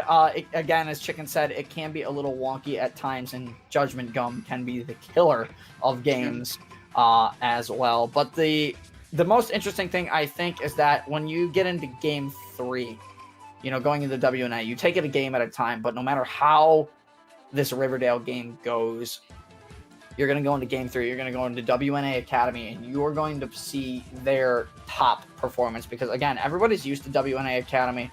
It's a map, again, no gimmicks, no special things. It comes down to pure skill in WNA. And that will really go to show if the Hunters can keep up that domination, or if Golden Experience have something a little bit up their sleeve as we get into, like, the OG map. Yeah, WNA is just like Final Destination, no items, you know what I'm saying? Pure skill. So, what do you think about the weapons that were chosen in Game 1? I remember you two were talking about, do you start out with your best weapon, or do you save it until Game 3? I think we saw a little bit of a mix, right, Chicken? I think we saw a bit of a mix on some people using their best weapon by far, and others holding back on their best weapon. Like, I think by far and away, Starling's best weapon is the sushi axe, and we saw that in Game 1. So Starling cannot use that sushi axe again. But Starling also, with that, again, still had that drone bonus, despite them losing that round. So, good to see consistent performance from Starling there. But then you have other players. You had Atomic playing the Katana, which Atomic is known for on the other side, and they started off with that as well. So, a couple players on both teams, Chicken, have really used up their best option to begin. I think you brought up great points there, because part of the strategy behind multiple matches, especially in the finals, you don't want to give too of your best weapon or best strat. And from what I've seen so far, there's that idea of, hey, we're not gonna give it all. We're just gonna feel it out, and then we're gonna have to just see the next couple of matches. But honestly, it's actually the choice of weapons from the first one has been, I think it's a mix. I think it's a mix of what we were able to, is someone's gonna bring out that powerful weapon that they know back of their heads, and they're just gonna use it with the team's to the team's advantage. So I think that's what's going on here. I think that's what's going on with the fact that planning out how they're gonna play, and knowing the maps that are most likely going to come out of these matches, I think all part of what both teams are considering. I kind of like that you mentioned that Fort Riverdale, not exactly the favorite of everyone's, but because of that, I think it's going to be almost more important. Just the amount of games that both of these teams either have on the map will be huge, because this map just dictates so much of what's going on the field. So I'm really interested to see which of these teams have not neglected their Fort Riverdale duties. Yeah, there's a lot of stuff on this map that you can take advantage of. Again, we mentioned the Judgment Gum, we mentioned the Warp Gates, but what's also really cool about this is we saw in the third place round with SA Cam from Selfish Access, you noticed immediate movement from Cam right off the spawn, double jumped, and you can actually go straight up to the top of the map, and that gives you a very nice vantage point of where everybody else on the opposing team might be. Great. So you can kind of give a nice little setup. Hey, these two are here. This person's there. Focus this one. Yeah, actually, I remember that exactly at the start, and it wasn't only Selfish Access. There was another member of the other team meeting him at that point. They both declined to start a fight at that point, but I saw that both players immediately shot towards that. I'm excited to see if we're going to see that again. I think we probably will, and whether maybe this time they'll actually take that fight in the initial encounter. Yeah, I'm gonna actually kind of ask Rose this, because I think taking that fight in the initial encounter there, as we saw in the third place match, I actually don't think that's the call. I think you want to see where everybody is. Yeah, sure, if you get the KO on that person, you get the KO on that one person. But the having a more generalized layout of where everybody is, I think, is way more important than getting that first fight. I guess I agree. I mean, for me, it's very neutral on the topic. I mean, if you could get the extra elite pawn for extra points, I guess you could do it. But I mean, I think everybody just usually chills out in the beginning, and just see where the drones are gonna spawn, where everybody's at, and then by the time the drones spawn, I think that's when everybody commences interaction with themselves, coordinating and interacting with the opposing team, fighting, trying to get drones, trying to get e-pawns, just trying to get the points. Like, we said earlier that especially with competitive games, you have to be patient. You don't want to be too rash and get into something and just mess up and just cost your team some points. Right. I mean, honestly, it might just be me that I'm just like a really bloodthirsty player, but I think that you should take that fight 10 out of 10 times because not only after you win, you still have the vantage point. You can win, you're the only one up there, you can see everybody. You also deny vision to your opponent, where now they no longer have that player up there who can basically dictate where all the other members of the map are, basically turning the lights off for them. Take the fight, knock your opponent out. You know what? It's fair. It's a fair point. Everyone definitely thinks of that the top of Fort Riverdale differently. But at the same time, no drones spawn up there at the beginning of a team battle in Fort Riverdale right away. So that does kind of change things a little bit. Usually, most of the fights we see in Ninjala, especially in team battles, they're around those drones. They're around the contested points. Drones are a big part of team battle more so than they are BR. Which is why droning is so important in teams as opposed to BR, where BR is I can get third party at any time. Teams is okay, let me not get 2v1'd right now. I think a big factor that's coming up in the next two battles are, should I be in this fight or should I not? And the patience that Giratina brought up is crucial. Just waiting it out and again feeling it, but also knowing when to and when not to.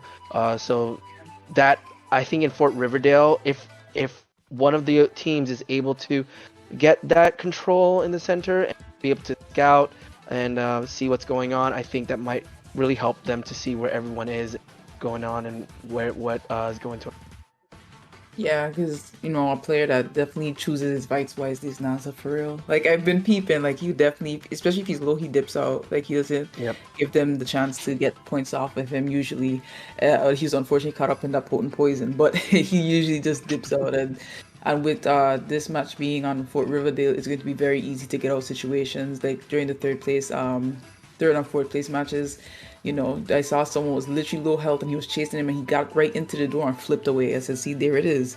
Exactly what I was talking about. It's going to be hard to, confirm these e-pawns when you have your doors downstairs in the bottom floor and people are just looking for ways to get out. And as soon as you hit that, you run the opposite side of the map all the way at the top near a drone. It's crazy.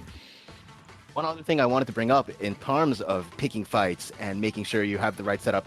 Weapon matchups. I feel that another thing is really important is that when you encounter each other, are you like deciding, oh, this is the opponent's hammer weapon? Maybe I should, look at my current setup. Do I have my ninjutsu? Do I have all my cooldowns up? Like, I think being like those are another factor that goes into taking fights. And I want to talk about some weapon matchups. The hammer weapon's been very important in team battle so far. What do you think is the biggest counter to them so far? Honestly, the biggest counter to hammers depends on the hammer that we see being used. Most of the time, we see the break hammers being used, as opposed to the alternate kit. Now, the big thing with the break hammer is that, yes, getting broken by that thing is something you do not want. But the biggest thing with the break hammer that you can take advantage of is that delay, the end lag off the actual break attack. If it's missed, opens up a big opportunity for a gun bind even before or after the break comes out. So you definitely want to be focusing to try and bind a hammer as fast as possible. All right, apologies for starting that topic, but I'm gonna have to end it right now because game 2 of our our finals is ready, and let's take it to Chicken and Pink. Game 2 starting right now. Let's do this. All right, here we go with game 2. Good luck to both. We are taking this again to Fort Riverdale, just to recap. And Giratina, what are your thoughts? gonna take this No, I W. don't know. I'm gonna still I'm loyal to the day I die. I'm gonna still say golden experience. Golden But experience? yeah, but I'm ready to see some wonky and close calls, being that we're on Fort Rodale. Fort Rodale is literally all items on, go crazy, smash meter as well. You have to really play smart with it. You just Mm. anything could just pop up and happen. But here we are. Game 2 between Golden Experience and the Hunters. You love to see it. All right. And here goes round 2. So we Teams have that already. Kenji. Oh, go ahead. Oh, sorry, I was just saying we have Kenji. Got this, Giratina. Yes, yes.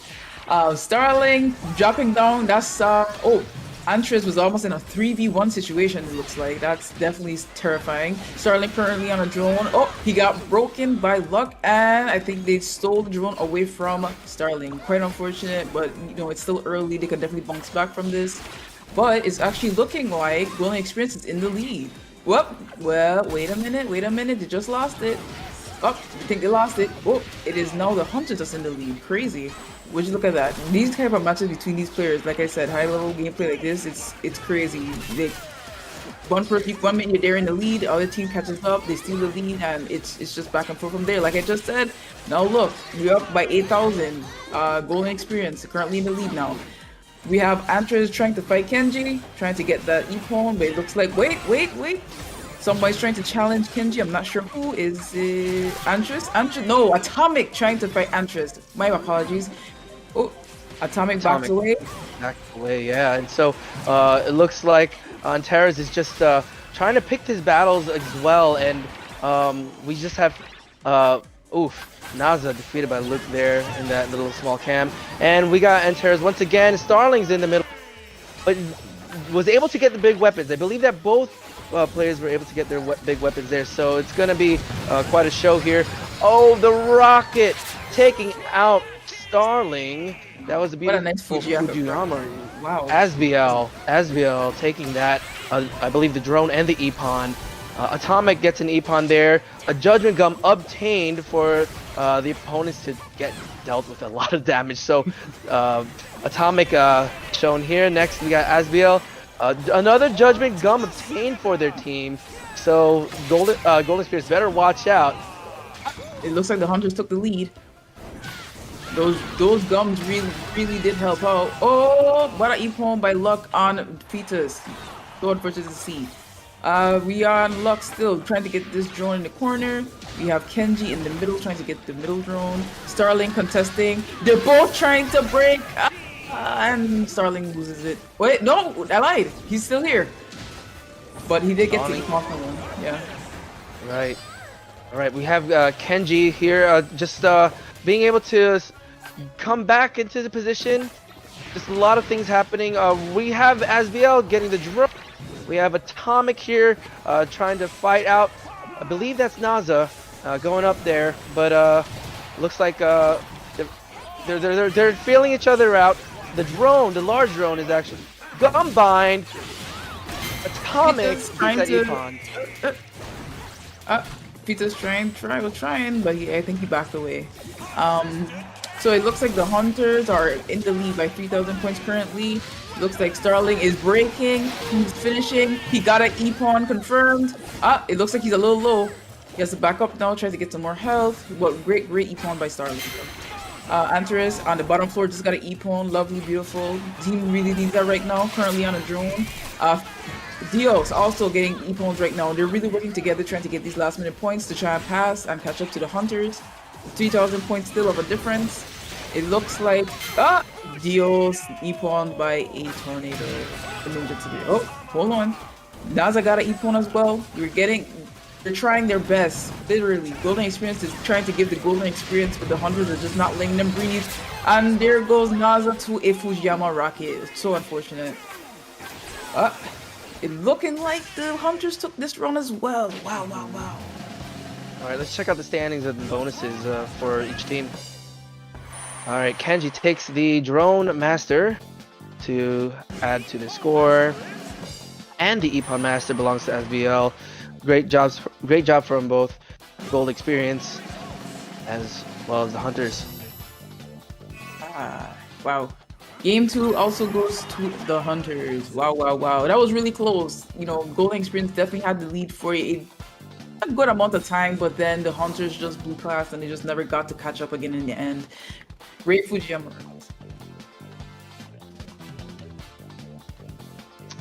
All right. CJ, how What's did you up? feel? How did you feel about our second round in our final between both teams? What caught your eye from the match here? Well, the one thing that definitely caught my eye is that the Hunters definitely were doing a fantastic job of keeping the members of Golden Experience at bay. A lot of action on the front line with Atomic that you saw there. Atomic just kind of putting on a clinic, and then Luke also getting some big plays with the hammer onto Starling. And even Naza a couple times, obviously keeping them out of the play. Just really good overall synergy between the members of the Hunters. Now, going into Game 3, this is a large gap. Golden Experience can technically still win. But based on the first match, based on the second match, for them to have a decent shot at, making this close and not over 10,000 points compared to the Hunters and Golden Experience. Going into this third game, this final game, Golden Experience would have to put up about 10,000 to 15,000 points more than the Hunters are going to have to do.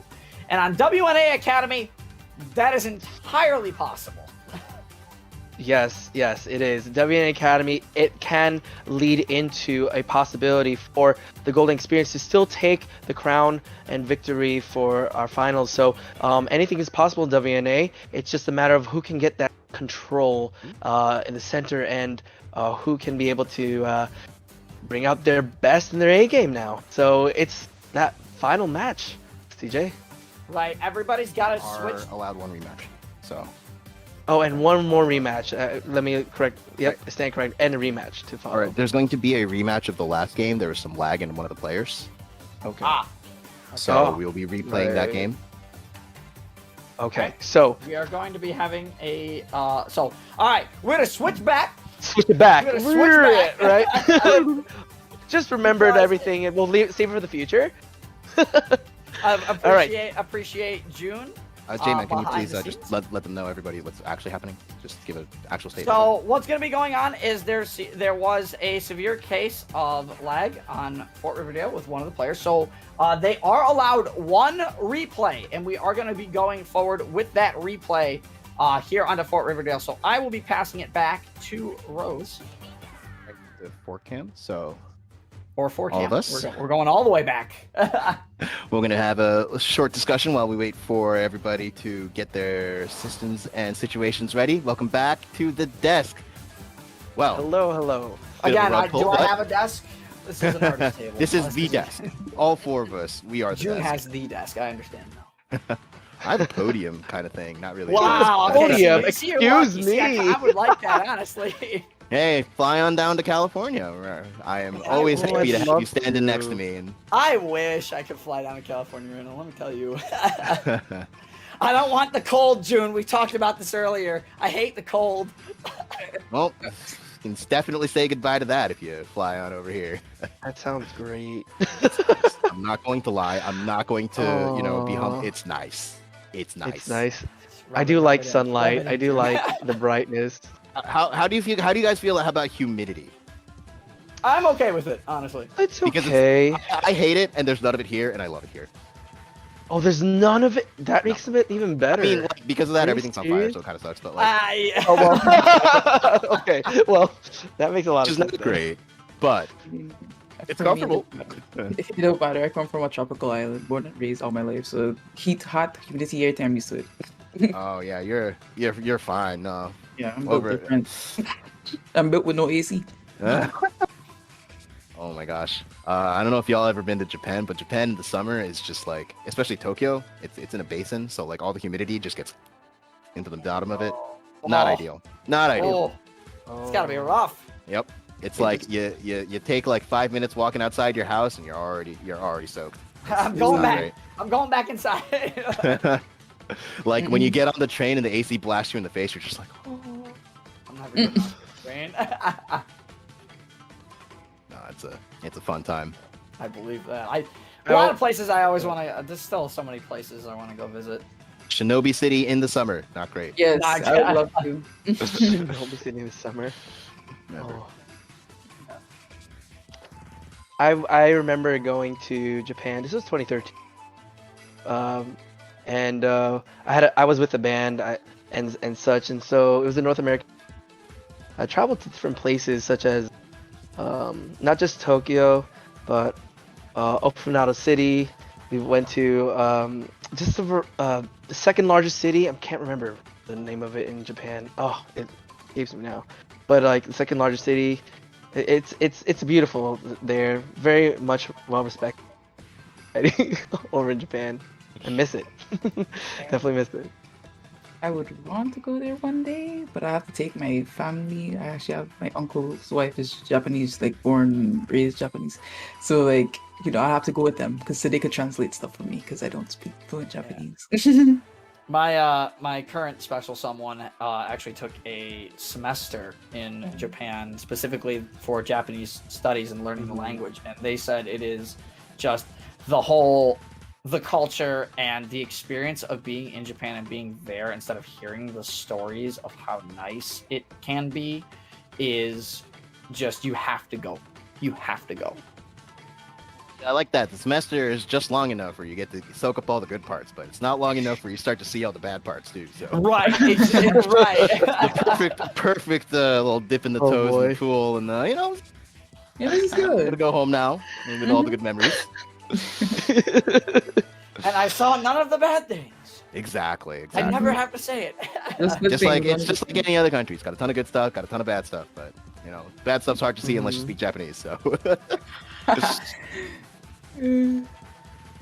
anyway, well, Fort Riverdale. Honestly, I was rolling watching that last remake game because of the absolute disaster of the Judgment Gum getting 2 weapons in a row. I was like, oh, you got hit by the skylight. Oh no. That's Rest in scary. peace, Naza. You will forever be known as the dude who got hit by Judgment Gum in an NA tournament. The criminals of an NA tournament. Oh no. He was playing so well too in game 1 too. That man getting like epon after epon. I'm like, dude, this man put the team on his back. It didn't happen. It didn't happen. The replay overwrites it all. It never. I mean, exactly. It's a remade game. It didn't happen. It doesn't exist. Can't Of course, prove the it mod either. totally exists, and you can No, download it later, but it doesn't we exist. cut that part out afterwards. No promises. I mean, I wish, but no promises. No, that is unfortunately staying in Ninjala history. No, it has to. It has is. to. It's like we all have that moment. We all have our one moment where it's like, oh, that happened live. Oh no. I have to say, my favorite part about that scene is that like the first Judgment Gum like missed completely, and it's like, oh, okay, good players totally dodged this thing, and then another guy just jumped on the gumball machine like 2 seconds after he gets 2 weapons right away. Like, all right, guess I was wrong.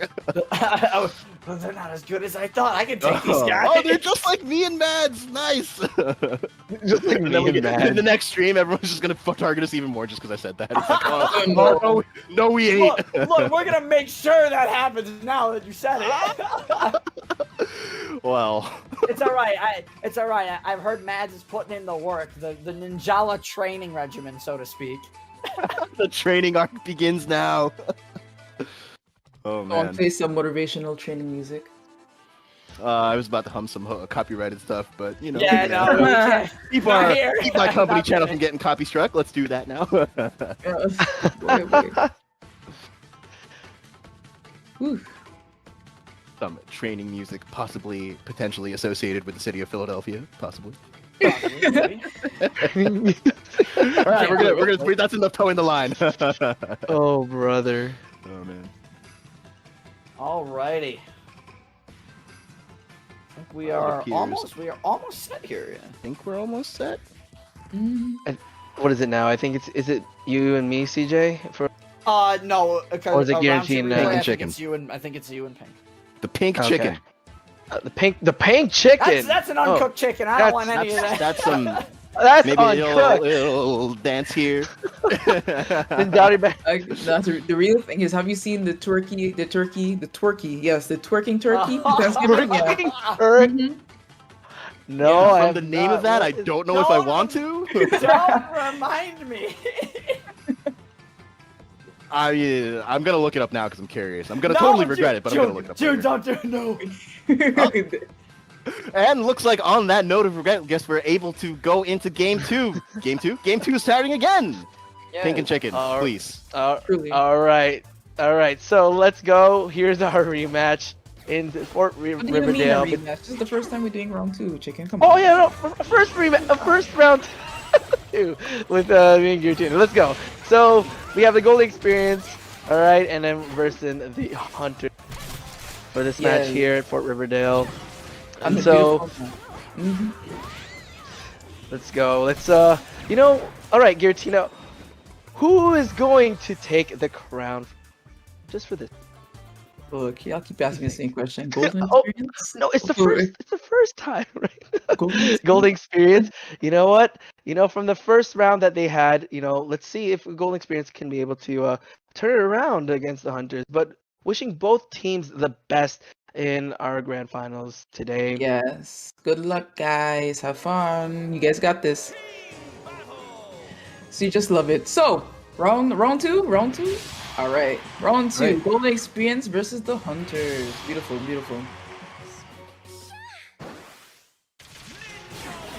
All right. Starting it off, Isabel from the Hunters, currently going up the side of the middle building. Luck from the Hunters. Naza currently in the engagement with Fetos, taking out Atomic. And Isabel is coming to Atomic's aid and got Naza out with a KO. Wow. This, we were talking earlier about these early game engagements, and it seems like they're not taking, both teams are going straight at it at the beginning. Naza and Fetos look like to be the two aggressors, while it might be Starling and Antris might be going for the drones, it looks like. All right, so we do see Antares here again with a good amount of players actually in the middle. It's like this crowd control that they're fighting for again, and just to be able to scout and even take over the drone whenever it responds, it's quite advantageous to whoever actually gets that. Oh, we got the Judgment Gum obtained actually by Starling here, but is Gum buying it?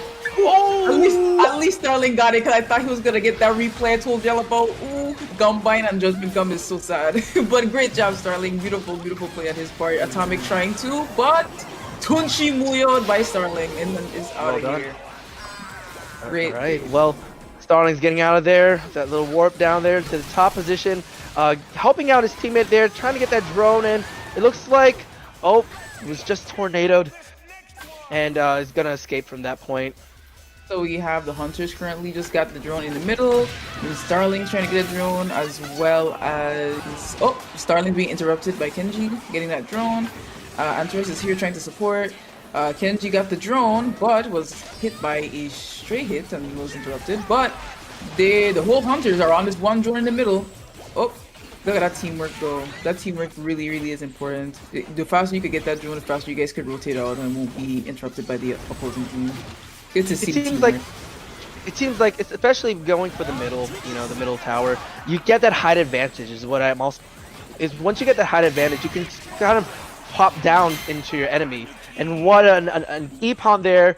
So defeated by Atomic. Luke over here has also just been positioned at the very moment, getting a drone with Asbiel here. Looks like the Hunters are in the lead by 5k at the very moment with 95 seconds. Fujiyama. Up, Naza. Naza. Just doesn't get caught up. He looks like he doesn't get caught up in that Fujiyama rocket. Great movement. Naza here. Oh, Naza got E-pwned by that, though, unfortunately. But that was a really good Fujiyama rocket on the Hunter's behalf. Those type of Fujiyama rockets while you're all the way up in the air and no one can see you really catches people off guard. So it's really good to get those E-pawns and drones, get that double the points situation going on. Atomic going off here, getting the assistant, helping get the assistant KO on Naza. Their team is working together to get all these drones, which, like I said, really does speed up the droning process. Kenji just with an E-pawn for his team. Wow, the hunters are just going off right now. There's that gum tornado, and it looks like that the hunters are actually in the lead. Antares right now, just also in position, going for the drone actually with the scroll blade. Phoenix of God gets the E-pawn on the screen, and we have him just getting that weapon back. All right, and we are going for the drone once again. It looks like the rocket just gets rid of Phoenix of God. Oh, from the other team, defeated by Luke and the hunters. It's just not looking too good for the golden experience right now. It's literally 11k difference. The golden experience is just not looking so golden, but Starling with the Tsuchimuyo E-pawn, and he gets to steal the drone from the hunters. Crazy, crazy, crazy. Oh, wait.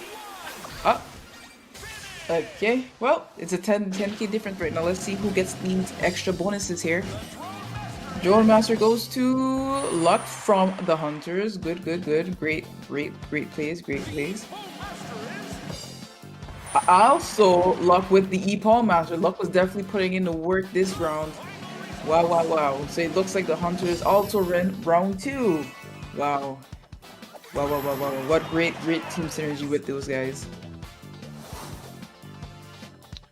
All right, well, that was pretty intense. Once again, you know, the hunters were at it actually in the position of just getting that tower to be for them. And you know, once you have that center, you have that that height to actually kind of look around, you know, like scout and see what's going on. All right, this is happening, and then they could prowl on top of that opponent, and it really will help the team there.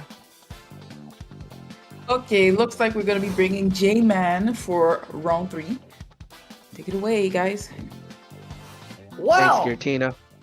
that was an interesting replay to look at. Let me tell you, Chicken, because now, Golden Experience needs more points. I said they needed 10 to 15k to catch up. They just lost that one by 10k. So they are gonna have to put on an incredible showing in WNA Academy. They at least need a 15k point lead. That is going to be very difficult to do, but they also need to control both bonuses this game going into our final game. But right now, the Hunters, I feel like they're on top of the world right now, Chick. Yeah, the hunters are actually they seem to have closed in so far for these last 2 rounds, and being within this finals. The Golden Experience are just gonna have to put on that show for us and have that remarkable standing to take control again, just similar to Fortnite Riverdale, but just not as wonky. Just not a lot of perks there for WNA. You know, who can take that center has been noticeably a thing in these comp rounds. So it's going to be quite the battle, CJ, for this to turn around. Yeah, and obviously the weapon picks going into WNA are going to be very, very important here, Chicken. Obviously, we're going to have some players playing a weapon that we might have seen earlier in the tournament, but others are going to have to change up entirely to something they haven't played, as weapon checks are currently getting done in the background. So, in terms of what Golden Experience needs to do to win this, they need to keep pressure on Atomic and Luke. They need to keep pressure on both of them. One of them, obviously we know, is their back-end player. The other one is a very, very aggressive front-line player. So keeping them down is going to be almost key for Golden Experience here. And they need to keep their drone rotations and team rotations very tight-knit. If they break off rotations too much, obviously the Hunters are going to come in and they are going to become the Predators very quickly yet again and take advantage of a man-down situation on the side of Golden Experience. But it looks like we're almost have the final weapon checks done, as we're going to be getting into the next game very, very soon. And this is it, chicken. This is the last game. This is it. This determines who wins the tournament after all the scores get total. Right. So this is it. This is the this is round 3 of the grand finals, ninjas, and are about to see another great match between both teams here. The Hunters versus the Golden Experience. So, goodness, my heart's beating right now. As grand finals always gets been, everybody actually, hype. it's I been don't know beating. what it is. It's the tournament on the line. It's two great teams battling it out. And honestly, I'm just excited for what this is going to bring because obviously, Chicken, you and I got a quick glance at the weapons as the teams load in, so we're not going to say anything until the round starts. But I am very, very pleased with what I saw. Oh man, I'm speechless. So I'm just curious about how this is going to go. W&A Academy is just an open, or rather, like just this closed cage where you just gotta be on your toes. If you lose sight of one ninja, you just keep going and figure out how to keep up with the strat that your team created and just go with that flow. And here we go. This is it. This is game 3, and I am just. Is the redemption arc for this one player now, because they hadn't touched it all night. They're bringing it out for game 3, and that is of course Naza on the sound hammer. And this is Naza's bread and butter pick, despite the nerfs, despite the buffs. Naza's bread and butter pick being the sound hammer. Let's see how Naza plays with this. This is going to be absolutely important for Naza to kind of pop off. Naza needs to pop up with the sound hammer like we've never seen Naza pop off with the sound hammer before. But it looks like, again, we're already getting an early engagement in the corner as Starling is immediately fighting Azabel. And Naza coming in with the assist. That's going to be a very big start for the members, of course, of Golden Experience. And look at this. Fetus of God. Starling, get a bind. That's Atomic down. Beautiful. That's really good. They have not messed with Luke too much yet on the side of the Hunters, but right now they're doing a fantastic job of keeping at least their aggressors down. Looks like Golden Experience is actually taking advantage of the center. We have Fetus of God taking the drone, feeling it out with the other teammates and kind of almost like waiting it out to see what they're about to do. We got Hunters actually going for the mid. We see that the drones are being taken over on the side here. Antares trying to keep up with the pressure, trying to get the opponent out of there. Within the lead right now, we have the Golden Experience. Kenji taking this drone on the... And the E-Pawn actually belonged to Atomic there. Well done. I'm actually not sure who Atomic E-Pawn there, but the one thing that the Hunters are going to have to be really careful of about being aggressive is, of course, as you know, the echoing scream from Naza's sound hammer. That thing is a massive AoE, and as you saw, stunned Atomic for a free bind from Starling, and Atomic gets sent flying into the wall yet again. Wow, and so Naza just coming in with the just getting that drone, and I believe that they're all fighting. I believe that Fetus of God took that with a gum tornado there to steal that drone, and we have now Naza also feeling it out with his team. Naza's actually being stopped and hindered a little just to get close to the mid, but the other team is trying to stop him from actually doing what he needs to do. Gum binded right in front of us here, and looks like Atomic is going to finish off Naza with the Nippon. They do indeed, but in the meantime, Antares actually ended up getting no backup from Atomic there, as of course it is a 1-for-1 trade, but Atomic able to clean up Starling as well, as a big point lead right now for the members of Golden Experience is diminishing quickly with Kenji on the drill. Gonna be looking for this front drone here, and if you notice, all the members right now of the Hunters are in the middle of the map, and a great read, doesn't get it, gets the KO though, unfortunately goes for a breaker, didn't get it. The gap is still 5,000 points, and it might be closing very slowly, but here comes Naza and Fetus of God working together in the middle of the map, but Azabel coming in. Naza's sound hammer though is coming in clutch, and of course Dios manages to pick it up a little bit as the gap is still 5k points, but this is a very, very strong showing from both these teams here. Luke gets a weapon break. That's going to be a confirm. Beautiful. And an E-Pone as the gap still shrinks a little bit here. Starling gets a really solid bind, but this mixer coming out, unfortunately, is going to stop Starling from doing anything. But Atomic going to get sent into the ground by the trick ball. You'll love to see it. Wow, that was a great trick ball move. Following that, we have some Fujiyama rockets right in the middle. Not quite sure who took the drone, but it seems that the Hunters are catching up. Starling throwing that Fujiyama rocket to the drone, and with 30 seconds left, it's anybody's in this particular round. But look at the Hunters. The Hunters have come in and they've kind of shut everything down. That's a huge tornado from Atomic. Look at that with the 4K. Zeus there. I'm sorry. I thought that was Atomic. That was a massive tornado that managed to get 2, and it extended their lead a little bit, but the lead needs to be a little bit bigger. Starling looks like he was trying to build one more rocket. Will Starling get the chance to launch it? I don't know. Naza gets a solid epone. Very good performance from the Golden Experience, as Starling does indeed get that extra rocket. So Golden Experience able to take game 3.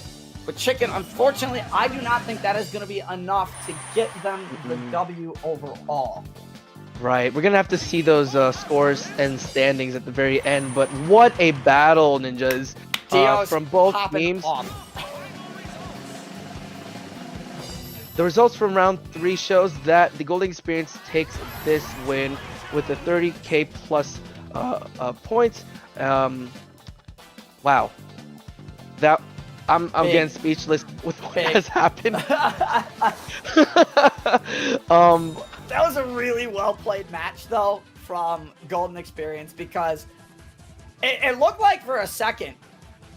And also welcome back, June and Rose. But it looked like for a second that the Hunters were really going to struggle in that game. There was a massive point deficit, but they kind of closed the gap at the end there. Fortunately, it wasn't enough to beat Golden Experience in that game, but man, what a game that was! A game. My God, dude, the Hunters, they got so close, and then they got the lead. Like then Golden Experience comes back and just opens the lead again. I think if Hunters maybe didn't have that surge, that might have gone the other way. Honestly, I 100% agree that the Hunters that closed that gap just so that they can be able to possibly secure the overall standings from these 3 matches, and if they hadn't, I think. Maybe there could have been for the Golden Experience. But with that being said, I thought, wow, what a fantastic round 3 from the Grand. I think it was really great. Like I saw, like Starling was honestly playing out of his mind all 3 games. Oh my God! In game 3, insane, out of his mind. But like game 3, I saw the other members of Golden Experience step up and just like follow his lead, and I think that was the big difference maker in game 3. Starling, the natural-born leader of the team, no doubt about that, pulls out the trick ball, and people are getting e-pwned. It doesn't matter. Yep. Yeah, him and Naza really went to their go-tos, and that's when you really see the tides change. Like, this is the go-tos. This is what they've been playing from day one, so they're going to be disgusting. I want to talk about... the only game all day the Hunters lost. The only game all day. The only game all day. Yeah. I want to talk about the synergy, though, and despite, like, maybe GXP not coming away with the first place here, I want to talk about the synergy with the Sound Hammer and the Trick Ball in that last match, because you put 2 of those together, and the amount of pressure you can put on your opponents with not only Shockwave stunning from the Sound Hammer, you have Beyond the Gum in case someone escapes that from the Trick Ball, the pressure of the Gum Balloons, and then the Gum Kunai. That's so much gum pressure and so much stun pressure on any player. Being put up against 2 of those in a 2v1 is just, it's your doom. You're not winning that. It's your doom. And J-Man, that's pretty strong, but you have, push comes to shove, what are you going to do to counter that? What's your strategy to counter that? I mean, we're talking Naza's Sound Hammer here. It's a little tough to counter that. All right, well, let's pretend the Sound Hammer isn't the best Sound Hammer in the world. So. Against your average Sound Hammer and Trick Ball combo, what do you suggest our players do to stop that in the tracks? Honestly, you'd have to target the Trick Ball, because the big issue with trying to knock out a Sound Hammer is Echoing Scream's field can cancel a lot of your gum shots. In fact, it cancels most, if not all, the gum shots. I think Laser hits the field, but then it like disappears. Net is the kind of the same thing. Deployed net's a little different, but by focusing the Trick Ball, first off, the Trick Ball's got a low amount of health, 255 health, but it also has the lowest priority gum shot in the game, which is Gum Balloon. Gum Balloon can pretty much be broken by any other gum shot, and also, it is a it's pretty slow tracking when you initially put Gumballoon. Gumballoon is there for the trick ball to pressure you and get in close, but Gumballoon does not start speeding up, and it's pretty easy to avoid at the very beginning if you're quick on your feet. The trick ball player definitely needs to back up the sound hammer to cover that weakness. Yes. Absolutely. Sounds good. Yeah, absolutely. Oh man. At least no. I'm so sad that we didn't get to see any funny judgment gums in the rematch either. We did. There was one. Oh, the I know judgment. Starling was bound in the middle Oh, of his that- own he got teammate's judgment gum, and someone went down to it. Yes. I thought the other team got the gum, so I was like, oh no, don't give him no treatment. And he's like, oh, Starling got it? Wow. Yeah, no. They wanted to He finish was off bound. He's Star- about to get beamed up above. Like, They oh wanted my to finish Starling off so bad, Oh, and the that judgment was- gum just said no. gosh. That's some real commitment to use yourself as the ultimate bait. No, Saved by your teammate's judgment gum too. Like that's awesome, it's I got such you, a risk, bro. but it can Pushes work. the button. Beep. Launch the satellite lasers, June. Right. Do it. Oh my gosh. The weapon is in orbit.